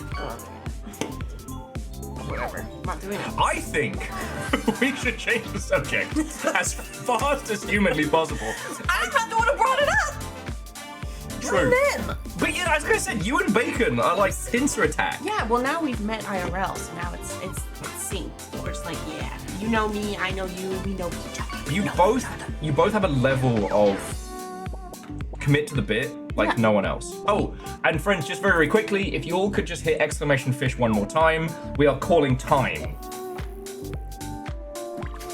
Worth the risk. You know what? Baron! I realized when the words left my mouth, I realized I was a liar.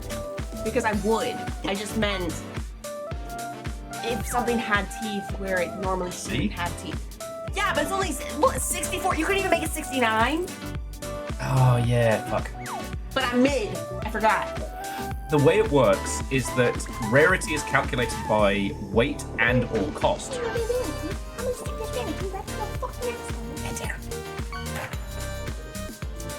Anyway, duck!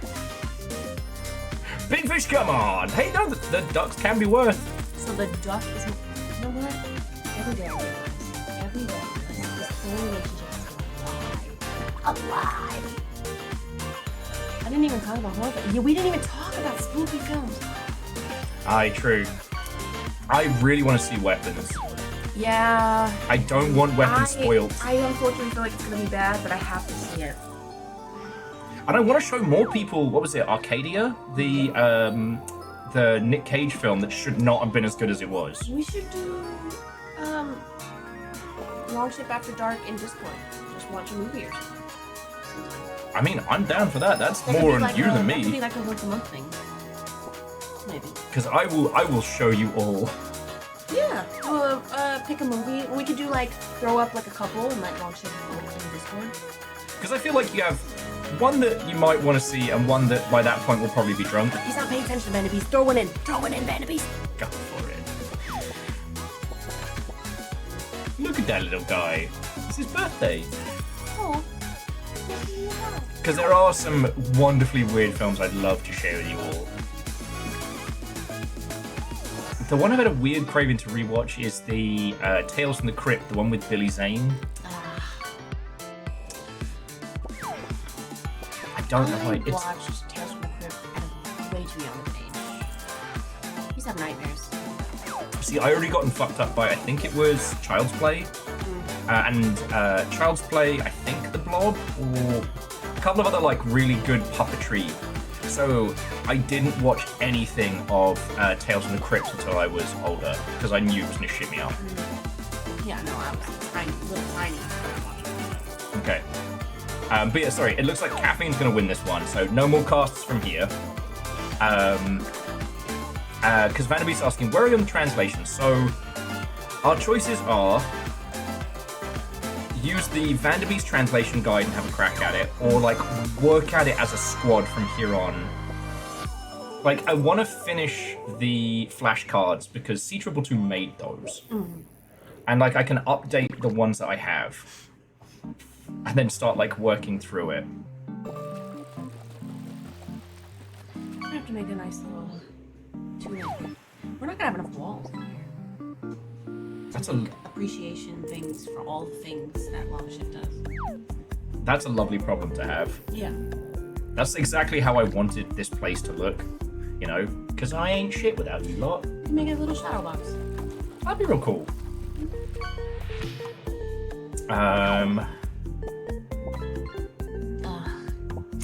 So Orzine, either Dice and Yet More Dice, or Creation Celebration. And I guess Game Dev also counts. Chef says Diablo 1 damaged me more as a kid than any movie. Okay, that's fair though. I did see, what was it? Phantasmagoria 2, way too young, that shit me up.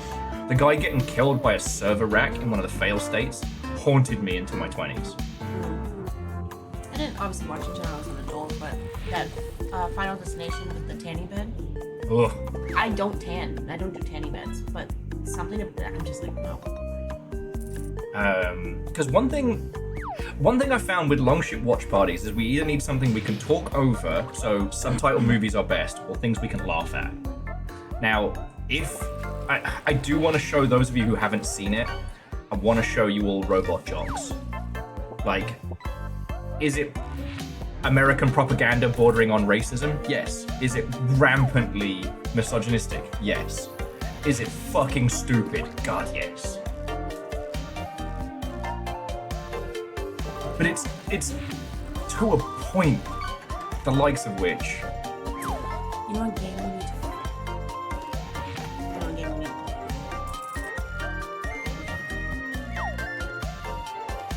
Bacon says The Legend of Chung-Li, that movie about misunderstood chiropractor. Nah, caffeine's still recovering. No, it's free.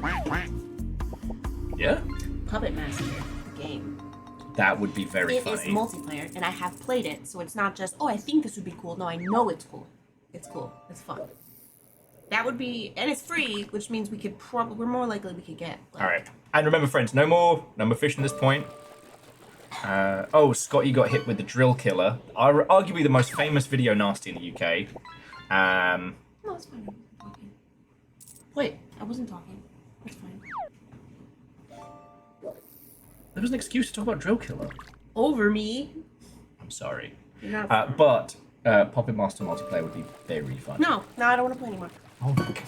Okay, response. Okay.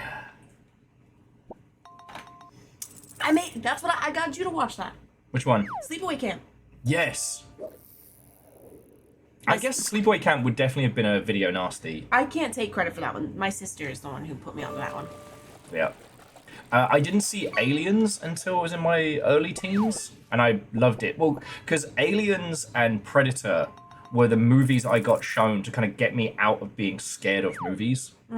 Or like movies with monsters in it and stuff like that. Like, Aliens has still got some fucked up shit in it, but, you know, because it's framed as a war movie, not a horror movie. Oh, and our winner is... It's definitely going to be Caffeine. Oh, yeah.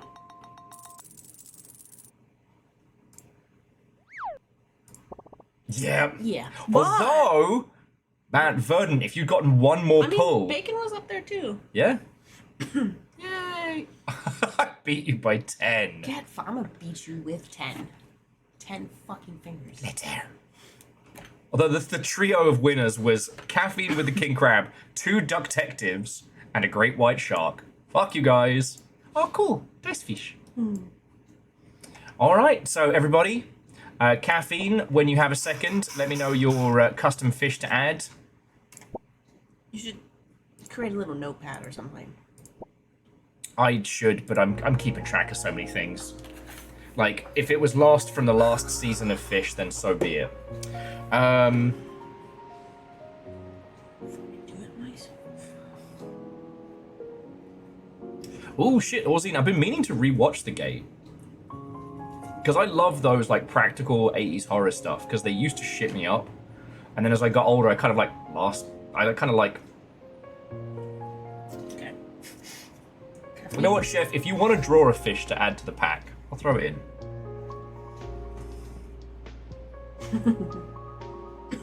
That's what we're after. We don't actually have any MS Paint fish yet.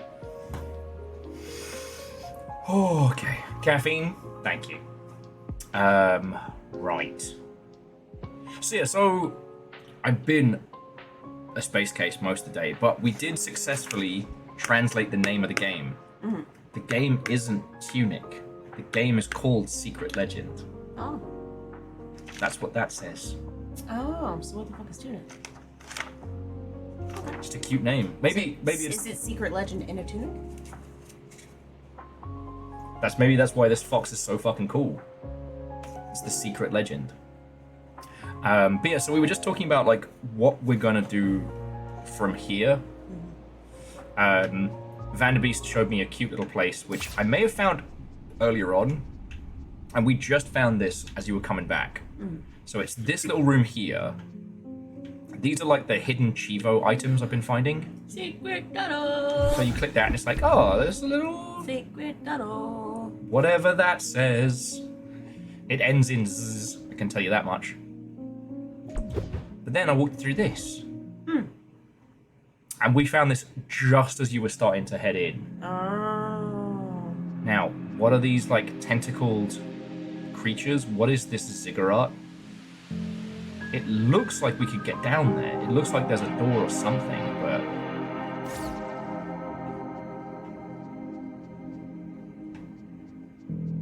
But yeah, whatever this puzzle is,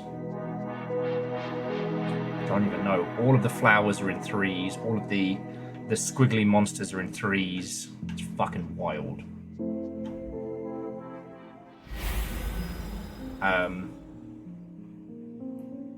So yeah, it's just kind of, what's the best thing to do for moving forth?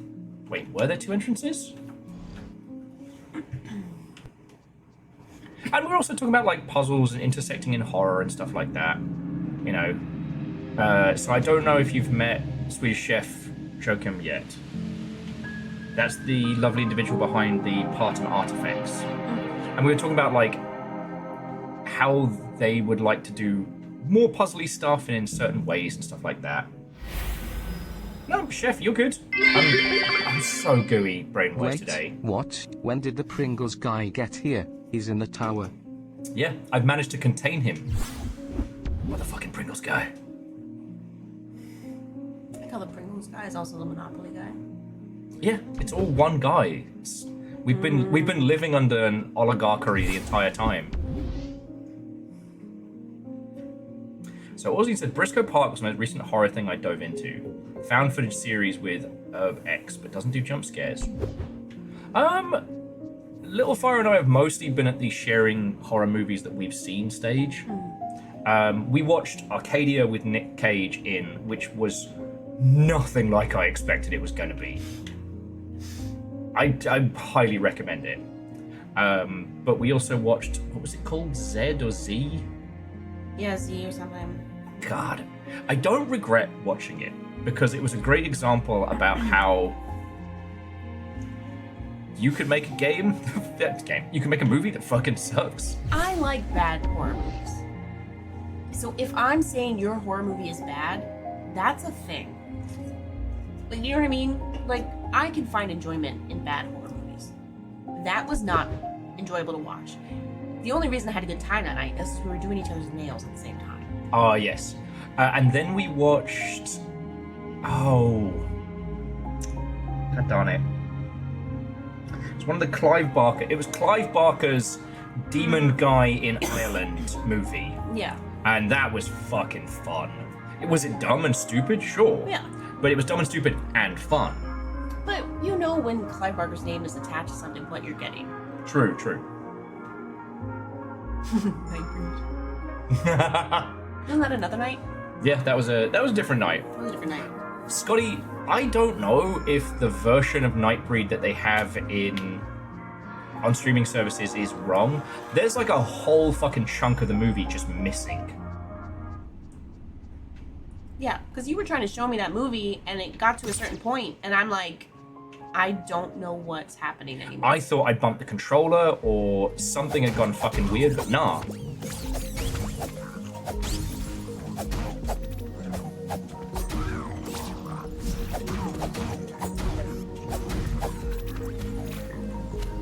It was like the big reveal of the film had been completely skipped.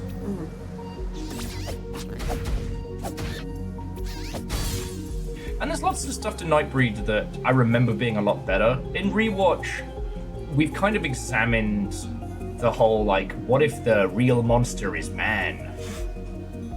Yes, of course it is. And the guy playing the villain is half-arsing it so hard. It's been so long since I've watched a movie where the villain was just not giving a shit. Like, the person playing them. What was the other one we watched? Dead Ringer? That was good, though. Oh yeah, no, that was fucking good. Which neither of us had seen.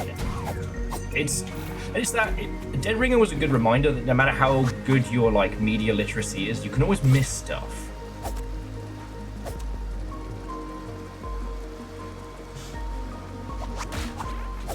What the? Why would you ruin the ending, though?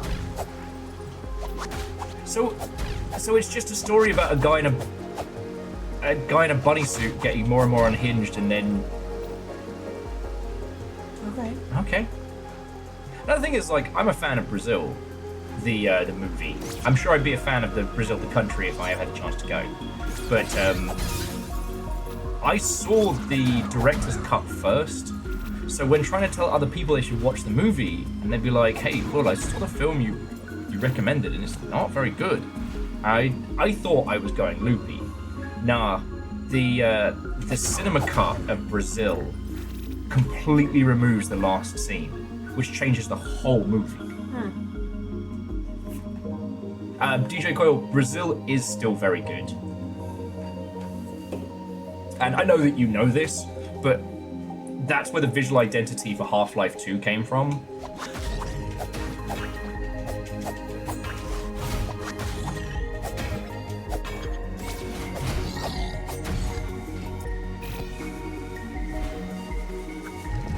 Okay. So yeah, so Vanderbeest is saying, are there any Birdo markings on the map you haven't checked out yet? So let's go back. Because, so Vanderbeest, am I right in guessing that we can use the Holy Cross to make bird noises?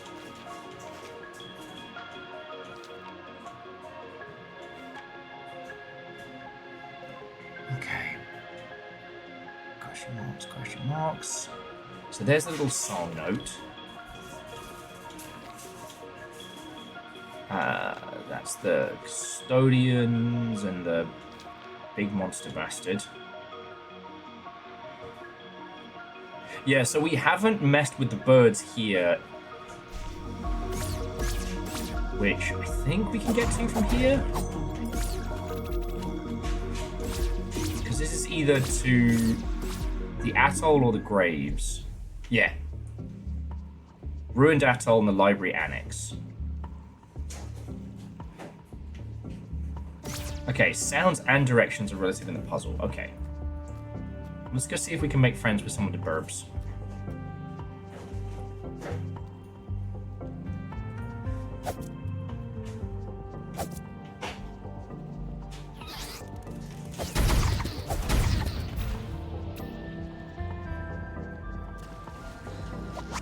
Sorry, crabs. Not today!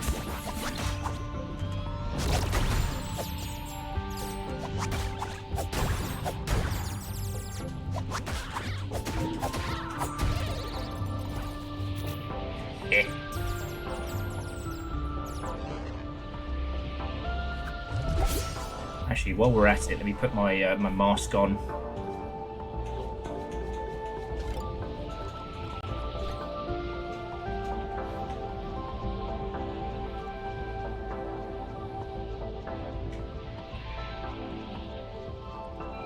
Okay, you're going to point me to page 54. Okay.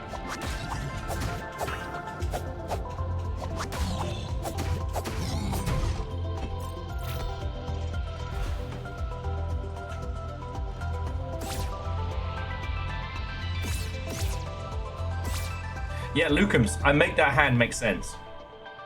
Right, 54.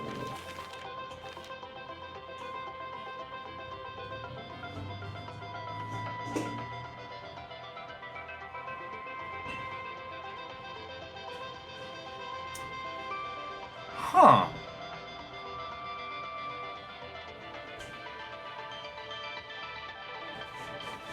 Okay. Now, it says 12. Is this where the hint was? No?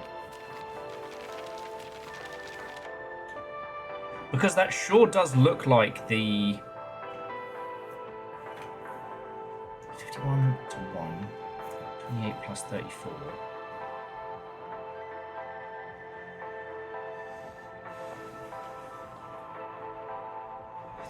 So Vanderbeest, what you're telling me is that translating the language isn't the end of this whole chicanery. That even if we translate the language and then understand all of this stuff, there's still puzzles to be solved in this space.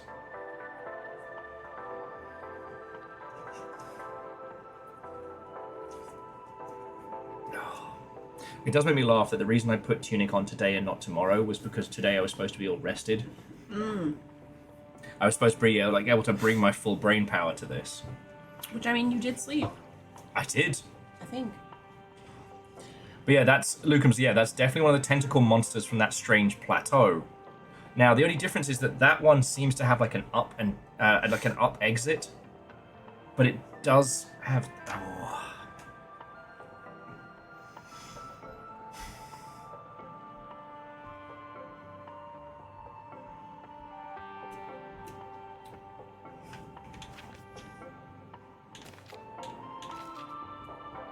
But yeah, sorry, brain's leaping around like an absolute mess. There are a bunch of horror films I would love to revisit and share with folks. Was it Ghoulish Grannies is definitely one.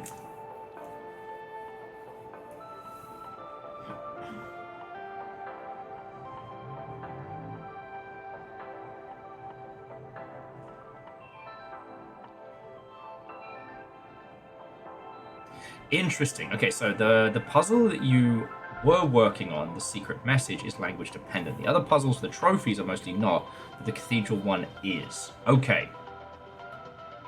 Ooh, what's that? Actually, Baron, no. That might be a good either, like, yeah, you know what? Let's make a note of that. Play the plan. What's that? It's the plan. Oh my god, Baron, why do you do this to me? You're inciting his gingerisms. Actually, I got this one from Baron. Oh god. Yeah. Okay, but what kind of, like, is it spooky? Is it my kind of game? Like, what do you mean? Like, what is it? Is it a plan about ponies? Exactly. Kind of beast. Is it just a little plan about ponies? It's the plan. Nice.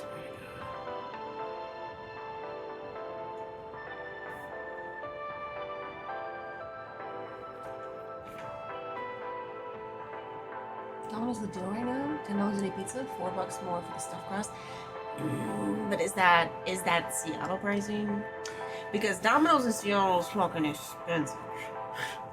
And I love Domino's, but I have not eaten it out here because it is so fucking expensive.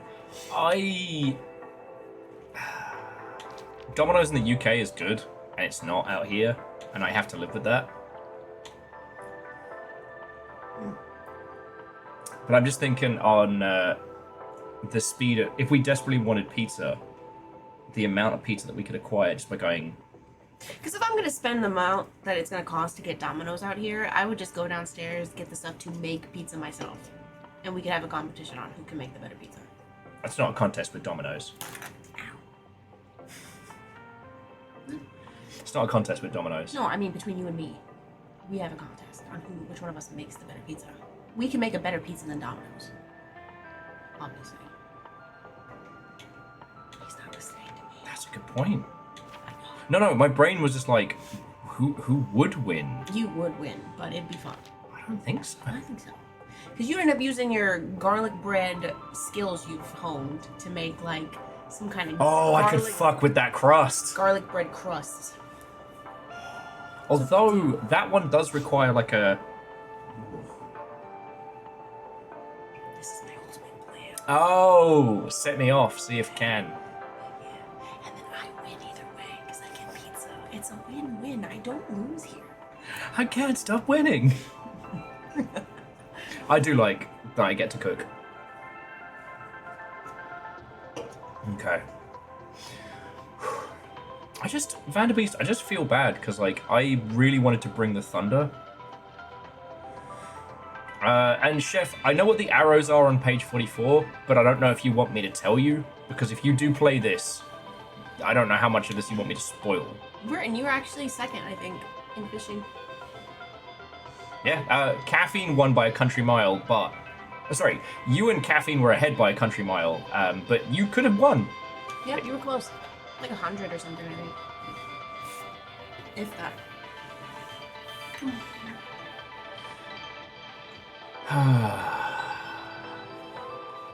I don't think I can keep going with the translations. Definitely not today. Okay, well, what are the things you need to work on in this? Like, what directions are you going? So, the reason we were working on the language is because whatever this is, clearing the game or seeking an end. Now, take your rightful place. I'll bet 50p in a bag of skips that that's talking about us fighting the previous heir. Mm-hmm. that was the boss fight that, you know, was kicking my ass. But share your wisdom is something else. So I think when we finished the game before, we just trapped in an endless loop. So the person we fought was another fox that also rose to the and so on and so forth. So the cycle continues. But there's a way to break the cycle. So Now, is that what you're trying to translate?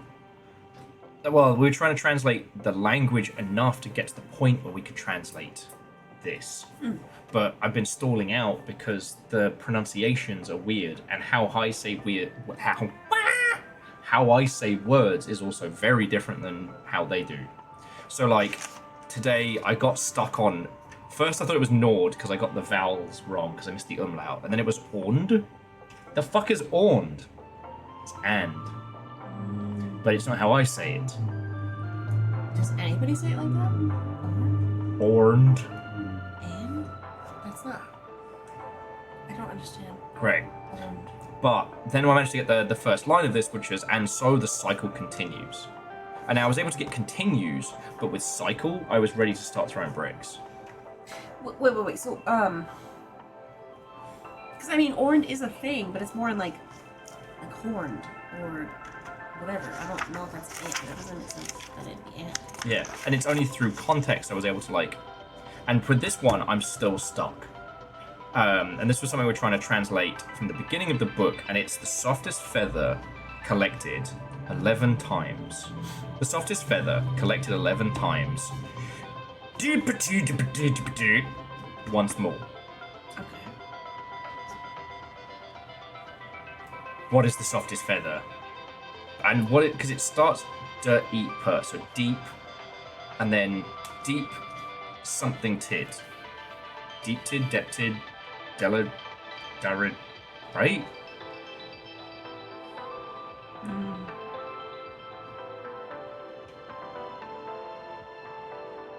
So yeah. Yeah, Vanderbeest, it just, I'm surprised how much it affected me. But I mean, like you think about like this compared to what the notebook looked like when you first started trying to decipher the language. Oh yeah, hang on, I can bring up the Gundam cam so people can see, like, you know, and this is what we've done. You know, this was us. We did translate the main title today. I haven't done the ones around the edging of the book, but like, you know, we've done this one. You know, this one we're still stuck on that letter, but we did manage to do all of this, which is what allowed us to work out how to soak the book in water for 60 seconds to reveal this message, which is what we were working on last week. But, you know, I've been working through all of these, and yeah. Also, we've got this page now, which is just like, you know, and the 2 for so, like, easy words that will pop up a lot. I just...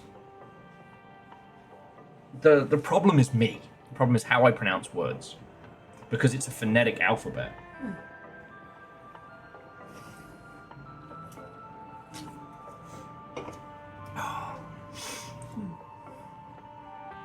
So yeah.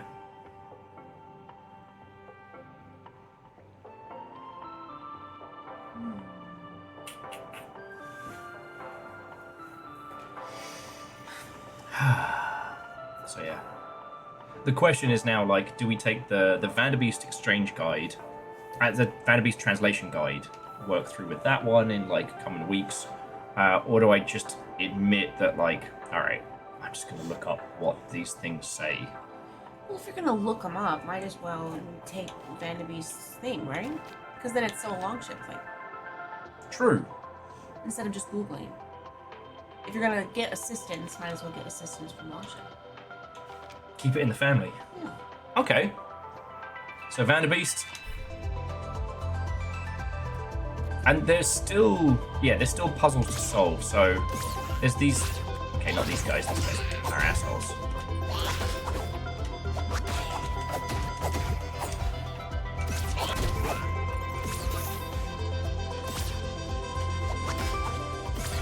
But there's these cute little birds. Come down here. There's these cute little birds nearby, which I wanted to show you. And there's definitely a puzzle. There's some puzzle or other to do with them. I just don't know what yet.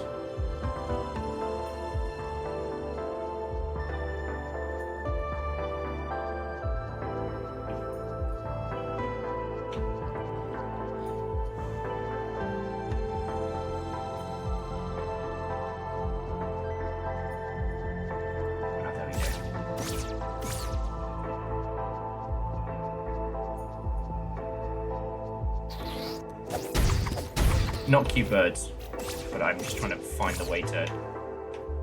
Okay. I feel bad because I've been kind of like tapping out pretty much 7 most days.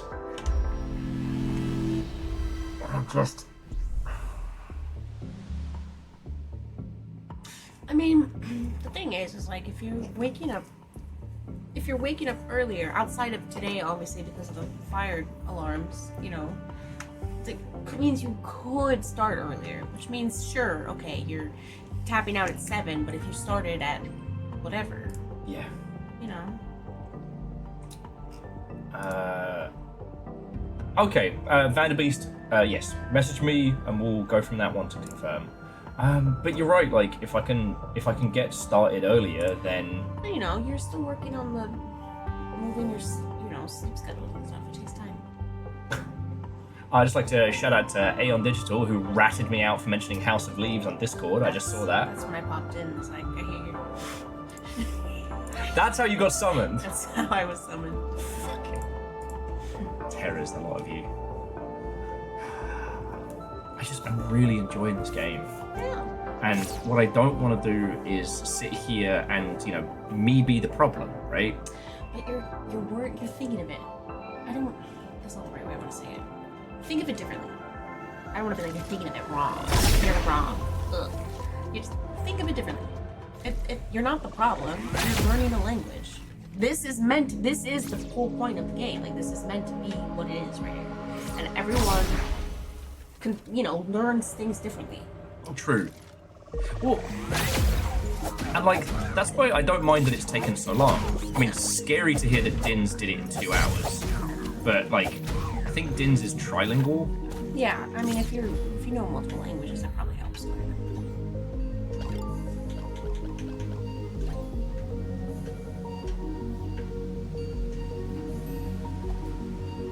But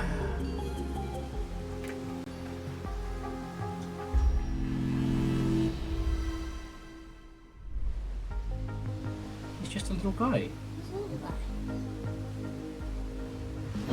Never did work out how to time the stuff. Okay, Dins also did have a pair of helpers on the line. Okay.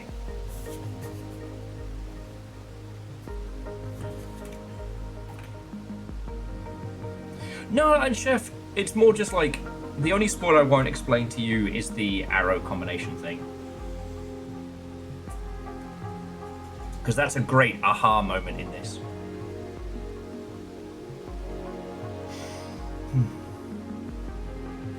Okay, so I'm going to make an executive decision because I could try and force myself to go through this more.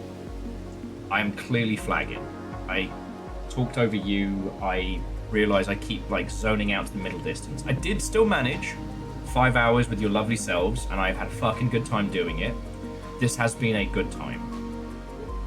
So I'm going to bring our adventures to a close. Vanderbeest, I'm going to take the translation guide from you. And then next week, we just go at it, all right? And if there are certain parts that I need, like, pushing or encouraging from, like, we'll treat it, like you said, like learning a language. Yeah. That way we're still going through it, we're still translating it, you know? And if it was a more concise English translation language or otherwise that wasn't reliant on pronunciation, I'd be able to do this no problem. Like, we've gotten these characters down. We've been reverse engineering the language from it. It's just been the point where me and my weird fucking way of talking have tripped me up. You know? I was trying to work out what one of these symbols are here. The word is cycle. But it's I-K-L. That's where the phonetic part of it is what would trip me up. Yeah. That's rough. Because not everybody, like, I get phonetic, it's a base thing, but not everybody speaks like that. And my language dances around from moment to moment, so... So Like- that's hard. It's me, hi, and the problem is me.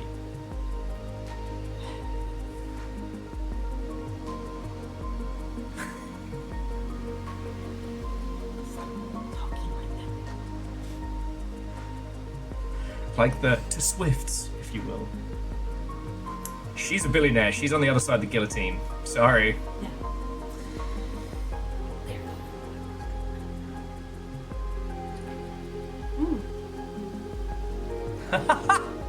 Vanderby says there is a room where the ghost complains about not being able to understand the other ghosts because they talk funny.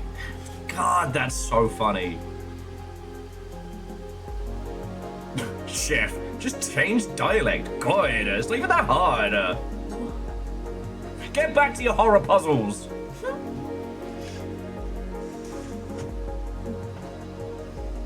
I would be interested to see you play the part of Artifacts, but I would definitely want to be there with you just in case you got frustrated on the puzzles. Oh, yeah. But it was- Sure. As I fucking love puzzles. That's how we're going to be able to tackle horror puzzle games. Together. Okay. So friends. I know today's goal was to cover a lot more of this and to get more into the paint. I am reminded that we can no longer control our days than we can the fucking tides. But this was a lot of fun. And like Vanderbeest and Naru and everybody who's been like biting your tongues and not spoiling stuff. Fred, don't even. Like this is fucking cool. I want to keep going with it. Alright, so we're not done with Tunic, but I'm gonna take the Vanderbeest special guide, you know?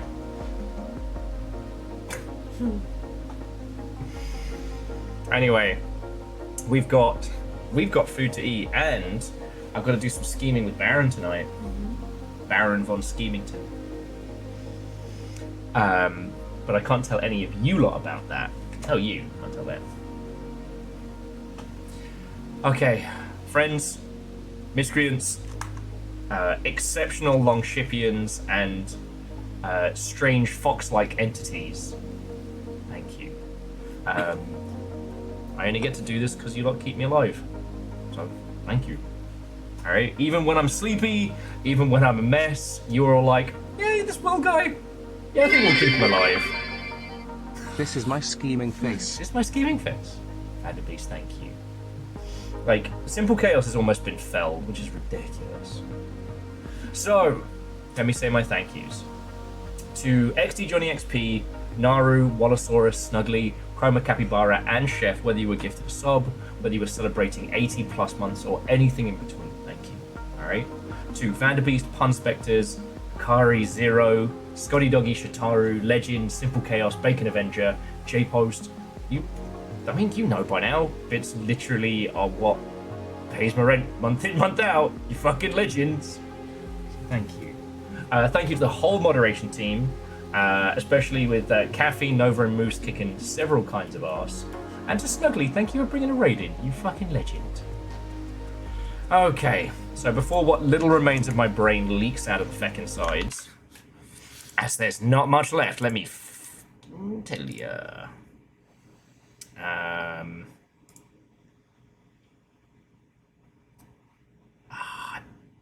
bet Dan's ahead of me. And I don't want to risk it for a biscuit.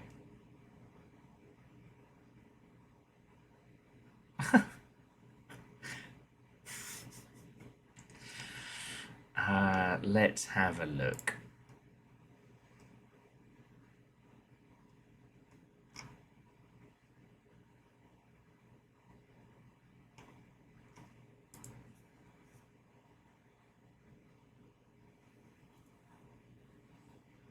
Oh, he's just started.